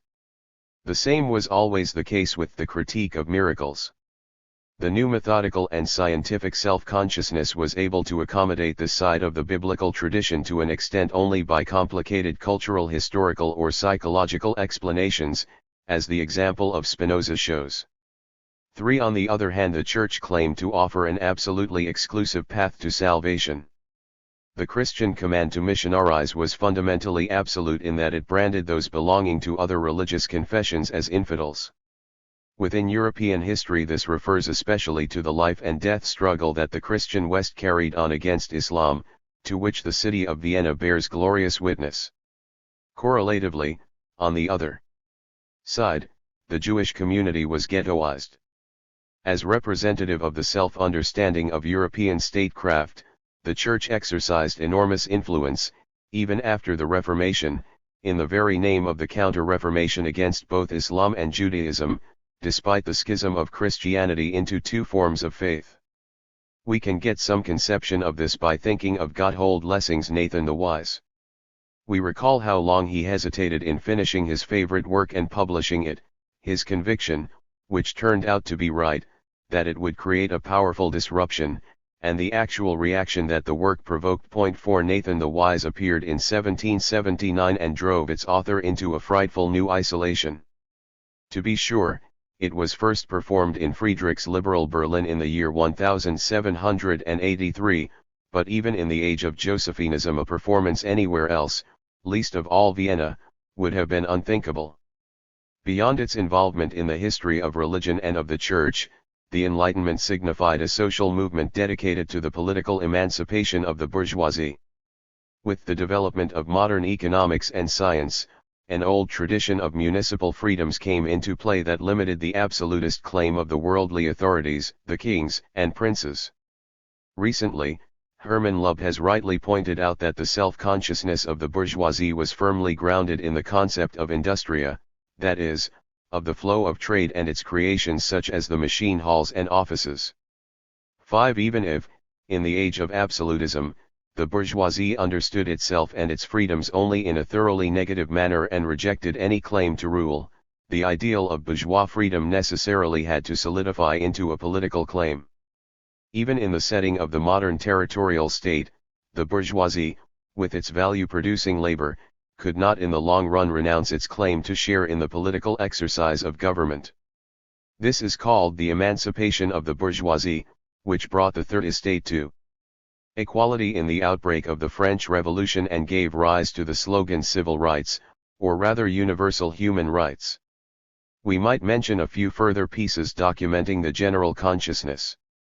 This is much the situation with Friedrich von Schiller's tragedy Don Carlos, which, during the very years of the Josephinian Enlightenment, gave a new political and social significance to a traditional dynastic family drama. 6. The introduction of the Marquis of Posa into Schiller's fiction lent a new and captivatingly eloquent voice to the rising bourgeoisie, its flow of trade, and its political potential. In the young Schiller's poetic imagination even the Spanish king, who represents the quintessence of absolutism and is furthermore portrayed as being strictly ruled by the Church, can breathe the new air of freedom and falter for a moment. Or we might recall how Mozart took Sarastro's morally and rationally based Holy Bond and religiously transfigured it in the Magic Flute. 7. Here a human emotion is expressed that, at least within the compass of a magical play, has left all ecclesiastical and worldly dominion behind it. Its equivalent in the realm of ideas is Kant's foundation of religion, which he expressly said was within the limits of reason alone. 8. Kant's foundation of practical reason, which he radically disconnected from all eudaimonistic perspectives, even understood as the Christian promise, signified a milestone in the ideological emancipation of the bourgeoisie that preceded their political emancipation in the Revolution. An interesting but not widely known fact might illustrate this matter further and especially throw some light on the history of influence. 9. That the Edict of Tolerance has had, in the 1790s, a 4-volume translation of Kant's works into Latin appeared in the court of the Austrian monarchy, plainly produced for them. This is a symbol of the willingness and readiness of the Catholic Enlightenment to reconcile the new thinking with the sanctified tradition of metaphysics and the authority of the Christian Church. This defined the place that the Edict of Tolerance was to occupy 200 years ago. What defines the framework to which it belongs is the state Christian religion, which in the Habsburg countries was Catholicism, because of the principle quis regio eius religio. 10. The Edict of Tolerance is a political measure signifying a softening of hardened fronts with a view toward the toleration and liberation of divergent religious denominations. This religious tolerance evidently presupposes that the system of government and the Christianity of society go unchallenged. Tolerance is an expression of strength, not of weakness. It does not mean recognizing the equal rights of those who think differently. What is tolerated is confined to the sphere of private mental life and extends at most to the practice of an individual's own worship. If the enlightened King of Prussia had offered a formulation for his act of shrewd statesmanship, it might have run, "Here everyone can go to heaven after his own fashion." This was not exactly an expression of religious devotion, but of the strength of the state's new awareness that it could afford to relax its control. Today the state knows that it owes its executive power to religious tolerance and the civil right to freedom, and this stems from the unbroken heritage of the Enlightenment. We can now describe the situation in 1982, by considering the broadening horizon within which our political and human consciousness must move. We must again start from the assumption that a new wave of enlightenment is raging, this time over more or less the whole of mankind. The scientific domination of nature and the transformation of our natural environment is changing the face of the earth and impelling us toward a rational construction of our social world. The worldwide universality of this enlightenment affects a massive change in criteria in two respects. On the one side there is religion. It is now no longer limited to the sphere of the Christian tradition but has entered into a whole new field of tension. Not only does it now have to do with the world religions' dialogue with each other, they must all come to grips with atheism as well. For the first time in human history, forms of political organization have developed in which atheism represents the state religion in the same way that Christianity was the state religion of Europe for hundreds of years. What is extraordinary about this fact is that it relativizes the distinctions among the great world religions. Each of them must certainly continue to hold that its own doctrine and its own faith are the true doctrine and the true faith, and yet scientific atheism and its political organization represent a viewpoint from which politically considered all the differences among religions seem less serious. Certainly no religion can of itself be in a position actually to recognize the relative authority of other religions. Even within Christianity it is not easy to make progress toward ecumenical understanding between the denominations. On the other side, the alteration in worldwide criteria has meant that Christianity has necessarily lost its absolute standing in humanity's great conversation with itself. We do not know how other cultures whose religious traditions are different from ours will raise their voices in this conversation.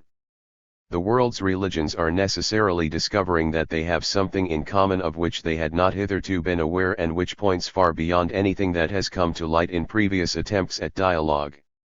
There has already been one epoch, that is, the 18th century, that was prepared to recognize Chinese wisdom as a particular contribution to the rational religion of mankind. Similarly, in the 19th century, the Romantics attempted to discern in Indian wisdom a heightened and enriched form of Christian redemption. These were fruits of the modern Enlightenment. But we must admit that something like the mystery of the Trinity, which is central to the history of our own faith and thinking, seems quite inconceivable from say, an Islamic point of view. Christianity's claims to be absolute, or for that matter the truth claims of any religion, no longer go uncontested. We ask ourselves whether the idea of tolerance formed within enlightened Christian countries is sufficient to stand against hardened ideological positions that have developed in the struggle to dominate the earth. What can tolerance mean when nobody, perhaps not even the religion of atheism, is so sure of his ground that he can rationally establish his own claim, in the way that the European Christian state society was sure of itself centuries ago? And how does this look from a socio-political point of view? The emancipation of the bourgeoisie, which may be considered complete in the modern democracies, has led as it were to the self-dissolution of the bourgeoisie. Its counterpart, the classless society, proclaimed to be the creation of the workers and the peasants, has something abstract about it in comparison to the uniform appearance of today's industrial society, which has shaped the face of the advanced industrial nations and drawn their features everywhere, even if they often seem to be drawn only as a mask behind which there lurks an unknown face. This situation has given the concept of tolerance a new profile. Thus, I think it significant that the problem of religious tolerance now seems to be the last problem we should worry about rather than the first. It is an accurate reflection of the conditions within which we now operate that we should instead pay special attention to the role of economics. I ask myself, what can tolerance mean under such altered circumstances? What are we so certain of that we can or should practice tolerance, or do we have to say that anything whose life is not ruled by hard dollars exists at all thanks only to tolerance? Like culture, for example? This inquiry brings us to the topic, tolerance and the problem of the generations. Everybody knows at once what we are talking about here. What is not quite so certain is who we are supposed to be urging to be tolerant in our reflections about the value of tolerance. The older generation? Parents. The changes pervading our social world have taken on such a breathtaking pace that the basic presupposition of all tolerance, namely, our being ruled by self-evident common convictions that shape our social life, is precisely what is really missing. Neither the older nor the younger generation, which is bewildered by its need for orientation, seems to fit the pattern within which the conflict of generations has always been played out. What has become today of the definitive authority of the older generation, which formerly could behave tolerantly or intolerantly toward its juniors, and how can the succeeding generation focus its drive toward emancipation when it finds that everything is allowed and everything is accessible? What drives young people to intolerance is not certainty about their new values but a mysterious lack of orientation. The wave of industrialization and bureaucratization sweeping over us has dissolved once self-evidently binding traditions into untested arbitrariness. This happens in the name of the freedom that I love. But what does this freedom look like? Let's take an example, the feeling of freedom that, especially for young people, comes from having their own car is coupled with an enormous dependency, and leads to both a leveling and an isolation unknown to travelers of earlier times.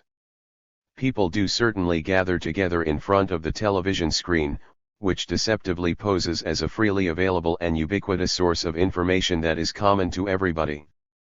But in fact it signifies the end of conversation, 11 the extreme isolation of each individual, and therefore the enormous loss of freedom that results from our inevitable dependence on media politics. In the same way, the freedom of the new unconventionality that pervades our whole social life, especially that of the young, is coupled in a peculiar way with a feeling of helplessness and impotence. The source of this impotence is no longer other people, those who control and dominate us, but the system. This obviously refers to the imminent lawfulness of the economic and technical processes that are the real dominant figures of our day. It is largely independent of the various democratic and totalitarian political systems on which our states are organized. The ideologization of the political fronts cannot obscure this fact. Intolerance displays its weakness. One can certainly say that the system of modern industrial society and its universal dominion over the administered world has developed from the same motives that gave victory to the idea of religious and spiritual tolerance in the Enlightenment.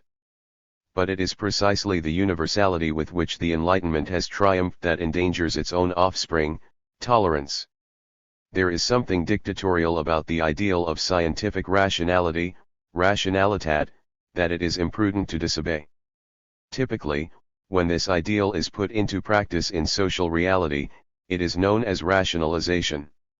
How changed is the tone of this word, whose noble derivation from ratio, from reason, is plain for all to see.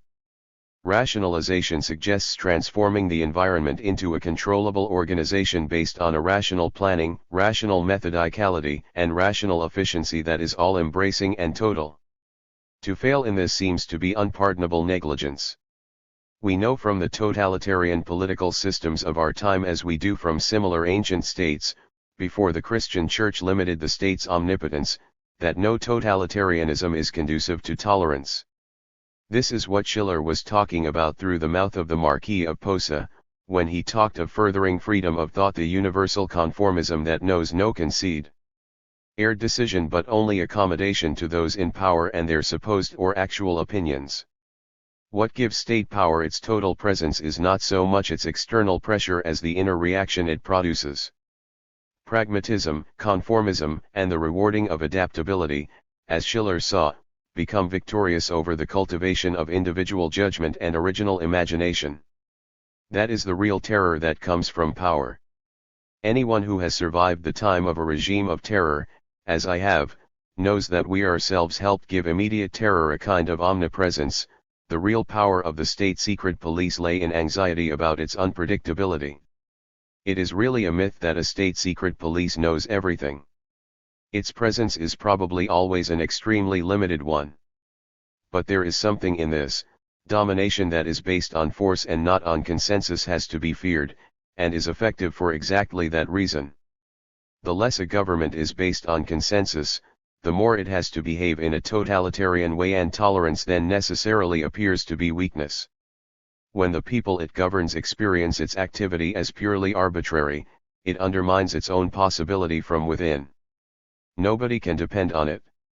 It is the peculiar nature of tolerance that the field of play within which things are tolerated never has precise limits.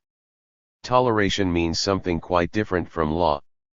Only where deeper solidarities are in play, for example, an enlightened state's interest in eliminating interdenominational discord, can tolerance be possible as a virtue. It seems that what we find today is this, where rationality, Rationalität, represents the ultimate criterion, its claim to validity becomes total. This unquestionably applies to the rationality that controls our economic system and the administration of the modern state. For just this reason, the ideal of planning and administration that expects all government and domination to be abolished by radically rationalizing all living relationships has had such a great attraction for both political utopias, since St. Simon XII, or even since ancient sophistic and utopian politics.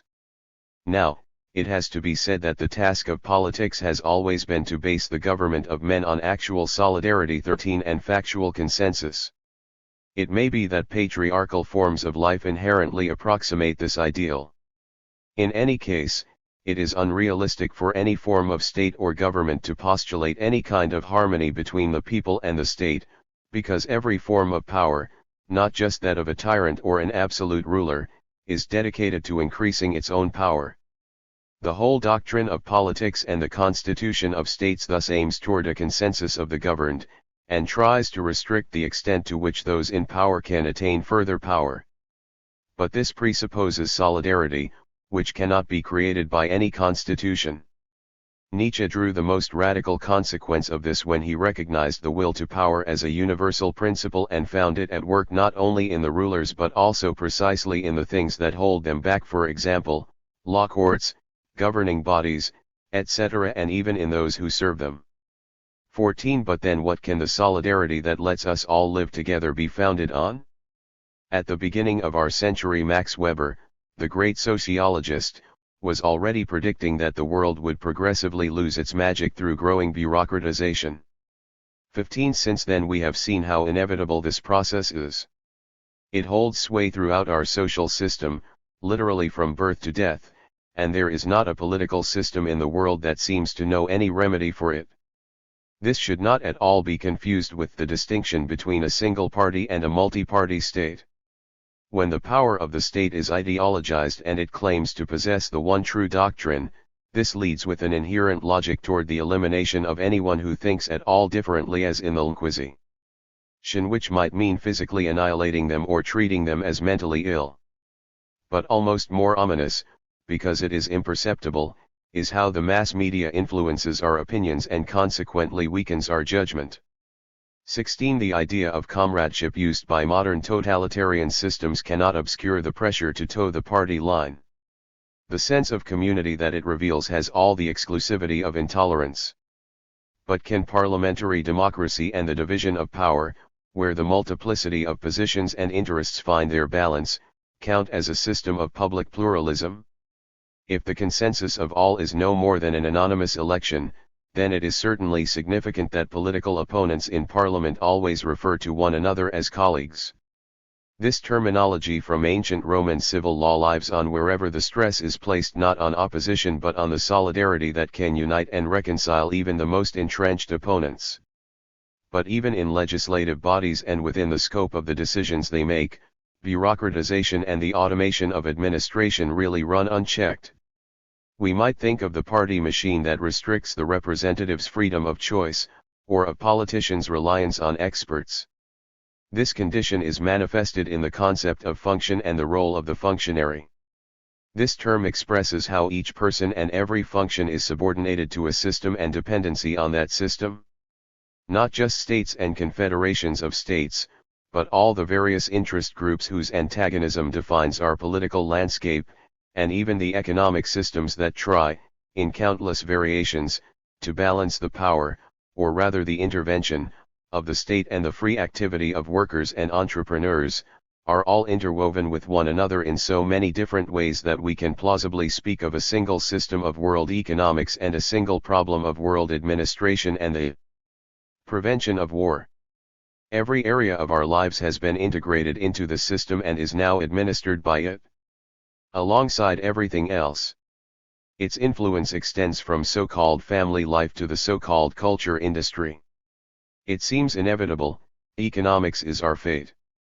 From the state of affairs I have outlined, it becomes clear what has been coming to fruition in individual minds, or even in the convictions of small circles of people, and has now led to an almost universal reaction among young people, uneasiness about culture. It also becomes clear that this can lead to emotional outbursts. Precisely because it has become a tangible certainty in this system that everything depends on everybody, the individual, indeed, whole generations of individuals see themselves as having been, as it were, robbed of their freedom of initiative. The consequence of this is the purposeless call for adaptation, and if most people resign themselves to playing roles they do not enjoy in fulfilling whatever function happens to fall to them, it is not always the worst people who try to escape. Certainly anyone who questions the power monopoly of the modern constitutional state testifies in doing so to his own helplessness. Such an individual becomes entangled in that contradiction long ago outlined by Plato's Crito, 17, wanting to exclude oneself from something one has already accepted. We have all accepted the system under which we live. Max Weber already used to insist on this in his time 1-8 in his opposition to romantic ideology and the esotericism of the Georg circle. Absolute domination is no longer that of one individual or a dominant class, however, but of a system. There is no despot that could be driven from the throne, only an anonymous domination that governs all. Now this is where the idea of tolerance gains a new significance, precisely because tolerance can no longer be demanded of the one or the few who have power. In the end nobody has power and everybody is in service. But for just this reason, tolerance becomes a universal duty. In point of fact, the history of this idea shows how, through being invoked in constitutions and religious edicts, tolerance has expanded beyond its original political meaning into a universal moral requirement. Like all moral values, we become especially aware of it and put it into words when someone neglects or offends against it. Thus it is intolerance that we all want to avoid being reproached with. The high hymn to tolerance that Lessing's Nathan strikes up with the fable of the three rings 19 displays the continuity between religious toleration and the universal human virtue of tolerance. Thus religious truth ultimately proves to find its expression in human moral tolerance. Herein lies something significant revealed by the above-mentioned relation of strength, safety, and generosity to tolerance, and conversely the proximity of intolerance to weakness. Tolerance is not the hesitation that concedes the other's rights because it puts no trust in its own rights and power.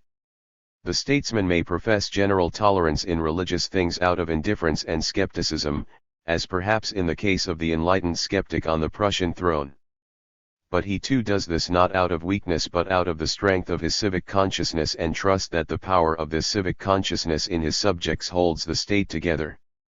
We can discern the connection of tolerance with strength and intolerance with weakness when, say, freedom of speech is limited by censorship.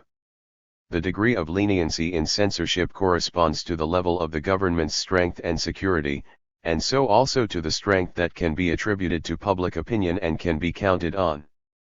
But we should not equate tolerance and freedom of speech just like that. In political life there are always limits to the freedom of speech and publication.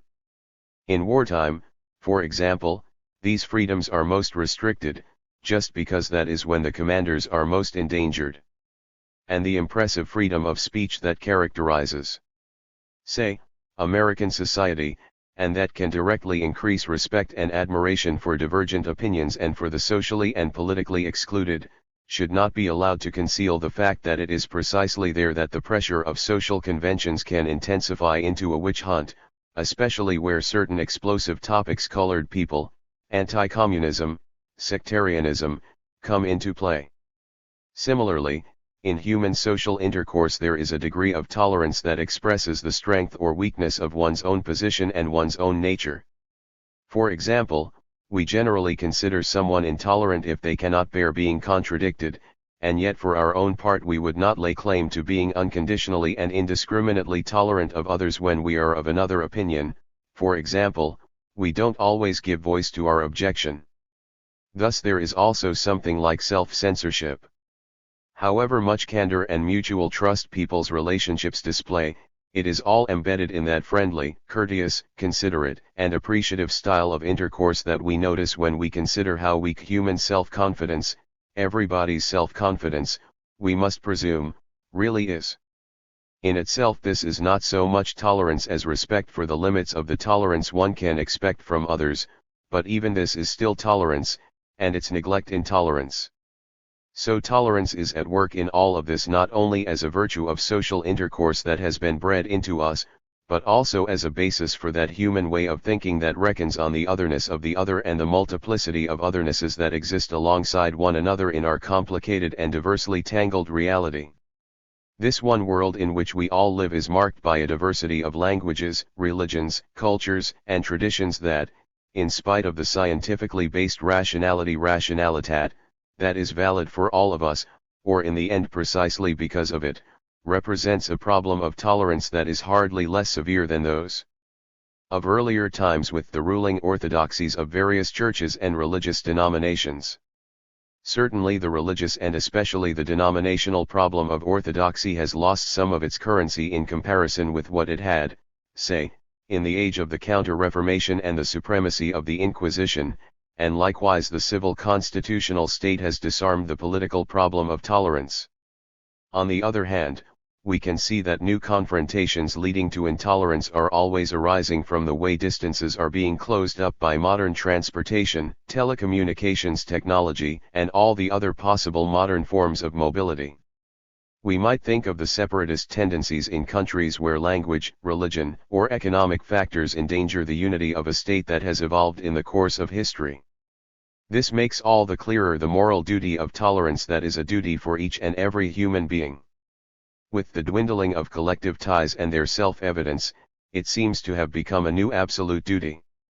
When people are not bound by any other kind of community that might in some sense predetermine the breadth of tolerance they afford one another, and when, conversely, the clashing of interests among groups and their organizations demands to be adjudicated, the ideal of a legally secured order truly rules unchecked, and so the tyranny of function becomes the only decisive social factor. The tyranny of function is the tyranny of the system into which we are incorporated and which compels us, as it were, to identify with it. We are aware of this from the degree of intolerance that our official duties impose on us. It takes no small measure of self-distancing to keep oneself free from the pressure of this identification, or to break free from it at the right moment.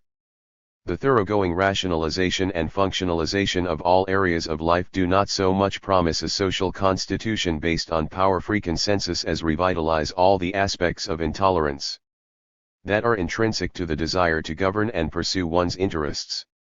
The intolerance of power that is worried about its power has, as it were, shattered into its integral elements and has then completely set in again. So in the end, we think just as we did 200 years ago when Habsburg Austria was professing religious tolerance. Tolerance has again become the rarest of all virtues, but today it cannot be proclaimed in an edict. 8. Isolation as a symptom of self-alienation. The job of philosophy is to clarify concepts, not to present a new body of knowledge acquired through empirical research. On the path toward the clarification of concepts, we need an answer to the question: is isolation a symptom of self-alienation? What is a symptom? It is that by which something, an illness, for example, is recognized. Its logical structure is to be something manifest in which something hidden and dangerous becomes visible. The ancient Greeks described their attitude toward research like this: the visibility of what is hidden lies in what shows itself. Thus no causal connection is implied in the concept of the symptom. It is not claimed that the symptom is the immediate effect of what it points to, but that there must be some indirect connection between a symptom, which makes something recognizable, and what is made recognizable by it. So it is always appropriate to pose alongside the question of whether isolation is a symptom of self-alienation the further question whether self-alienation is a cause of isolation. Isolation and solitude. The first thing to notice is that we are talking here about isolation and not solitude. So the first question we must ask ourselves is whether there can ever be isolation for anyone who is familiar with solitude. Isolation is a form of loss. What is lost in it is nearness to others. In the experience of isolation there seems to be suffering along with the solitude. But solitude is really a very ambivalent phenomenon. Not just philosophers, but anyone who really wants to think about the experience of solitude must deal with two very different aspects of it. Solitude is not always a suffering. To be sure, it presents itself that way at first.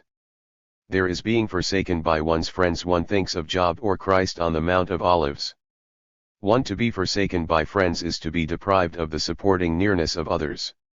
Now, this being forsaken by the supporting nearness of others can be viewed as a very close neighbor of that other forsaking with which we are familiar, being forsaken by God. Even in talk of a God-forsaken place we can hear the original God-forsakenness of Christ's last words on the cross. 2. In any religious experience there is an inner connection between the forsakenness of the nearness of others and the forsakenness of God. It is not only Christ's commandment of love that sees love of one's neighbor and one's relationship with God together. There is also a lovely Greek phrase of Euripides, to embrace friends, that is God.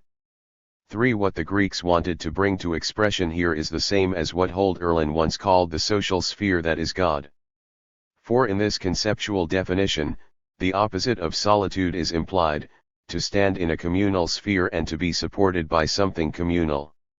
The affliction of isolation inflicts on us the diminution and the loss of this communal support. But being deserted by the support of communality is surely only one side of the phenomenon of solitude. Solitude can also be sought. If we want to pose the problem of man's self-alienation in society on the right plane of questioning at all, then we shall have to immerse ourselves in this phenomenon for a while. I suppose the quest for solitude is essentially a discovery that was brought into the general consciousness by Rousseau. In many German towns there is a Philosophienweg, a philosopher's path. There's an especially famous one in Heidelberg. For those with an ear for history, this philosopher's path is not named after the philosophy professors. We should rather understand a philosopher as someone who has a remarkable inclination for walking through the area alone. That is the original meaning of the common street name Philosophienweg. Indeed, it really isn't obvious that anyone would want to go for a walk alone. Perhaps that's just peculiar to the age of introspection, and to the search for the innocence of nature amid the corruption of morals, if I may, with Rousseau, express myself so critically of culture. Now, what is sought in the quest for solitude is not actually solitude, but abiding with something, undisturbed by anyone or anything else. So what one is looking for on the philosopher's path is not really solitude at all, but the soft breathing of nature that takes one up into his life as if through a gesture of sympathy. Goethe has the harpist sing, who devotes himself to solitude, alas, is soon alone. 5. What this line means is that solitude can hold an attraction for the human soul, can even arouse an intoxication that wards off anything that might disturb the intimacy of this condition. The quest for solitude is always the desire to hold on to something. Thus the lover seeks solitude because he is completely filled by yearning, this being held onto by something absent, which could not be replaced by any possible presence. Solitude also exists in an unsought way for the elderly. They obviously have the scent of solitude about them. Because an old man can and does look back on too much, he is beyond the reach of other people. One thinks of the marvelous pictures of solitude in Rembrandt's late period, the solitude of the eye that gazes toward us from the shadow, it sees nothing more because it expects nothing more, since it is no longer looking forward but back into itself. Another form of solitude that besets one unsought is the solitude that is concealed in power. The powerful man is solitary. It is the curse of power that the anticipated will of the powerful gets reflected back to him along the thousand paths of flattery. Great powerful men have always also been great despisers of men. Flattery and fear weave the veil of solitude that surrounds the powerful. Again, we must not mistake the solitude of the wise man for forsakenness. His path is solitary because he does not share the interests of others, since he is so experienced and his view of reality so free of illusion. It is not possible for him to share in others' intoxication. The great example of such solitude is Zarathustra in Nietzsche's poetical fiction, 6, who has to seek solitude again and again. What makes him so solitary is his knowledge, a knowledge that divides him from all others and pursues him throughout the whole history of his solitary life, the insight into the breakdown of all existing values.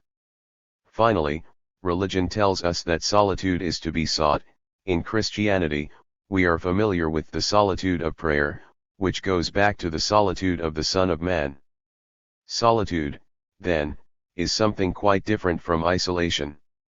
Isolation is an experience of loss and solitude is an experience of renunciation. Isolation is suffered, in solitude something is being sought. Self-alienation and social compulsion. Our preliminary examination shows us that the familiar social phenomenon of self-alienation is close to isolation. The concept of self-alienation is an expression of a social sickness, perhaps also of suffering in society. Alienation always presupposes an original intimacy and is experienced as an increasing alienness. When two people become estranged from one another, each senses an alienation from the other person who was once close to him. That is still not a separation, not yet a breach, but a mounting uneasiness that the familiar closeness is becoming false. The intimacy has not yet vanished, but just seems to be dwindling. For someone who becomes isolated, this experience of dwindling intimacy becomes intense. The world of nearness becomes altogether more and more alien to him. A well-known part of isolation's tendency toward inner self-involvement is that a person can no longer extricate himself from it and approach other people, but seems instead to have drowned in it. So isolation does always have something to do with man's becoming a stranger in the world and in the human world as a whole. But such isolation is still far from being the self-alienation of man in society. I should ask, therefore, what the intimacy is that becomes alien there. The answer can only be that work, as one's own work, becomes alien to man. That obviously implies that work essentially determines one's self.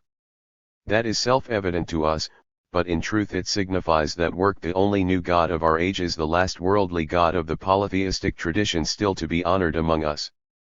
What could lead to its seeming to be no longer our own work? It is not only in modernity that human society is founded on the division of labor, in which an individual's work satisfies not just his own immediate needs but common needs. And it is just as clear that in this system for satisfying common needs through divided labor, the concept of a need is very loosely defined. It is debatable precisely what people's divided labor is supposed to provide. Is it the necessities of life, or is it more than that? Is human society possible at all when work produces only the necessities? It is worth considering to what extent what the Greeks called to kalon, the beautiful in the broad sense of a free surplus and superfluity, is that whereby human society satisfies itself as human. The form in which the division of labor is now organized, and determines the individual's place in society, is termed one's profession. A profession has the form of indirect identification with the universal. For profession patently means that the specific tasks and responsibilities arising from an individual's activities are consciously legitimate through the universal. We shall still have to ask ourselves what are the effects of having a profession for the life of society as a whole. To me, one thing seems certain, that the decreasing possibility of identifying with the universal is what we call the self-alienation of man in society. The complaint about the self-alienation of man was already making itself heard in the age of the Enlightenment. Friedrich von Schiller's letters on the aesthetic education of man 7 speak of the dead, soulless machine state in which each individual works only as a cog or a link, without to state the meaning of this metaphor, his individual consciousness being connected with the activity of the whole. It is against the dead soulless machine state that Schiller, in his magnificent letters, sets up the idea of the free activity of man and a state of freedom, and proposes the remarkable Weimar excursus on play and the state of aesthetic education. It was Schiller's impulse that led Karl Marx, who put the self-alienation of man down to the artificial relations of production, the fetishization of money, and the commodification of human labor, directly to his critique of the capitalist economic system. 8. These things are well known. The self-alienation of man then applied to a particular class situation, and designated the employer's exploitation of the proletariat. When we reconsider the phenomenon of self-alienation, the problem arises under greatly altered circumstances. Today the self-alienation of man in society can no longer be spoken of as the domination of one class by another class that alone enjoys freedom, as in the case of the consciousness of the master who uses the servile consciousness and lives off the work of the servant. We live in a modern social welfare state. What we experience there is that we all lack freedom, and that seems to me to be the self-alienation that concerns us today. What is it based on? What is this lack of freedom that everybody experiences today? Everyone immediately thinks of the professional consciousness that I started out with, and which included a direct reference to the universal. Today, through the rationalization of the ways in which human work is deployed, this consciousness has suffered a curious limitation, so that the basic consciousness of man in our thoroughly rationalized society is really that each individual is replaceable. This, I think, is where the reasons are to be found why we are denied identification with the universal. Let's describe a few forms of this denial. They are experiences of compulsion. But what strange kind of compulsion can this be, to which we are exposed only by our own experience? It is not the compulsion of a master, of somebody stronger, or of any superior who dictates our actions. If it were, we should always be able to fight against it with our own powers of resistance. What gives us the feeling that we lack freedom is rather our insight into the rational obligation, Rationalsachzwang, that dominates us all. The individual's initiative in trying to find a way that he can work for the universal is oddly paralyzed by the complexity of the social system of production and labor in which we live. We experience this again and again in all sorts of ways. Our thoroughly rationalized society suffers from something similar to what psychiatrists call the repetition compulsion. The repeating of actions compulsively seems to be a good simile for the essence of administration. Administration wants us to do as we have done in the past. In order to be administered, our world has to be made uniform, and so it is not malice that rejects every innovation. We know in advance what has to be done, and how. Anyone who would like to do otherwise finds himself condemned by the rational obligation to take up a position that is not of itself transparent to him. This already explains why animosity toward our cultural world is becoming so noticeable, especially in the younger generation. Or we could look at another experience of such compulsion, again one that is just as innocent as it is hard and tyrannical. I mean the compulsion to consume, something that hardly anybody can avoid who does not possess a great measure of inner freedom. For the organization of consumption and selling is virtually compelled by our whole economic system. It is not really possible to escape, in any kind of free determination of needs, from the consumer goods provided by industry and the economy, when the flood of uniformly generated consumer desires sweeps us, so to speak, in through the doors of the department stores. Behind this there is a still deeper compulsion, which I consider the most serious of these compulsions. We are compelled to believe certain things, not because we are commanded to, but just because they come sugared with the sweet poison of information politics. We are all constantly exposed to a flood of information from which we cannot escape.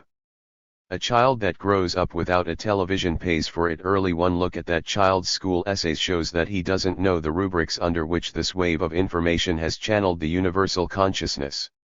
The consequence of this is belief compulsion, for the information is no longer direct, carried from me to you in a conversation, but is always mediated by a selective agency: the press, the printed word, radio, and television.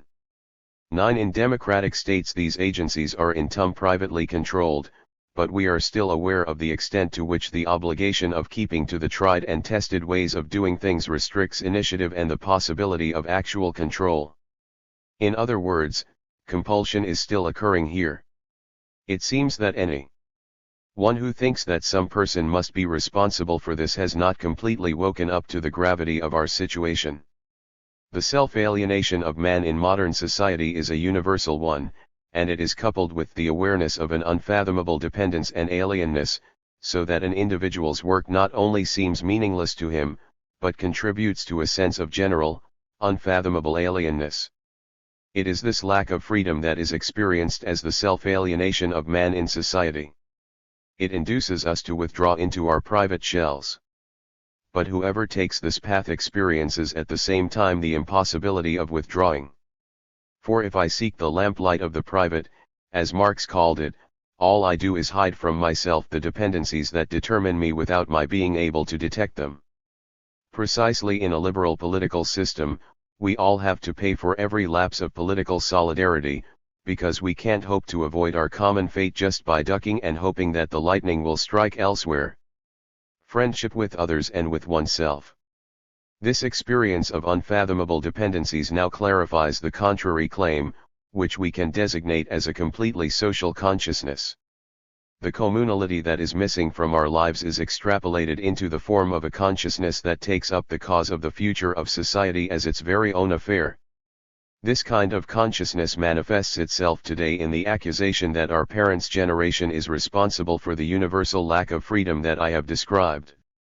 It manifests itself just as much in our being satiated with prosperous civilization as it does in the flight toward utopias. It also manifests itself in the way that every restriction is experienced as an injudicious repression. There's a new word that is symptomatic of this. I heard it recently when an interviewer on the street was asking people warum hört der Leidensdruck eigentlich nie auf? Why does the pressure of suffering never really stop?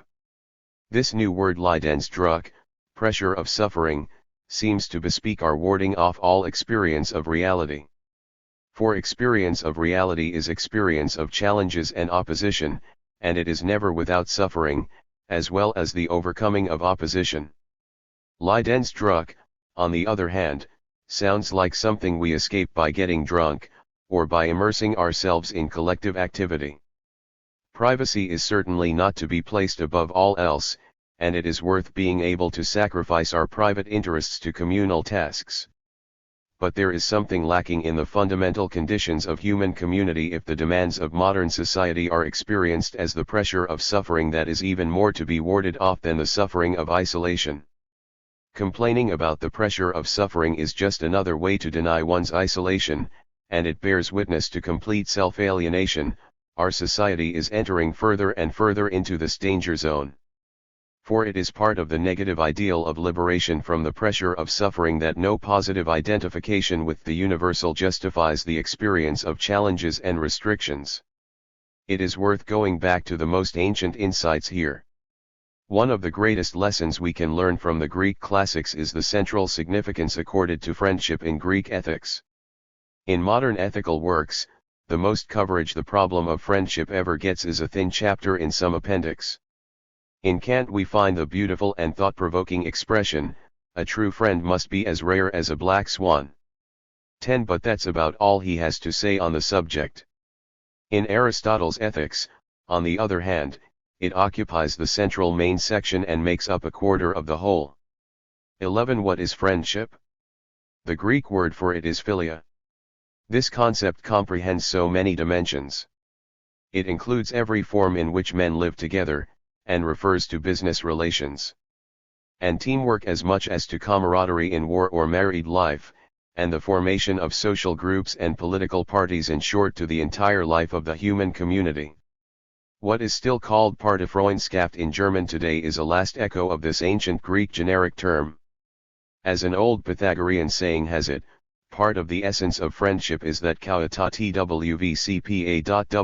everything is held in common by friends. 12 This suggests that friendship is based on a sense of solidarity.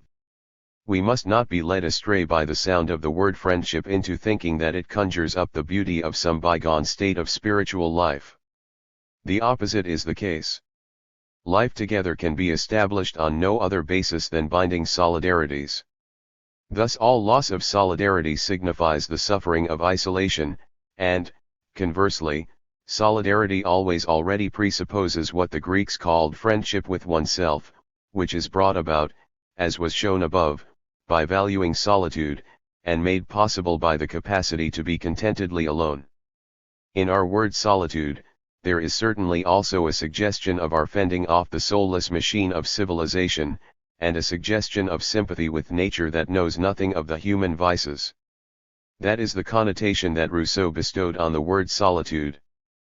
But what the Greeks called friendship, and also precisely what they called friendship with oneself, retains a deep truth. Plato founded his whole design for a utopian state on the idea that it should be a replica of the soul on a larger scale. 13 The peculiar construction of the state that he describes, with its arrangement of 3 fixed classes and its class of guardians whose insight steers the destiny of the whole, claims to illustrate what the human soul is and can be. His idea of a constitution that rules out inner discord and binds all the members of the state together in solidary action mirrors the human soul's ability to master its own internal divisions, despite all its conflicts and pent-up urges, and to unite behind one thing: man's inner constitution and his ability to be part of a community are fundamentally one. Only someone who is friends with himself can fit into what is common. We are familiar with the case of somebody who is antisocial in the narrow psychiatric sense of the word. He is characterized precisely by the fact that his being intimate with himself and his living together with himself, his unity with himself, has slipped away and broken into pieces. Thus friendship here means a fundamental constitution of humanity, that I might call, with Hegel, being at home with oneself. 14 It is not only today that young people have started rebelling against the way their elders are at home with themselves. Things were similar when we were young. We saw being too homey with bourgeois society as a loss of freedom and idealism. Nevertheless, friendship with oneself is not tied to this external form of smugly being at home with oneself. Rather, it is the basis of an experience of freedom that we can still achieve today without stooping to a conformism of which we disapprove. I would remind you that in work man is able to find a sense of his own. Even when we feel the compulsions of modern civilization and its mounting pressure, work, and the consciousness of one's own ability that is formed as a result of it, signifies a mysterious form of freedom. I for one think that the consciousness of one's ability is the only form of freedom that can be safely preserved in the face of all the compulsions of our world. Hegel saw this with wonderful clarity in his famous chapter on lordship and bondage. 15. There he shows that it is not the master but the servant who possesses true self-consciousness, not because he keeps the master enchained to his enjoyment and so is or could be his master's master, but because the servant always already possesses a higher self-consciousness, namely, the consciousness of his own ability than the master who is dependent on his servitude. In his ability to work, he finds a sense of himself that could not be communicated by the parasitic relation to pleasure enjoyed by the master. Thus, as Hegel rightly saw, the servile consciousness, because it is conscious of the freedom bestowed by its ability, is on the way to a self-consciousness that is more genuinely human than is the master's proud self-consciousness. Now, in the consciousness of freedom that arises from ability, which is the only grounded self-consciousness, individual being is always surpassed by what is common. Ability founds solidarity. Solidarity in ability, responsibility in one's profession, and the knowledge that I share with others and allow others to control, are all forms of solidarity that refer back to the one inherent, fundamental possibility that man has of aligning himself with, or even of making friends with, himself and the world, by working. The untranslatable Greek expression for this phenomenon is friendship with oneself. It has nothing to do with self-love or egotism. Actually, it means the exact opposite. Someone who is not friends with himself, but at odds with himself, is just not fit for any devotion to anyone else, or for any solidarity. It seems that the most profound basis for the self-alienation that we see spreading through modern civilized life lies here, but so also does our inalienable opportunity to conduct our business with the conscious sense of self. In this activity alone do we possess a consciousness of genuine knowledge and genuine ability, in the midst of modern society's undisguisable forms of compulsion. Only in this way can the fate of modern civilization that specialization promotes, instead of ushering in self-alienation, represent the possibility of aligning ourselves with the universal and mediate our social conditionedness with our own consciousness of life. 9. Man and his hand in modern civilization. Philosophical aspects. As the process of civilization marches on around us, the conditions within which we work are changing more and more. No longer can it be assumed that even the most inspired creative ideas will get converted into industrial production, when the whole way in which we communicate with one another has been incorporated, through our technologically organized mass media, into the process of industrialization. Economic interests lead to cheap production and the imitation of already available designs being justified and enforced in the name of business rationality, rationaliteit. No false romantic nostalgia can help us now. We must come to terms with this reality, keeping a practical eye out for the positive possibility that it offers. It all comes down to the problem of being human. The first thing we assume here is that our senses need to be cultivated, die sind sich bilden müssen, and this includes the idea that man must cultivate himself. In this context we sometimes use a word borrowed from the Latin and say that man requires culture. Man's need to cultivate himself clearly distinguishes him from the rest of the animal kingdom, where we observe an easily acquired mastery of motions and behaviors. Man needs to form himself into something, sich zu etwas bilden, because he is not equipped with that wonderful instinctive certainty that nature has bestowed upon the animals, allowing them to orient themselves to the goals of the species, self-preservation and the furthering of life.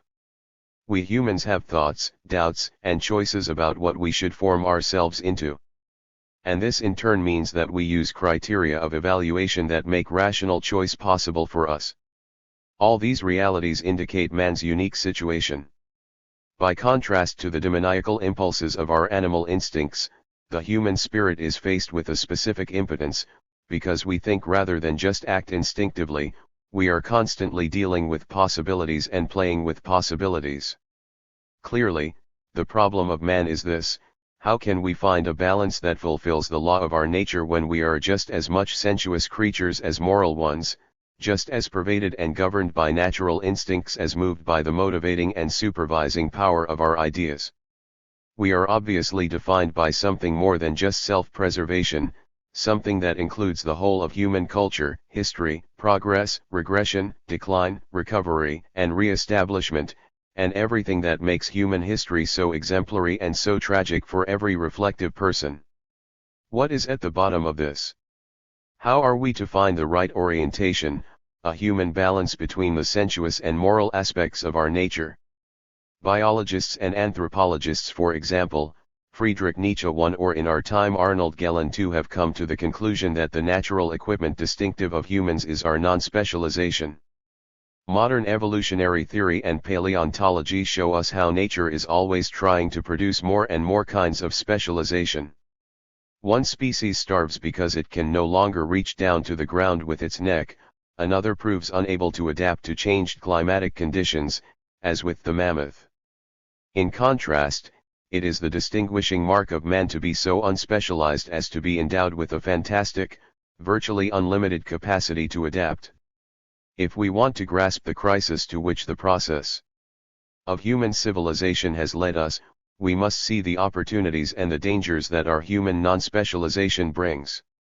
With this in mind, we have every reason to consider the hand. As Aristotle's famous aphorism puts it, the hand is the tool of all tools. 3. This should not be understood in an empty comparative sense, as if Aristotle wanted to say that the hand is a much better tool than all other tools. It means more than that. This part of the body is not itself a tool, it serves no specific ends, but it has the ability to fashion other things to serve as its toolkit for whatever ends it chooses. So the hand is an intellective organ, a limb that serves for many things and makes many things serve it. That is why this part of the body is so closely linked with language. The hand not only makes and handles things, it also points to things. There is even a language of the hands. Like the human voice, the hand is an organ of communication, which also involuntarily expresses certain things about the person. The whole person is embodied in the hand in the same way that the whole universe of human experience of the world is embodied in language. Together the hand and the speaking voice represent the highest perfection of human non-specialization. This brings us into a whole new domain, beyond animal self-preservation and beyond nature, the artist's inexhaustible play of forms.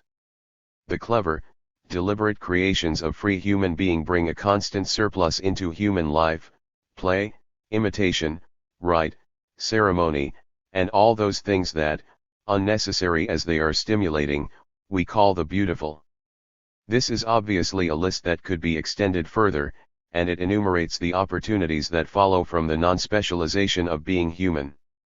But our characteristic lack of specialization also has its dangers.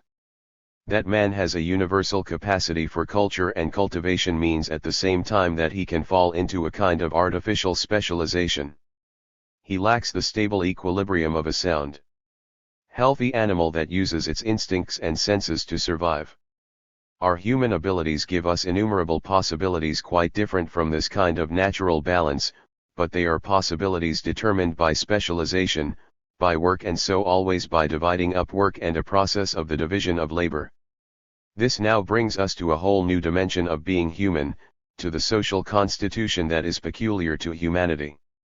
I am not going to discuss what forms of order can successfully fashion the basic political constitution of human life. It is sufficient to make clear how the specialized abilities at our disposal inevitably make us all dependent. The modern world has managed to achieve so astonishingly much through its ability and its genius that it has learned, with the help of science and its technical application, to control and use the forces of nature to an ever greater extent. For just this reason, it views and treats the individual person only as fulfilling a function within the whole of a rational system. The individual stands in a functional context that allows him less and less creative freedom. As a result of our whole cultural process, the individual finds himself more and more in the service of functions, circumscribed by functioning robots and machines. Instead of having the kind of control over things allowed by abilities, which leaves space for the creative play of self-expression, a new kind of universal slavery has come over mankind. We have to view the slavery as an inescapable fate.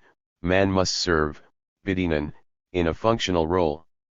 It may be that people of today no longer have to serve, dienen, serve other people, but, paradoxically, they must now serve, bedienen, the buttons and levers of the mechanisms that control industrial and agricultural production. With this development, all our human capabilities lose their equilibrium, as does the balance that seems so natural between instinct and intellect, between the way the world limits us and the freedoms it allows us in shap. It.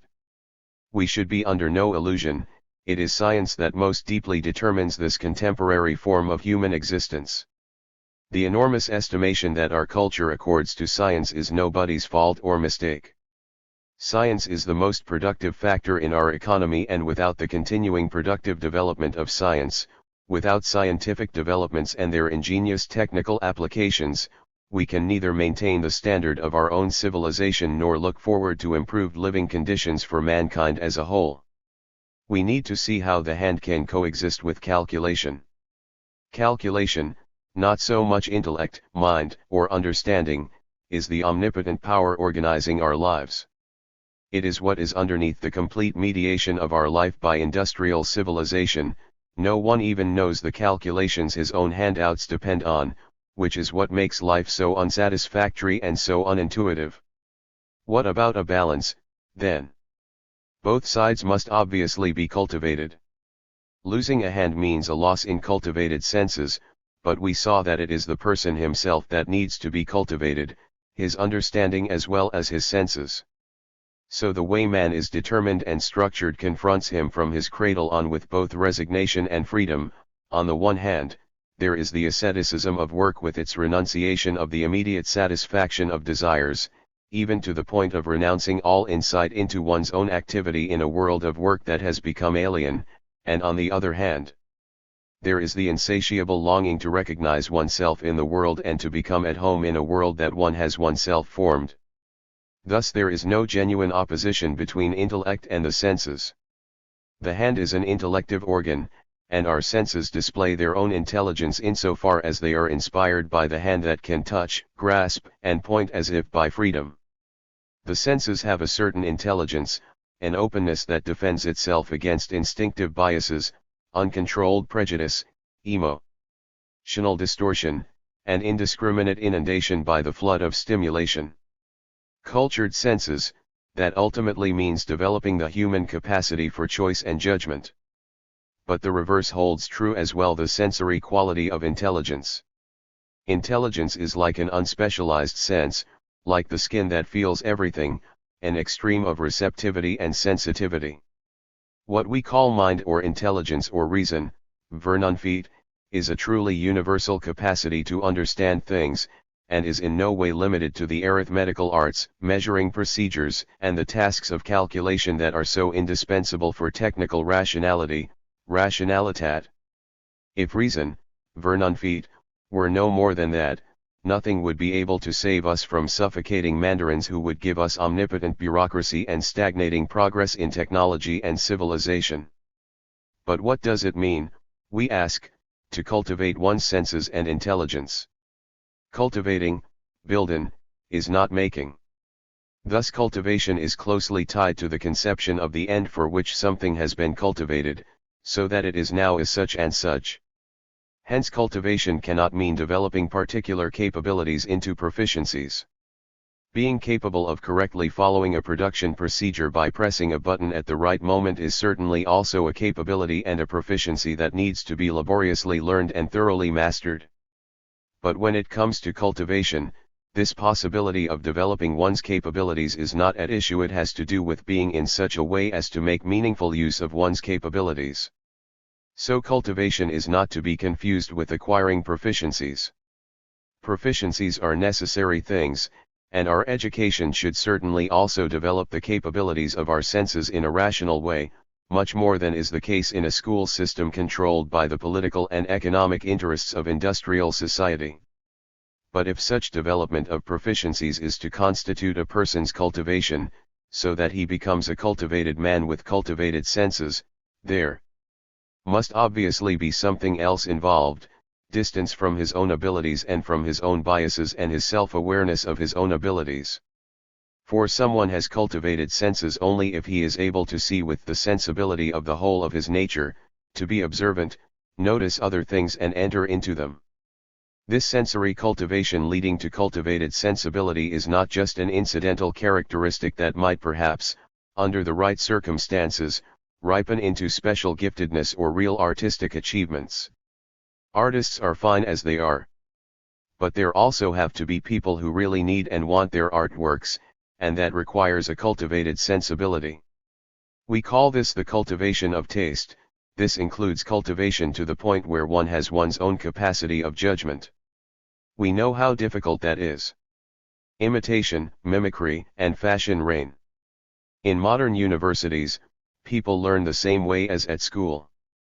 Future teachers, doctors, and lawyers are examined on the basis of their memory and their formal intellectual proficiency.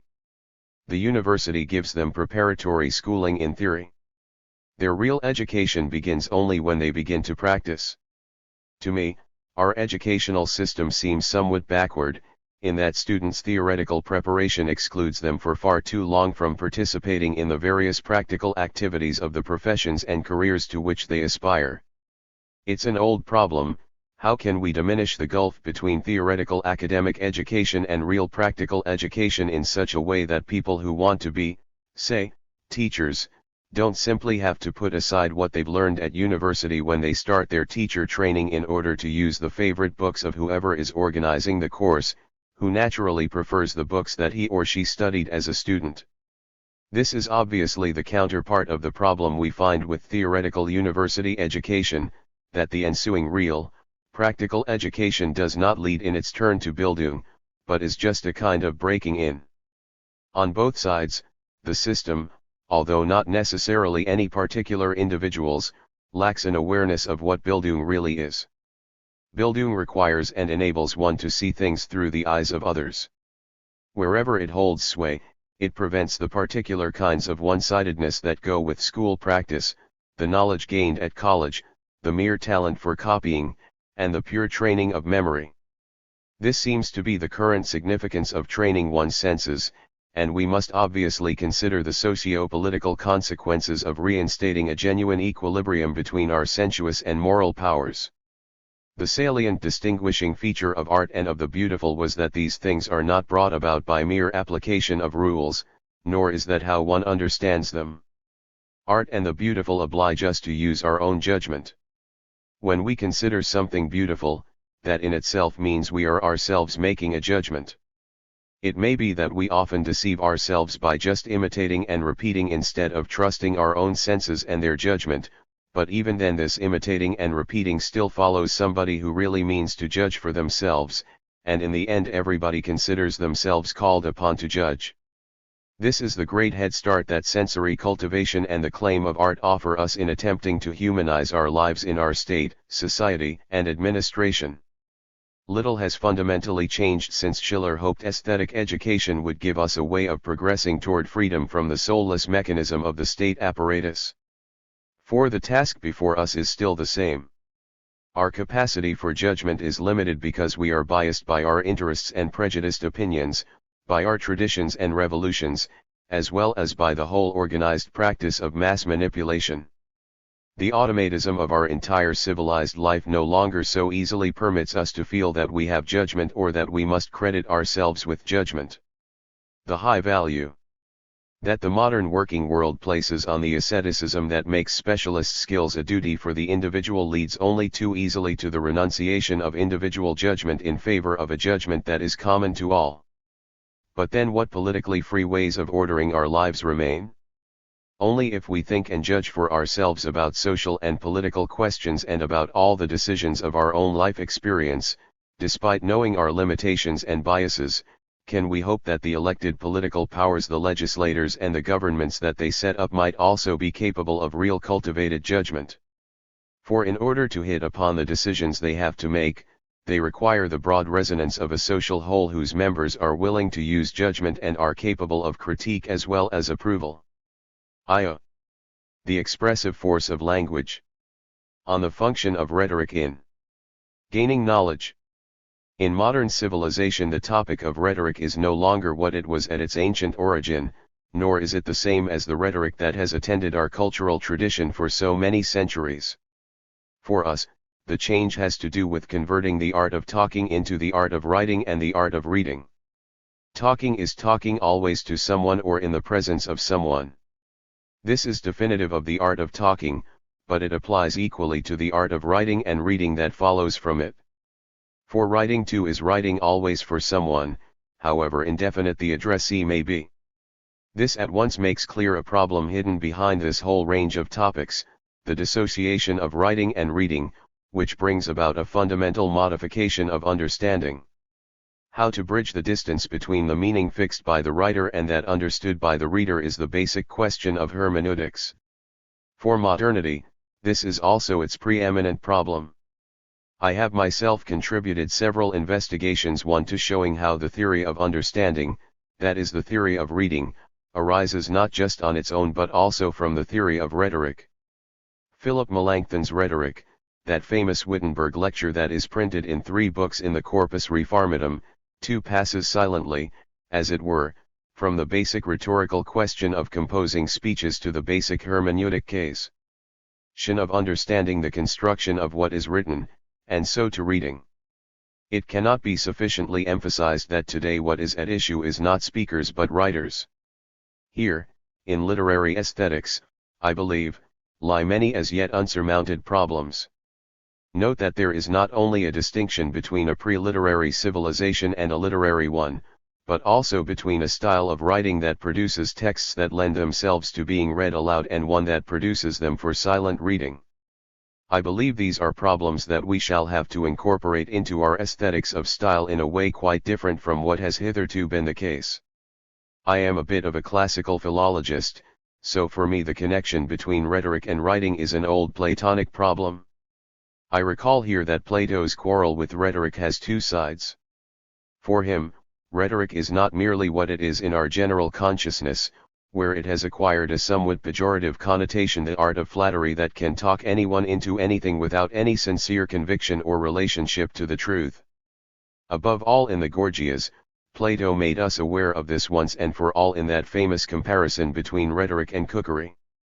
But in the Phaedrus, he also said that rhetoric can sometimes stand in an essential relation to finding and communicating insight and knowledge.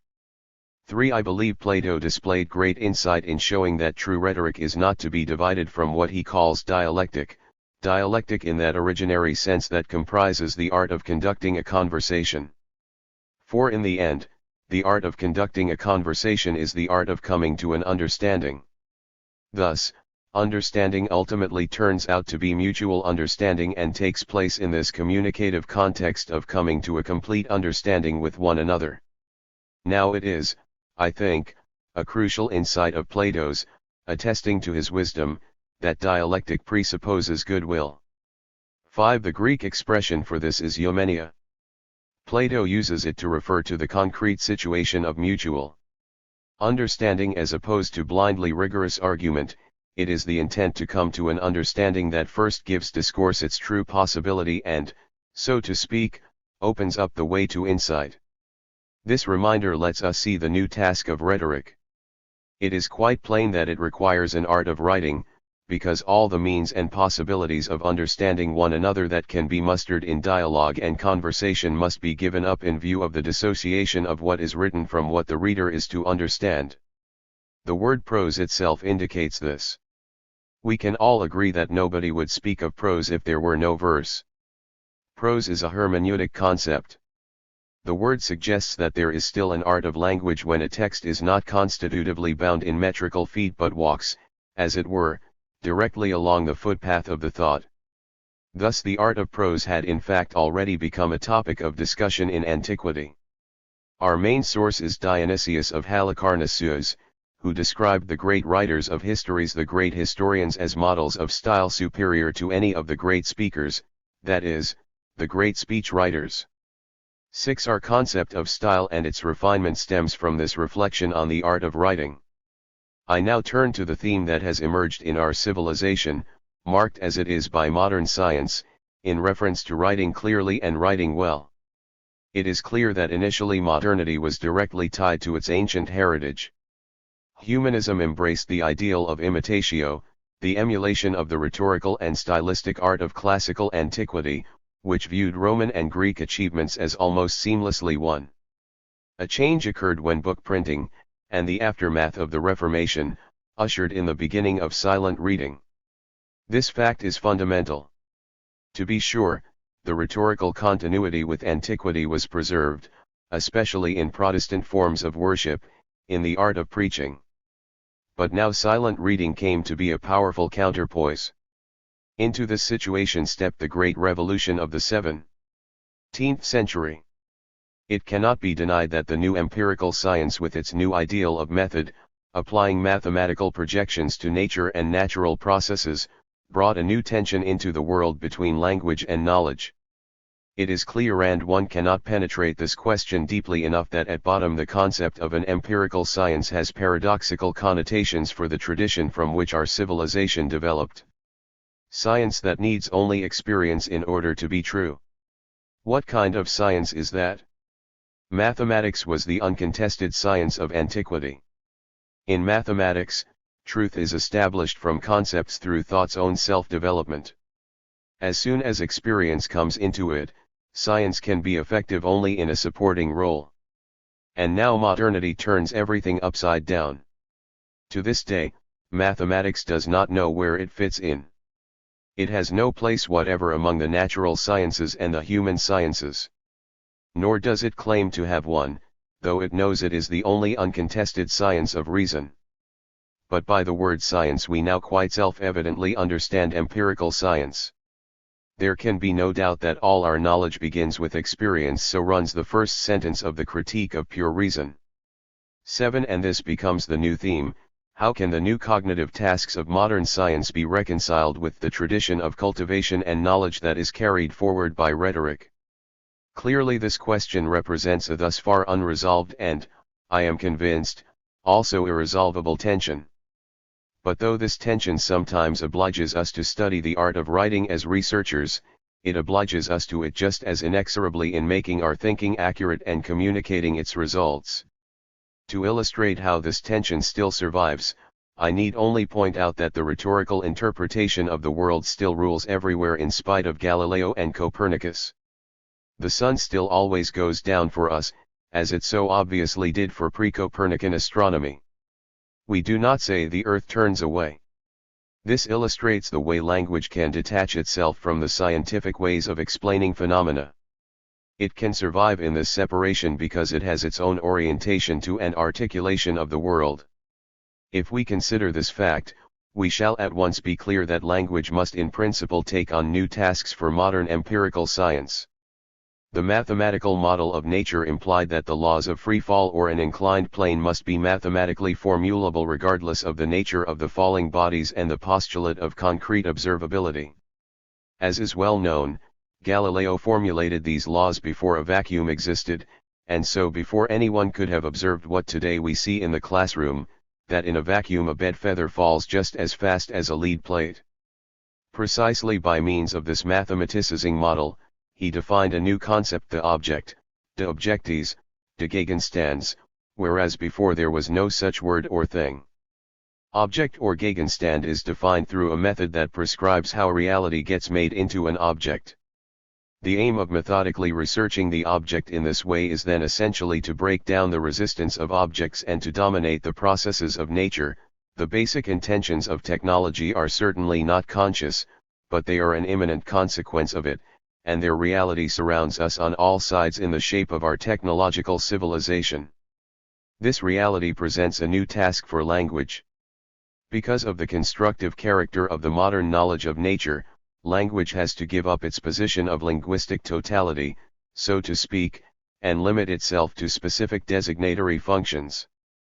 This is already evident in the beginnings of European science. For example, Johannes Lohmann has shown in a beautiful work called Musik und Logos, Stuttgart, 1970, that certain concepts in mathematics and geometry are entirely artificial recoinings of words, metaphors, which, modern semantics would say, have become dead metaphors. The Greek expression for a geometrical angle is ni, goni, but no mathematician thought he was saying ni because what he was talking about was a new reality constituted by Euclidean mathematics, which otherwise did not exist. Thus it was concerned with adequately designating a well-defined concept, and no longer to do with a word. The ideal language of mathematics has in a certain sense reduced the function of language to designation, so that we no longer use language in the way Aristotle had in mind in that famous definition of what distinguishes man from the animals. There he says that man has language not so that we can give signals to one another as birds give one another warning and mating signals, but in such a way that we have the logos, the language that consists in /un, revealing, in making the real states of affairs manifest. That means that we do not merely point to something but also recognize it for what it is. Now this, clearly, is the life world of language, it is itself an interpretation of the life world. This expression, life world, Lebenswelt, is one of those rare successful philosophical words. It is an expression of Husserl's that in the last few decades has, so to speak, found a way into the German sense of language. In this word the life world takes cognizance of itself in opposition to the scientific world of objects defined by the methodical attainment of knowledge. Now, this life world component has patently all along been at the bottom of what I have designated as the rhetorical tradition of antiquity and of the Middle Ages. What rhetoric as such is based on is a kind of common language, the language of our common sense, our sensus communis. 8. This can be seen in the example of Freud's early prose 9 or perhaps Theodore Mommsen's History of Rome. 10. Both examples belong completely under the rubric of rhetoric. This means that they are formulated using the values of a universally accepted common sense that can be used for describing objects or events just as they present themselves to the researcher. Yet, the greatness of a great researcher like Freud, who discovered a new dimension of depth to the mental, or a great researcher like Mommsen, who could discern the seeds of 19th-century bourgeois culture in the ancient Roman Republic, lies altogether elsewhere. It should certainly not be forgotten that in Freud's language there is a significant level of interference between the concepts he forms and the living force of language. Without doubt his survey of the new dimension of the unconscious is dominated by particular scientific ways of presenting things, which require well-defined concepts. Nevertheless, the linguistic context that surrounds his concepts betrays the fact that he is a master of scholarly prose. And again, Mommsen, that great researcher, is obviously fully justified in bringing the rhetorical component provided by sensus communis into his characterization of historical knowledge. In just this way he reveals, and we discern, that all of this is continuous with the great historical process of coming to an understanding in which men try to understand one another. Here too, the art of coming to an understanding ultimately remains the crucial component, at least within the group of sciences that we call the humaniora, and perhaps not just there. Grammatically, humaniora is a comparative form. This might provoke a great deal of thought, as much about the positive that makes all science human as about the superlative that no science can quite attain. Were I to summarize these considerations, I might begin by bringing to our attention a few plain and trivial facts. There is, of course, a language of science. Rhetoric demands that one know to and for whom one is speaking. It was a great insight of Plato's that the use of rhetorical means, rousing the emotions with moving forms of style and speech, can definitely be used in the service of acquiring knowledge. Thus it is no doubt best to address any particular circle of research groups in the way that will enable those research groups to best grasp what is being communicated. To research is to continue the dialogue by other means. For this reason, even the most eminent researchers often prefer publishing a few pages in a journal that change the world to writing long books. There is a dialogue in the specialist academic periodicals. What filters through from this dialogue into the textbooks, which have their own aesthetics and dialectics, again has its own form of rhetoric that I do not want to overlook. But it presents the challenge of stopping this kind of summary of research from entering scientific usage as new dogma. We can ultimately define a researcher as someone who is familiar with what the textbooks say but does not believe it. That is a really sound principle. But we are still faced with the task of developing the specifics of textbook rhetoric so that the provisional nature of our knowledge and our openness to the progress of research are made effective in the reader's understanding. The real theme to which this reflection is dedicated, scholarly prose, certainly means something different. Scholarly prose cannot really be defined as scientific prose. The expression scholarly prose, which sounds a little less refined, reminds us that now, in the 20th century, a decided change separates us from the culture of the 18th century. The young scholar was also a theme of Gotthold Lessing's, and he certainly brought out the humor of it. 11 Today it no longer takes a Lessing to do that. I remember one time when I was ill and was asked in the clinic what I was, I said, a scholar. You can see from this how strangely confined was the life world of a young academic in my own youth. My medical friends, I believe, could hardly stop laughing. The change to which I refer is the linguistic one that has taken place between the 18th century's scholar, the 19th's researcher, and today's scientist, a change that sheds a good deal of light on our conception of ourselves. It is echoed in the antiquated phrase scholarly prose. This is not to question the fact, which doubtless cannot be altered if research is to go forward, that progress always has to choose the most economical way of communicating knowledge, and so of carrying on discussion within research. On the other hand, whenever one is concerned about having a continuing claim to intelligibility, the word scholarly is a very appropriate label to use. Scholarly prose means that here someone is speaking who has mastered a science and yet is capable of making himself so intelligible to uneducated, ungelernt, people. Uneducated is the true opposite of scholarly, gelerite, 12 that they learn something. This is an art needed in science as well as in literature.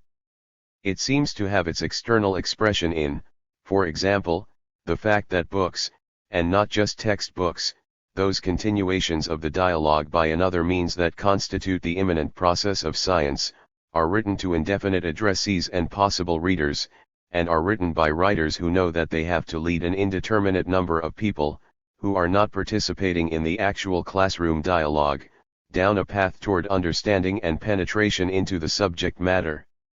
This necessitates keeping a certain distance from things that are familiar to us. If we want to speak as scholars and still be intelligible to the uneducated, we must renew in ourselves the old virtues of dialectic and rhetoric. The distance involved here is not to be confused with the distancing that is demanded by the scientific method, which consists in alienation from a world of objects and overcoming this alienation by exploration and scientific explanation. The art of scholarly prose has to do with another kind of distance from oneself.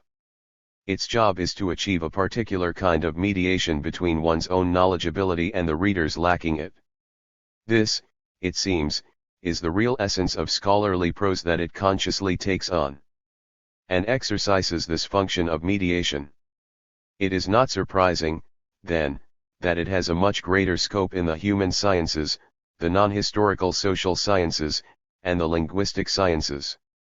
It is enlightening to note that it is not by chance that linguists are bad stylists. What unnatural reflections about language as such are demanded of them? They are supposed to make language into an object, rather than the things that are communicated through language.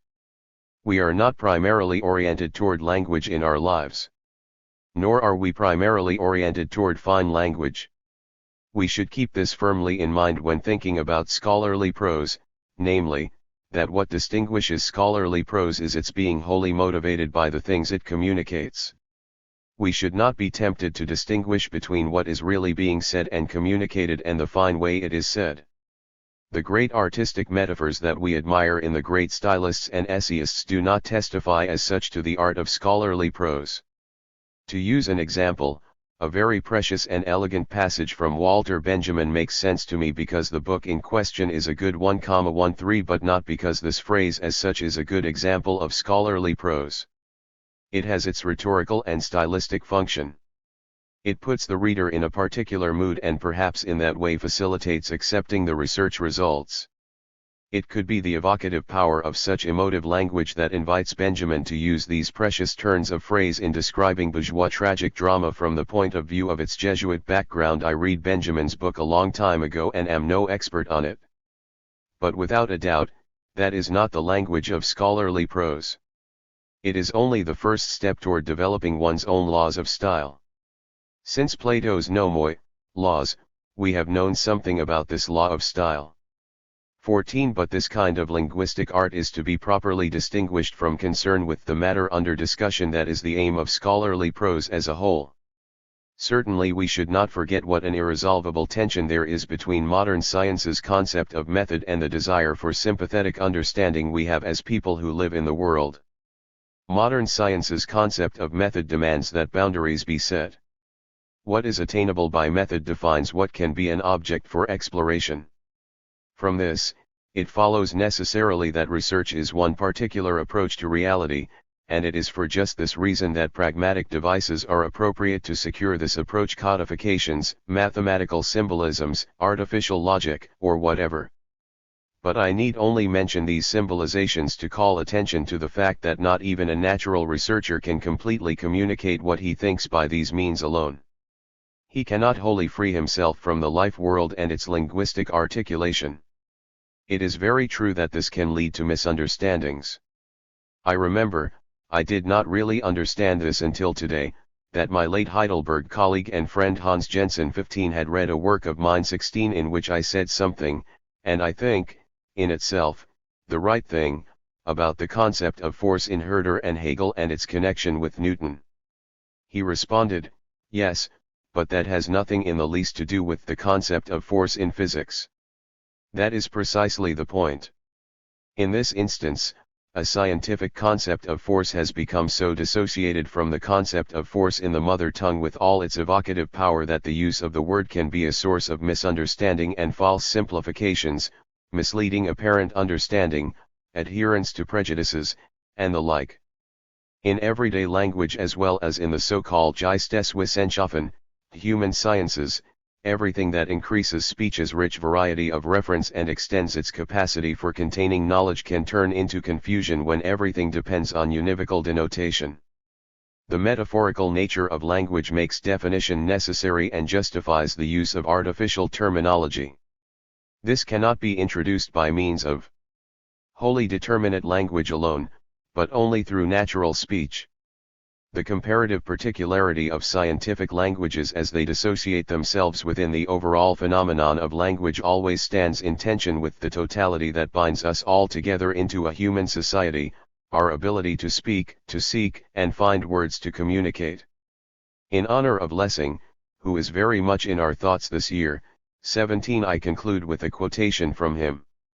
We know that Lessing was not exactly a great advocate of mystical, inexact, or irrational modes of thinking.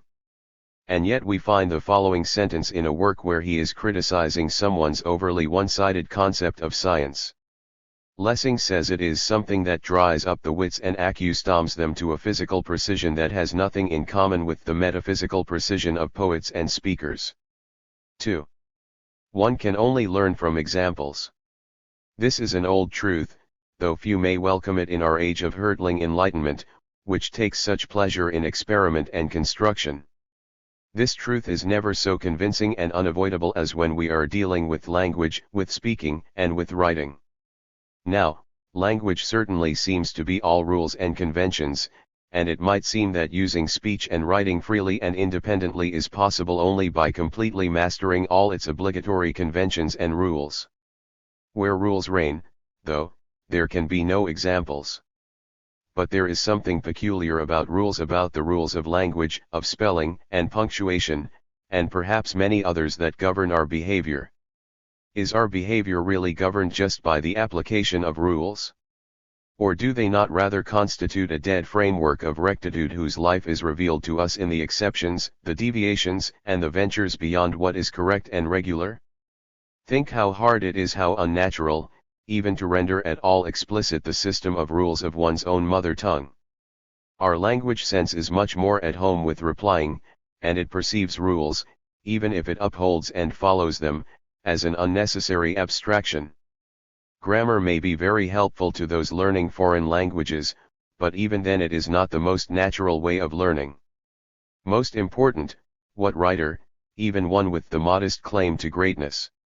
A speech of acceptance given in Darmstadt in October 1979 on receiving the Sigmund Freud Prize from the German Academy for Language and Poetry.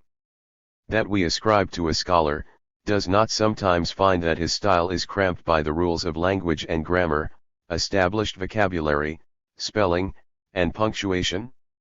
Who has not lost the battle against Duden 1 and the copy editor countless times by being unwise enough not to risk going beyond them? And who really learned to write at school anyway? We reject its essay style and that frightful translator's German that one tends to make do with for didactic reasons. When we learn the way we do at school, it is always difficult to preserve what little room for play is allowed us by the conventions of language governing our speaking and writing, and in the end we have to defend ourselves less from these linguistic norms themselves than from the compulsory stylistic model that our teachers' authority represents. This goes for schools of all levels, including universities. Or am I talking about a bygone age of authoritarian education, and an equally bygone age in which one's sense of language and perception of style would slowly grow from and beyond examples, feeding on the treasures of one's own memory, the German of the Lutheran Bible and a rich and artistic repertoire of poetic language? Has the new ubiquity of the mass media's oily rhetoric allowed modern man's linguistic imagination to dry out, especially now that we view learning by heart as repression? But no. The antagonism between rhetoric and linguistic creativity has existed all along. It is as true today as it always was that you can learn to write only if you feel free. On this we can surely all agree, and you feel free only if you choose your examples and models for yourself. How can you even think of speaking or writing under the illusion that you're the first person ever to speak or write? Everything that language can do, the forms and arrangements that words allow and the thoughts they invite us to, those cunning, bird-voiced daughters, to quote this year's winner of the Buchner Prize, to none of this is stored in a warehouse like raw material for some indeterminate and arbitrary purpose. Instead, it occupies a space in which there is a constant play back and forth between what has already been said and what is still to be said, between choices already made and still to be made. Of course, the poets are boldest of all, and for the most part we unknowingly follow their adventurous spirit in applying words and turns of phrase. Adopting models in speaking or writing is not primarily a conscious choice, since speaking and writing themselves consist, after all, not so much in choosing words as in following their invitations. Yet language is wise enough to speak of turns of phrase, of tropoi. These are paths that language has beaten for itself which, as such, recommend themselves to new applications. In this respect, freedom is at the same time both a further solidification and a new yielding, a turning away from a former way of speaking and a turning toward another, new direction of saying. But this very reliance on ready-made language and adopted models as well as the way what has already been said is followed in subsequent speech and writing can, on the other hand, seduce us into those inaccurate, thoughtless, approximate things we call clichés, Redensarten, mere clichés that are more or less expressly opposed to careful discourse that can answer for what it says. This negative, deadening effect of ready-made language makes itself felt even when we think we are being productive. For a creative writer, to imitate is to fail himself by lapsing into the tone of his models. The leveling influence of what has already been said and written, then, is especially effective on everyone who speaks in a merely imitative way, as we all do when we talk, and everyone does who can write but is not a poet. Still, it does credit to the prose of our thought that it is wholly dedicated to communicating what it is thinking, and all its efforts go into bringing out the thought rather than one's own artistic style. And so we see the situation of a man of science. He is supposed to write well, but he does not submit to any rigid norm, be it orthodox correctness, a particular stylistic model, or any conscious stylistic ideal. There is no fixed norm of scientific speech and writing. Anyone who has considered the French in this regard knows that they put greater stock in style and hold it in much higher esteem than we do. The scholarly prose that unites narrative histoire nature/le with literature, which Buffon not only demanded but himself exemplified in the 18th century, remained flexible and so was vulnerable to the criticisms of the subsequent generation, who saw him as a partier. Yet the truth he captured in his Formula Le style Sail Home 3 nevertheless transcends all the contingencies of any particular time. If a scholar's style has not moved beyond all consideration of models or orthodox correctness, if the art of his writing does not operate like his own nature, he has no style, or rather he has not yet attained the freedom to use his own style. Seeming natural is certainly itself subject to changing times, alterations in ideals of taste and in our sensibilities. The style is the man, but what is the man? Certainly not simply a natural creature that grows to maturity, but someone who forms or cultivates himself, from playful imitations to development by consciously or unconsciously adopting models in speaking and writing. But there are special limits imposed on the man of scientific and scholarly prose. What an artist who works with prose, such as a storyteller, is supposed to do and wants to do, is to make a certain art of writing into a palpable reality. The possibility is open to him of formulating his own style, although, as a style, it will always go unnoticed to some extent. Even a writer who is a journalist and essayist has possibilities of this kind and stands, so to speak, halfway between the poet, for whom a tone of one's own is everything, and the man of science. But then what is left for the man of science, the scholar? The answer is both simple and hard, that indefinable good German. It is an ideal that can hardly be attained by the philosopher. Arthur Schopenhauer's invectives against the German philosopher's lack of down-to-earth readability are well known for, and there is probably no reader who does not have difficulties with the philosopher's German. The elegance and refinement of Immanuel Kant's language is certainly not to be criticized, but we must admit that for all the facility and readability that Kant's style lends to particular details, he does place huge, scarcely fulfillable demands on his reader, especially on his power of concentration and his capacity to follow the rigorous and striking constructs of a true architect of thought. Who would dare to take this style as a model for his own? Johann Fichte's almost showy rhetoric, although his contemporaries attributed his first work to Kant himself when it was published, Friedrich Schelling's charming mixture of dry scholasticism and inspired profundity, or even Hegel's quasi-German with its highly characteristic and unmistakable Swabian tendency to shock, these we might admit are the achievements of great stylists, but we would hardly want to imitate them. As we have seen over the decades, or even centuries, in, say, the many Hegelians of the 19th and 20th centuries, or in the Heideggerian German of philosophy between the wars, the lecture hall appears to demand and produce its own barbarity, and its special power of suggestion is owing to just that. Moreover, the conditions under which the various forms of knowledge operate play a formative role in scholars' styles. Lectures and the publication of big, comprehensive books are not, generally speaking, the central venues of a natural science or 39. Artists' work, whereas this very often is the case for humanists, and that must have its influence on the prose style of scholarly writing in these fields. Academic rhetoric, then, develops its own formative power, which affects the style of scholarly prose.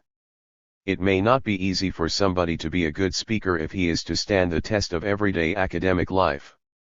The rhetoric of the political rostrum or the pulpit is insufferable in the lecture hall. Conversely, good academic speakers who speak in Parliament tend to sound as though they are addressing a women's circle. Within the academic métier, the didactic component will always show through, even when one is lecturing in an academic setting about well-styled texts, as Friedrich Gundolf did, 5, and even when one is perfectly clear about the stylistic distinction between good presentation in public speaking and verbal communication of research results. In both respects, then, teaching and research clearly exert a dangerous influence on those who are supposed to write scholarly prose. The attentive lecture hall and the esoteric research circle have little in common with the reader, who needs to be won over first. So I do not think the question of which models a scientist should choose from among the masters of science, or a philosopher from among the masters of his métier, in order to learn good German, is correctly posed at all. I will illustrate this point from the history of my own linguistic development. In my day, one's first real contact with verbal art was still in learning Latin and reading the speeches of Cicero.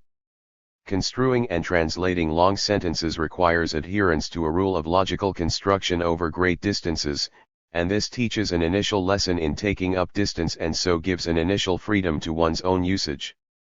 How the art of writing and rendering trains of thought accurately can be passed on to a younger generation that has not been through this kind of schooling is, I think, an open question. The German that was spoken in the middle-class world in my hometown, Breslau, was fairly free of dialect. In those days that was considered an advantage, and it was made particularly important at school. But this language certainly lacked vividness and force, especially as exemplified in the well-to-do newspapers and journals of those years that came into my hands, whose style of writing was as artless as it was lifeless. So it was on the back stairs, in the maid's newspaper, that I came across Walter and Paul Rilla's theater reviews. 6 In their facility and grace I found again something of Gotthold Lessing's prose, which I had long admired. The young Hermann Hesse's polished style or the young Thomas Mann's skillful wording might also have pushed me in the same direction. But breaking into philosophy, into the language of Kant and Neo-Kantianism, and the general strain of lifting the conceptual load with which one is burdened by philosophical studies, demanded an even stronger counterbalance. This came to me above all from the great German lyric poetry that, in my youth, used to echo through the entire space of the German language. Hugo von Hofmannsthal, Stefan Georg, Rainer Maria Rilke, and Friedrich Hölderlin VII, whose work was only then beginning to be ranked as world literature, constantly reminded us of the evocative power with which language attests to its own freedom and sovereignty, and what is better able consistently to show philosophical ideas their own task, by which I mean the task of pointing to things that are not there and never have been there, than the language of poetry. The tragedy of conceptual thinking was vividly demonstrated to one who was only too familiar with it on his own account in Hölderlin's prose sketches, those endless self-entangled convolutions of reflection that constantly postpone their goals, conclusions, and outcomes, so that in the end one whole page forms a single gigantic antecedent to which the world itself could not provide a counterbalance sufficient in force and significance. 8 Nor did the dark pathways where Heidegger, driven by his questions, beat against the rock of language, lead out into the daylight of common clarity. I could even admire my friend Max Kammerl's artistic style 9 without wanting it to replace the declarative force of conceptual language. I much preferred to let myself be filled instead by the spirit of light-heartedness for which I found Goethe's prose exemplary, and which sometimes seemed to recur in Nietzsche and in the learned variations of Nietzsche's style of that master philologist, my personal friend, Karl Reinhardt. 10 But let me also mention a living person here, Dolf Sternberger, whose prose enlightens by the clarity of its simultaneous precision and nonchalance. 11 If my path from school exercises to prose instructed by art and ruled by conceptual abstraction, yet still readable, has borne fruit, I have this succession of helpful models to thank. The German Academy for Language and Poetry appointed me to its circle in its very first year and now publicly honors me by associating me with the name of a Sigmund Freud. This might make me believe I have had some success in finding a balance between concept and word, between the art of thinking and teaching and the art of writing. If so, the same might be said in the humble case of scholarly prose. Ars latet arte sua art hides itself through its own art. 12.